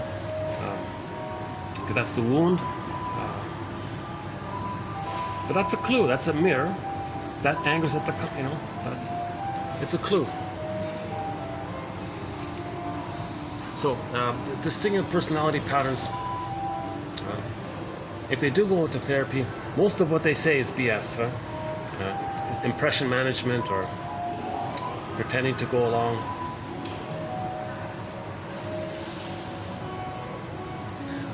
Now, if he's worth his salt, if the shrink is worth his salt, he'll be like that master monk.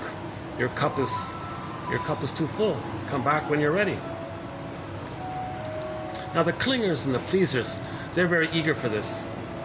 They want to be Why are you doing this? Yeah, that's right. Why am I doing this? Like they're thinking about it, right? The next one here, last one here from Maria Pazzi. Okay, working with the negative transference. Working with the negative transference and being able to bear negative projections from the family members, and if necessary to verbalize them, can sometimes be the only way to connect emotionally with the family. At other times, the therapist just needs to stay with and absorb the emotional atmosphere of the session without being more overtly active, until permission to intervene with descriptive comments or with interpretation is given by the parents. Yeah, okay, so that's what that's what we just mentioned. So for some people, you got to get permission first, and you got to really, I have an observation. No, I don't want to. You got to ask first. With others, they might complain that you're not interpreting enough. Come on, don't waste, I'm here to grow and quickly heal. I've been frozen in an early place. I want to grow up quickly here. Yeah, Masterson says you got to be careful with interpretations, because some clingers and pleasers might regard that as might misuse the feedback as milk, and it's regressive. No, it's got to be for consciousness raising. So the idea is to use knowledge to weave a basket to accept the feelings, not to use knowledge either to keep us away from our feelings or to symbolize it as milk and keep us regressed. Okay, that's it for Maria Pazzi there. I think some good solid quotes from her. Tell you the truth, this is my third time doing it. Can you believe it? I ran through this twice already. I'm keeping my battery in the whole time. Yeah, the power's here. Okay, so we're okay with battery. All right. I don't know what happened. Okay, never mind. I mentioned that already. Okay, so I actually have one last quote here, sort of on a different topic here, from an indigenous person.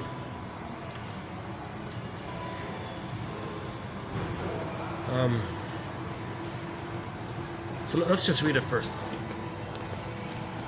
If therapy is to extend its practice from being human-centered to recognizing our relationship with nature out there, we need a concept of self that describes how individuals are inexplicably intertwined with community and the earth. Right? Indigenous cultures have always recognized this. Okay, quote from one indigenous person here, Jeanette Armstrong. Okay, she's from the Okanagan community. Okanagans teach that our flesh, blood, and bones are earth body. In all cycles in which the earth moves, so does our body. Our word for body literally means the land dreaming capacity. Look at that, eh? The word body in the Okanagan language, literally they say, my land dreaming capacity. Right? Land dreaming. So we're like a little earth here who dreams. The Okanagan teaches that emotion or feeling is the capacity whereby community and land intersect in our beings and become part of us. This bond or link is a priority for our individual wholeness or well-being. Unquote. When we see humans like cells within the body of the earth, we understand that our physical, emotional, intellectual, and spiritual health depends on the health of our vast selves. Some people say, what about ecological self? We have feeling self, psychological self, ontological self. What about a sense of self, a concept of self that's linked with the earth? And we're mini earths. coming from the major Earth. Our body's 70% salt water. The Earth is 70% salt water. We didn't come from some other celestial place on spaceships or something. We evolved here. It took billions and billions of years to evolve to the hominid line. So we came from the Earth. So the question is, how do we identify ourselves that we are linked with the whole Earth, and that we're like a part of it? Now the Steve Berman guy, I don't really like his way of doing it, but he says, well, the metaphor is, well, we're all cells in the body of humanity. Cells in the body of humanity. I kind of get it, but I don't think it's helpful. It doesn't work. She puts it this way: when we see humans like cells within the body of the Earth, see, that's maybe a little. That's a little better, I think. Each human is a cell in the body of the Earth. That's closer. I feel a little better with that one. Another author says it's our ecological self. It's a sense of self, of us being dependent on the Earth, that we're from the Earth and we're dependent on it. We're expressions of the Earth. And literally, we're like mini expressions of the Earth if we're 70% salt water and the Earth is 70% salt water.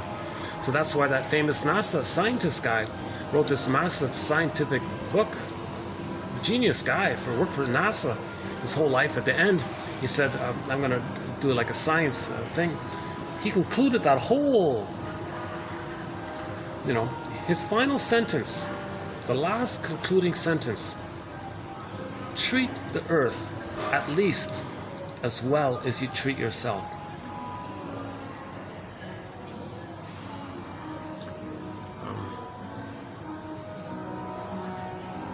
If we have a problem in this area, that means we're traumatized. And the indigenous people are constantly saying, they've been saying this all along.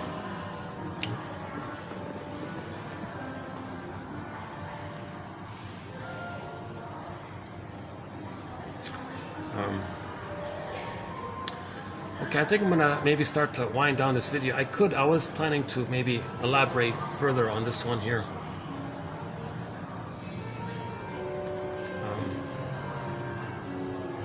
I could play, maybe I'll just play Carl Sagan's clip. Yeah, okay, I can do that. Let's play Carl Sagan's clip, The Pale Blue Dot. Yeah, okay, let's play it's only about 4 minutes long. Hang on a second, let me find it first. Hang in there. Okay, here we go.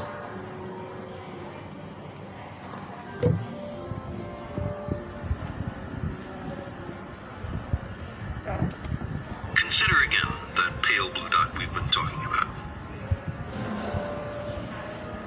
Imagine that you take a good long look at it.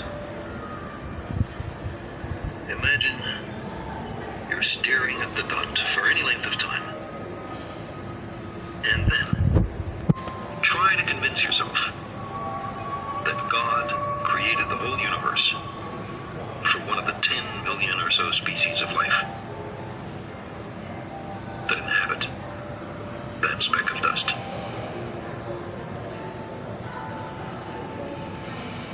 Now take it a step further. Imagine that everything was made just for a single shade of that species, or gender, or ethnic or religious subdivision. We can recognize here a shortcoming, in some circumstances serious, in our ability to understand the world. Characteristically, we seem compelled to project our own nature onto nature.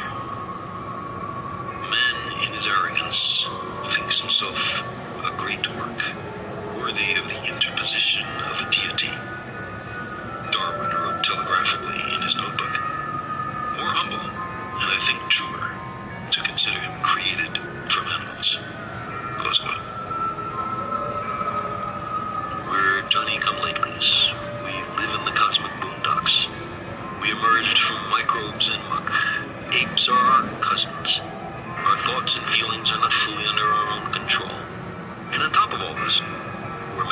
loss of our planet and becoming a danger to ourselves. The trapdoor beneath our feet swings open. We find ourselves in bottomless free fall. So that can be repetition compulsion. That It one. takes a little myth and ritual to get us through a night that seems We endless. need ritual. Who among us cannot sympathize and understand? We long to be here for a purpose, even though, despite much self-deception, none is evident. The significance of our lives and our fragile planet is then determined only by our own wisdom and courage. We are the custodians of life's meaning. We long for a parent to care for us, to forgive us our errors, to save us from our childish mistakes. But knowledge is preferable to ignorance. Better by far to embrace the hard truth than a reassuring fable. Modern science has been a voyage into the unknown, with a lesson in humility waiting at every stop. Our common sense intuitions can be mistaken. Our preferences don't count. We do not live in a privileged reference frame. If we crave some cosmic purpose, then let us find ourselves a worthy goal.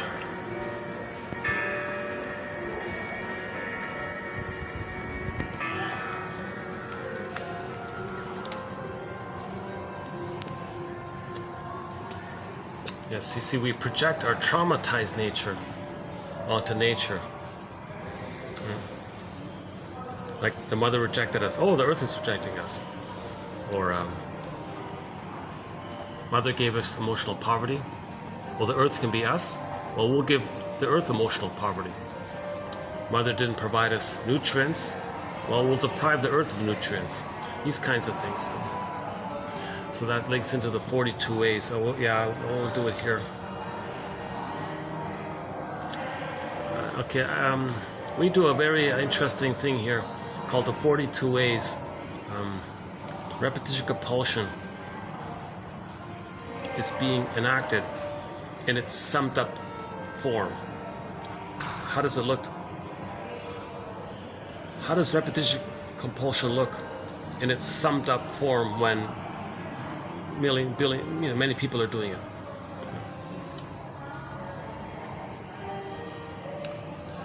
So that ties in with when we became homo traumicus.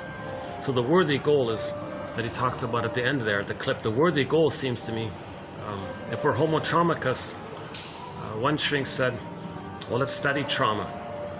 Let's study trauma. The humanities and sciences should be devoted, put their energies into studying trauma. We're homo traumicus. Learn about trauma, we're learning about ourselves. As we learn about ourselves, we stop repeating. Right? Then we make sense. Kristen Wilson, again, I will play it now. Kristen Wilson has a very good speech called Ooh, My Soul. One of the main lines in there is, if you're not in your body, you're not making sense, literally.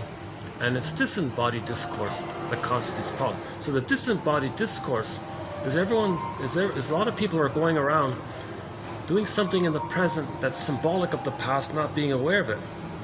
The idea is to link the original feelings, connect the feelings to that cycle, then we stop repeating. That's our first quote here by Maria Pazzi. Now, what about the falling? Somebody said that if the baby's removed from the mother, and they remove the cord, he lost the grounding to the mother, meaning the cord is not there. The mother's not around. He's on a scale somewhere. He might have a nightmare later on of falling. Maybe he means that. Now, in the quote there, maybe he means the fate, this repetition compulsion. It's not fate. It's not destiny. It's a repetition compulsion. Some people are unaware of it. So, oh, maybe it's just fate then. It's just some unknown entity that's causing. No, it's repetition compulsion. It's a mechanism that's connected to nature's way of how we're trying to heal. It's a built-in developmental accomplishment that when we're traumatized, we're trying to heal. Everything's always trying to heal, right? Everything is an act of love, an expression of our healed selves, or a cry for love. One person, Rosenberg, says everything's please or thank you. So thank you is the love, and the please is the cry. Same idea, right? Another author, one self-help author says, well, you're either judging or you're learning. So the judging is the anger, which is a cry for love, and the learning is the love and the curiosity. So a lot of self-help authors have some kind of variation on this, but the core of it, I think, is Helmut Schumann. Everything is an act of love or a cry for love. But the cry for love, from an adult perspective, is weave the basket, know the truth, find the truth. Truth will set you free. Understand our parents and know what record are they playing. What record is the mother and the father playing or played? You know, that's trauma. Repetition compulsion is trauma. Paul Libby Russell, TQ 2119.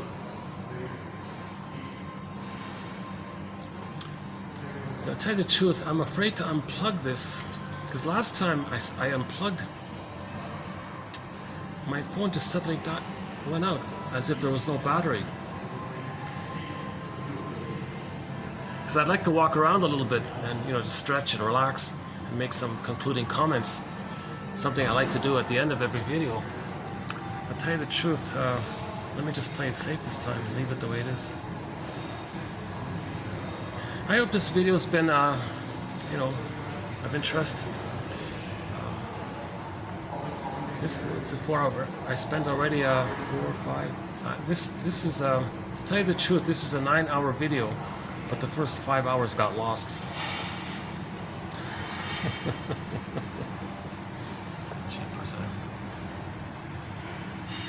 I downloaded all these apps, how to save your file that's in limbo or something like that, and it's just all ads, so it doesn't work. I'm using an older phone as part of it.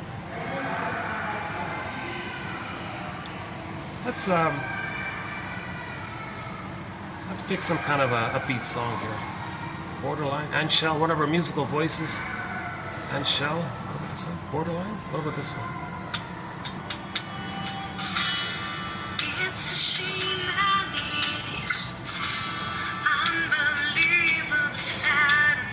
Castle by the Sea? Alright, let's play Castle by the Sea by Anshel.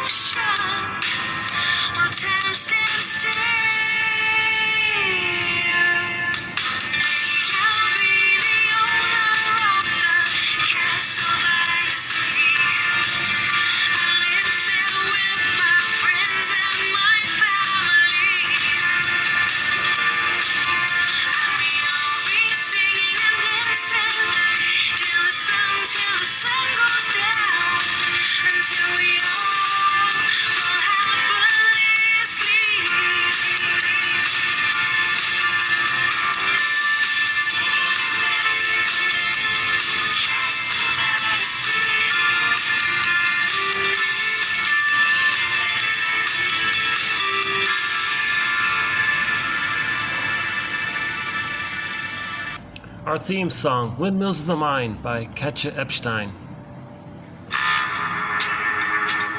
Thanks very much.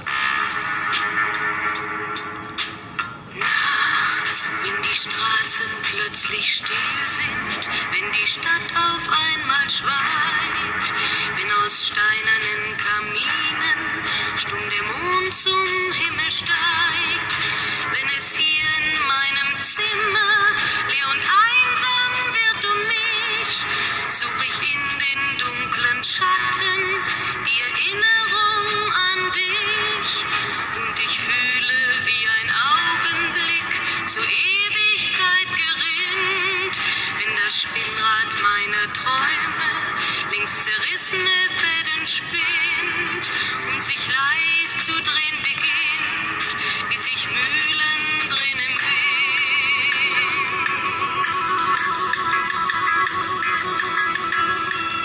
Und es kreisen die Gedanken ohne Anfang, ohne Ziel, wie die schnellen Wellenringe, wenn ein Stein ins Wasser fiel, wie ein Kreisel, den die Peitsche übers Straßenpflaster treibt, wie Spiralen, die ein Adler in den Abendhimmel schreibt. Und ich fühle, wie ein Augenblick zur Ewigkeit gerinnt, wenn das Spinnrad meiner Träume links zerrissene Fäden spinnt und sich leis zu drehen beginnt, wie sich Mühlen drehen im Wind.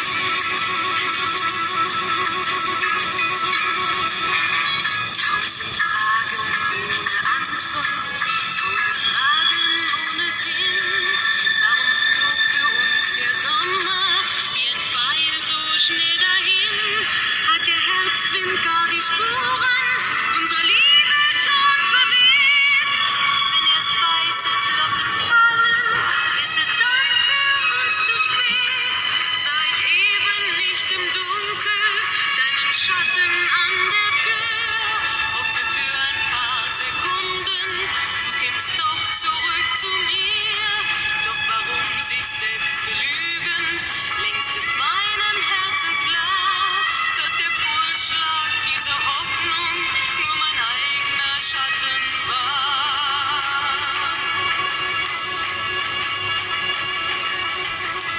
Und ich fühle, wie der Augenblick zur Ewigkeit gerinnt, wenn das Spinnrad meiner Träume links zerrissene Fäden spinnt und sich leis zu drehen beginnt, sich im Kreis zu drehen beginnt, wie sich Mühlen drehen im Wind, wie sich Mühlen drehen im Wind.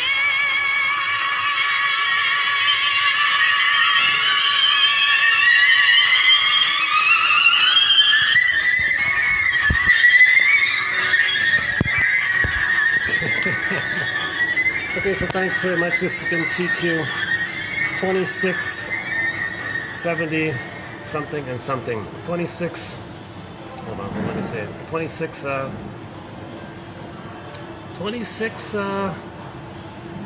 75. 2675. Yeah. Mainly by Maria Pazzi, and I added that last one about the idea that we need an identity, some kind of self-concept that includes our connection to the earth. Not just our relationship to the earth, but a concept or a phrase that describes how we're from the earth, how we're just like the earth, that we're a part of the earth, that we're like cells within the body of the earth, something like that. That doesn't fit. That doesn't fit right either. And that other one, cells in the body of humanity, that doesn't work either.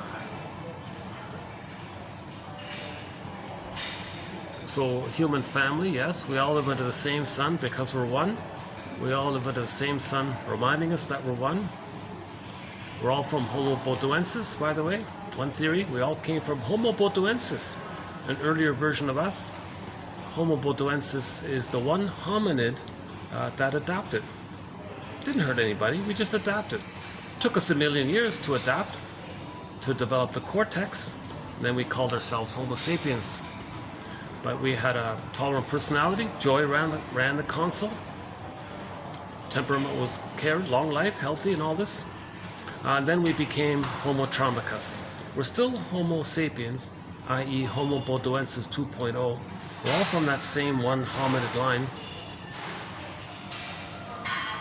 There were trivial biological variations due to when people settled in different places. Sun exposure, diet. There were trivial biological variations over 100,000 years or whatever. But we're still the same species. Hence, in every catalog of myths and fairy tales, it's the exact same motifs. You take an anthology of Inuit tales, an anthology of Okanagan tales, an anthology of Mohawk tales, or the Grimm's tales, Navajo tales, any collection of tales from anywhere in the earth, north, south, east, anywhere. It's the exact same motifs. You got repression, you got the either or, goddess and demon ones, you got labyrinths, you know, you got the primary process world. It just takes different forms. That means we all have the same brain, we all have an unconscious, that's what we all have in common. To use Edmund Burglar's idea, maybe we're just some are more highly neurotic versus more mildly neurotic, but we're still neurotic. That's what we all have in common. And we all have the common quest to heal ourselves, meaning be aware that when we repeat or reenact the original interaction with others in the present, that we're doing so because when we were a baby, we recorded what happened, but we lost our feelings. It got disconnected, Tin Man Scarecrow.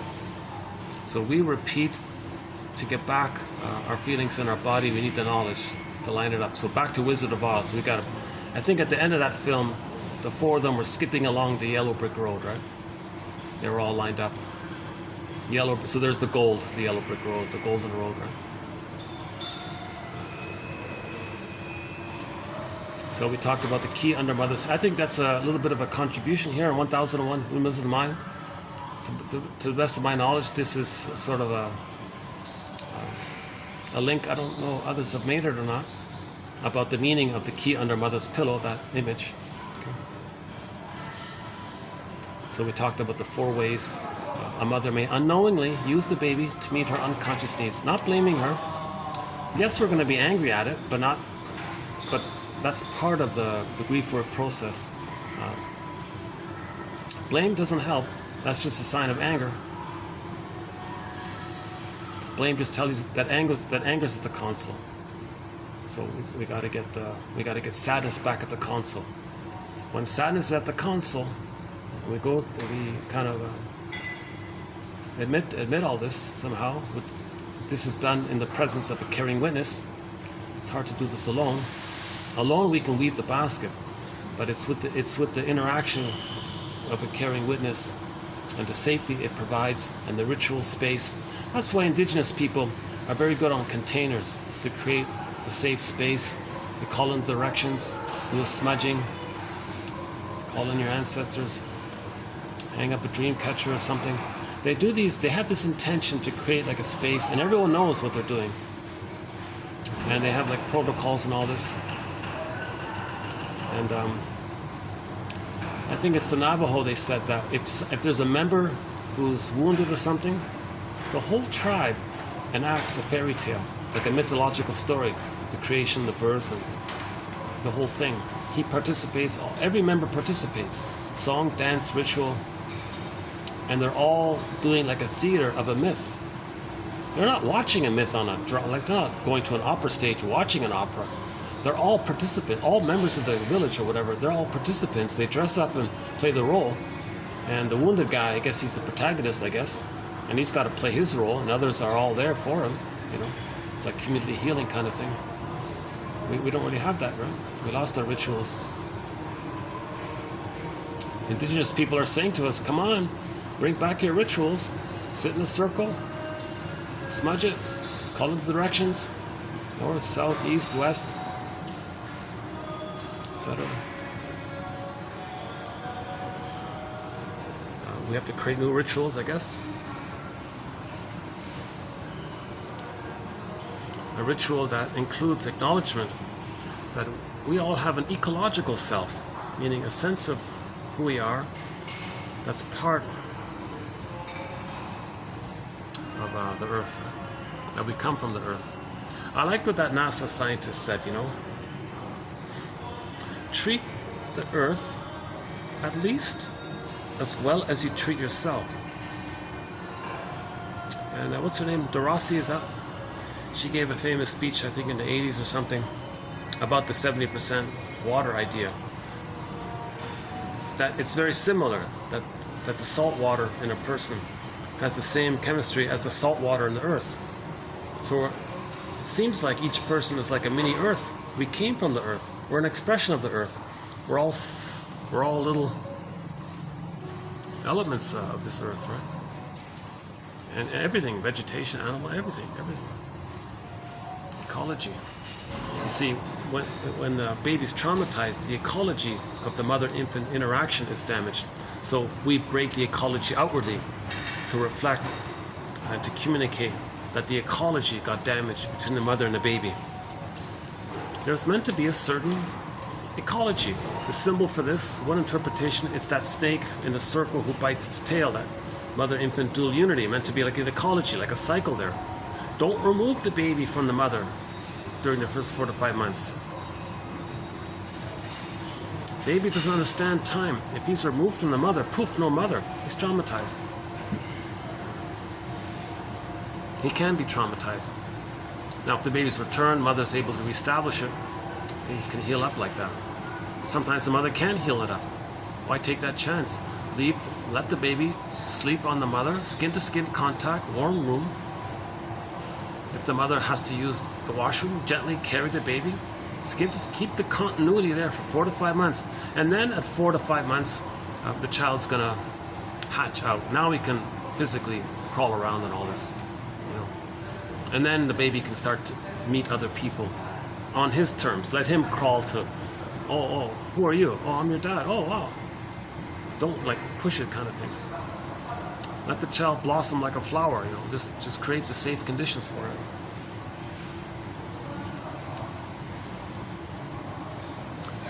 Now, that song you heard at the end is Katja Epstein's German cover of the song Windmills of the Mind. That's our theme song here. A great song about, it's about the unconscious, Windmills of the Mind. It's the movements going on within, the stirrings that are going on within, that are trying to heal us.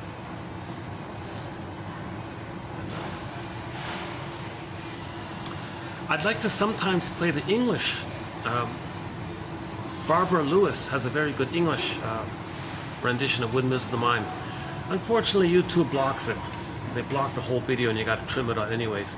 But if you want a very good English, my personal favorite is Barbara Lewis, her cover of Windmills of the Mind. But the best, in my opinion, is right here, Katja Epstein in German. She's got that crystal clear, loud voice. And it's in German, so it's very helpful, because most psychoanalysis has very strong German links, right? Hans Lowald recently, Hans-Jürgen Wirth recently, Karen Horney, Edmund Bergler, Melanie Klein. See, Freud wrote in German. That's the problem. He didn't do it directly into English. That's the problem. A lot of people are saying it needs a whole rewrite. Someone's got to like redo it from scratch, German into English. No one wants to seem to take it on, I guess. The English translation of it, let's not go there. So we don't have any Freud quotes because of that. Because it's not, to my mind, it's not even really him. I don't know if it's him or not. I once took a English translation of Freud, took the original German, put it through Google or Bing or one of those translators, and got an idea of what the German was. I read the English one. Okay, you're messing with people. The English one is misleading people, red herring. You're making a big thing out of nothing. You're being very cynical now. You're messing with people. It's not. You're misleading. I think a lot of it's misleading. Luckily, thankfully, thousands of people have sort of, grappled with what Freud said. So we have some of the emotional core has sort of reached the current times, right? Like transference, repetition, compulsion, and so on. But Freud said, I heard one guy say he was inspired, first of all, to be a medical doctor thanks to Goethe. He said, according to the author, if it wasn't for Goethe, maybe there'd be no Freud, right? So Goethe wrote his stories, Faust and all this. We have Ibsen, psychologically minded, like Faust. Then I got that Kant guy with the spectacles image. It goes back all the way to the playwrights, right? Like Arestia and all those guys. Then you're going further back to guys like Confucius and Lao Tzu. And even further back, maybe to Hope, or something like that. One author theorizes maybe we can call him the first sort of psychotherapist, right, from Egypt. And someone said that "Know Thyself" slogan in Greece actually was a transposition. It was originally in Africa, and he cites some traces of its original injunction, "Know Thyself." So it's been around, eh? Know Thyself.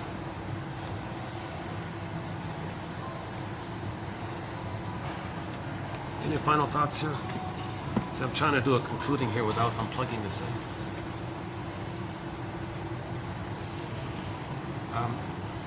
Okay, in the next video, let's hang on. Let's see what's in the next video. In the next video, what do we got coming up here? Hold on a sec.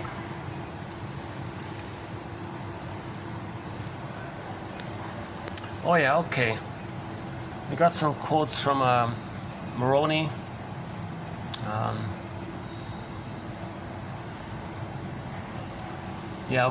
Mainly from this guy Moroni. Forgot his first name. Transference is a direct manifestation of internal working models. By means of projection, the source of anxiety is located outside the individual. Yeah. Transference, an interpersonal enactment of self and object representations in the form of pressure unconsciously exerted by the subject on the other, so that the subject-other relationship conforms in some essential way to the self and object constellation depicted in the internalized relationships. Okay, we'll talk more about that. Transference may be said to be an attempt of the client to revive and reenact in the current situation and in relation to the person in the present situations and fantasies of his childhood.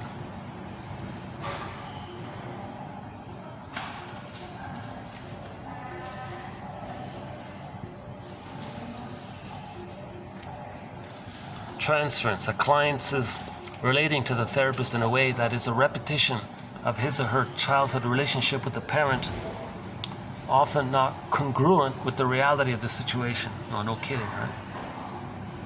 Nobody in the present can be the good breast mother in the past.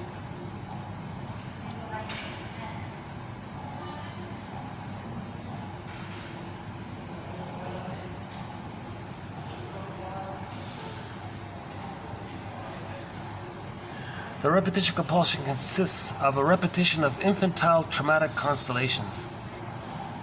Okay, that was a previous video. Okay, we did these ones already. Yeah, Giovacchini, yeah, okay.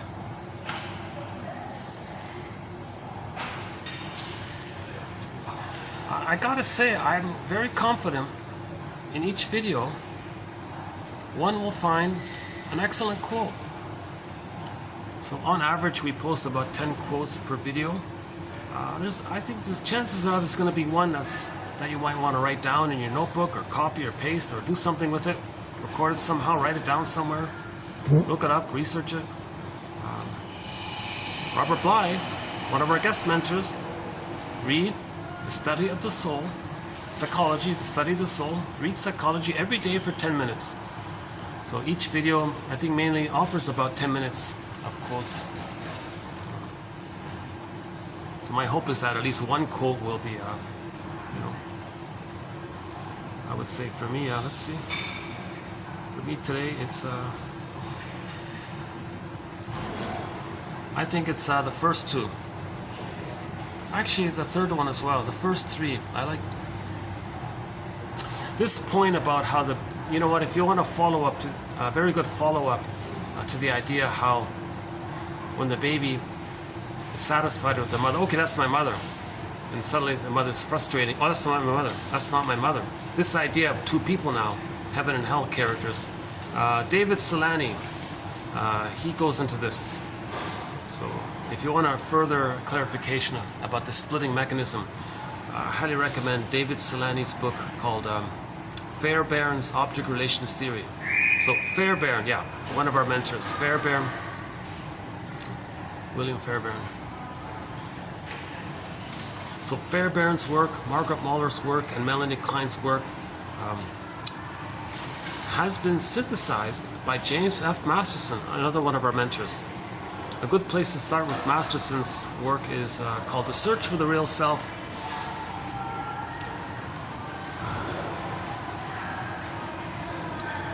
That book has won a Golden Windmills of the Mind Award. Oh yeah, speaking of Windmills of the Mind, we have 21 Golden Windmills of the Mind Awards issued already. One went to Masterson's book. I mentioned Karen Horney. Yeah, one went to one of her books, the one entitled Our Inner Conflicts. Rollo May's book, The Cry for Myth, that one. The Comic Psychoanalysis. I mentioned The Odyssey, the TV series. That has won a Golden Windmills of the Mind Award. And the list goes on. We have 21 awards issued already. And we'll be adding more. Yeah, we'll be adding some more new awards. Oh yeah, I mentioned Morton Keeson. Yeah, his book, Character, Object, and Affect. Chapters 8 and 9 of that book. So just if you read chapters 8 and 9 of that book by Morton Keeson, Affect, Object, and Character Structure, chapters 8 and 9. Oh boy, that's a real pillar quote. Paul Libby Russell's essays on repetition compulsion. Okay, that has won a Golden Windmills of the Mind Award. Laughlin's books, his two books, one is called Mental Mechanisms, and the other one's called The Neuroses. Those two books as a bundle, that has won a Golden Windmills of the Mind Award. You know, the music video, Because of You, Kelly Clarkson's song, that video, you see, that has won a Golden Windmills of the Mind Award. Because you can see it there. You know, you can see she didn't want to repeat. So she looked back, and she was holding the little girls, that's herself. And she was seeing what's going on, facing the unconscious. Came back and then changed, made a therapeutic turning point to turn things around, kind of thing. So we're looking for these therapeutic turning points. You know, a German couple, Thomas and Ketche or something, they talk about this. When you reflect at that moment, when you're repeating, and you catch yourself, very often they think, well, that can be a therapeutic turning point for a person. Or they go, oh my God, aha, now they make that, now they don't need to repeat. Now they're making choices, they're experimenting with the adult mind, with the conscious mind, the reality testing mind. That's a good example that when you're aware of something, that's the nest. Egg comes in, you feel something, aha, now you're healing. That's a therapeutic turning point. How are we doing here? Actually, you know, this might be, yeah, 4:36.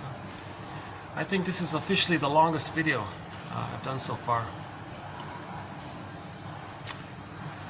You know, I'm a little bit glad in a sense because I wanted the feeling that I could somehow bring in those past two lost videos.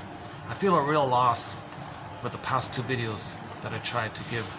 I feel like today in this video, I think I've captured what I lost, more or less. Some points were missing. Some of my enthusiasm is missing.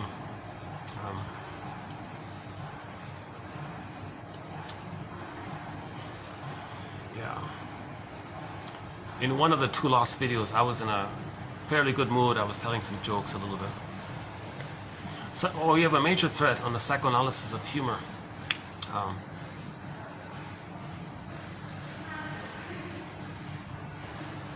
Yeah, I was surprised when I remember that movie, the Nicosia or something. The guy was trying to woo the girl. He would try to tell him some jokes. But it made me realize it didn't fit there, you see. I think they missed it. That's the one weakness of that film, that joke scene. Like he liked, you know, dirty jokes and all this. Would the girl like that? Would the girl like that? Oh no, it's no, it's not.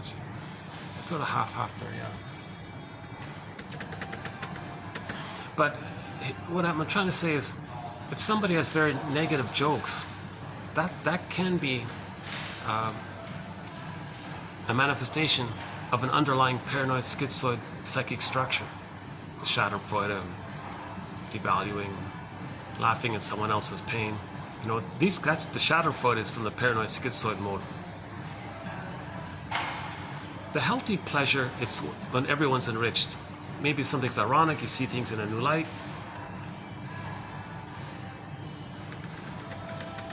Or you acknowledge something that you're afraid to acknowledge. Steve Behrman tells one, he's mixed. Some of his jokes are in the paranoid schizoid mode. Some seem to be in the therapeutic depressive mode. Someone asked him once, he calls himself a New Age comic, makes wordplay on New Age concepts.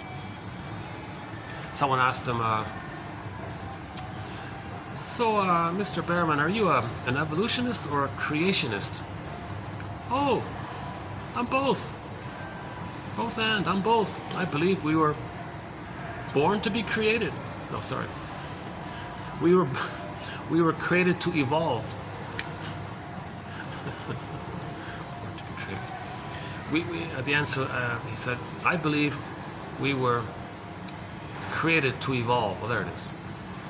Are you a creationist or an evolutionist? Well, I'm both. I believe we were created to evolve. Someone said that human evolution is that as we evolve, we're getting back the original evolved mind that we had before we were traumatized, where we were a global village, one family, tolerant personality. We had it. We had an evolved place. We kind of stepped back a little bit the past 10,000 years ago with either, you know, my greed or your greed. That's a sign of trauma. So healing, when we heal, for example, when that couple, the 2 stingers, have self-awareness and they don't scapegoat their child, when they go to that one here, the 4th one here, responsibility for change, that one there, the 4th one here, when they do something like the 4th one here, where they're curious and they go to the shrink, hey, we don't want to scapegoat our child here. Help us to communicate with each other. How do we make these I statements? And we need that horrible Hendricks guy. I think he tried, but I think a better version is Susan Campbell's 2660. So a good place to start with how to make an I statement is 2360 by Susan Campbell from her book, From Triggered to Tranquility. I think she calls it trigger work or something. So yeah, check out that one. I did a little bit of it on 2360. Yeah, this is okay. Yeah, this is definitely the record. Yeah. Yeah, I feel like I've made up for my losses with this video a little bit.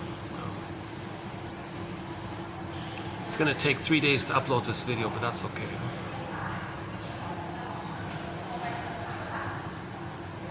Any final thoughts here? Any final thoughts?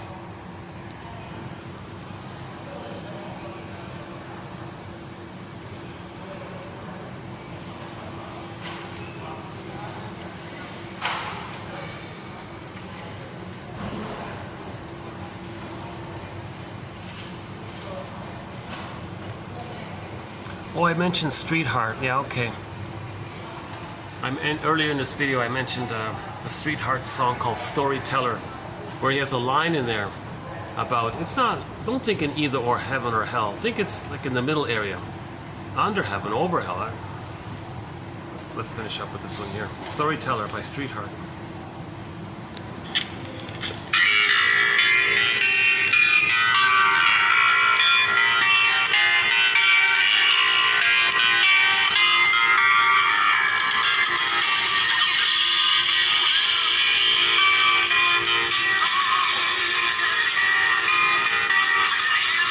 Oh, there it is. Okay, there it is. Oh, there it is there, eh? Okay, did you hear that? Again? It's right there. It's right there in the first line.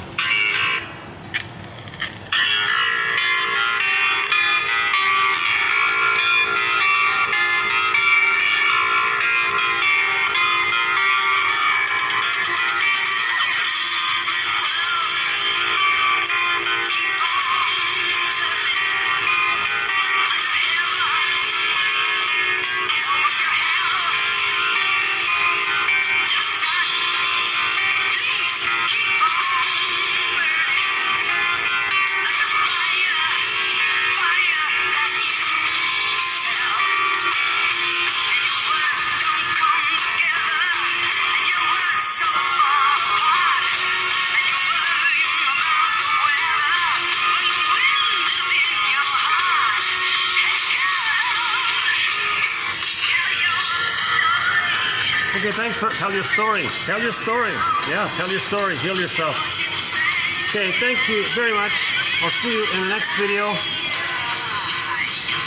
Bye for now. Search for the third side of the coin. The third side that holds the other sides. It's a circle. It's continuous. Just like understanding itself. That's forgiveness. That leads to a self-concept.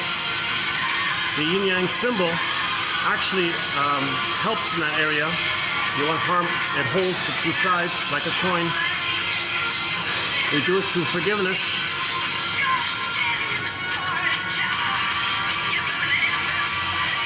Yeah, good, underappreciated song. Yeah, it's only on their vinyl. They didn't. When they moved the album to a CD, they took it out. This song is only on their debut album, this one here. For more about the first side of the coin, check out TQ 2599. I think that's right. From the TV show Route 66, 2599. I'll see you in the next video.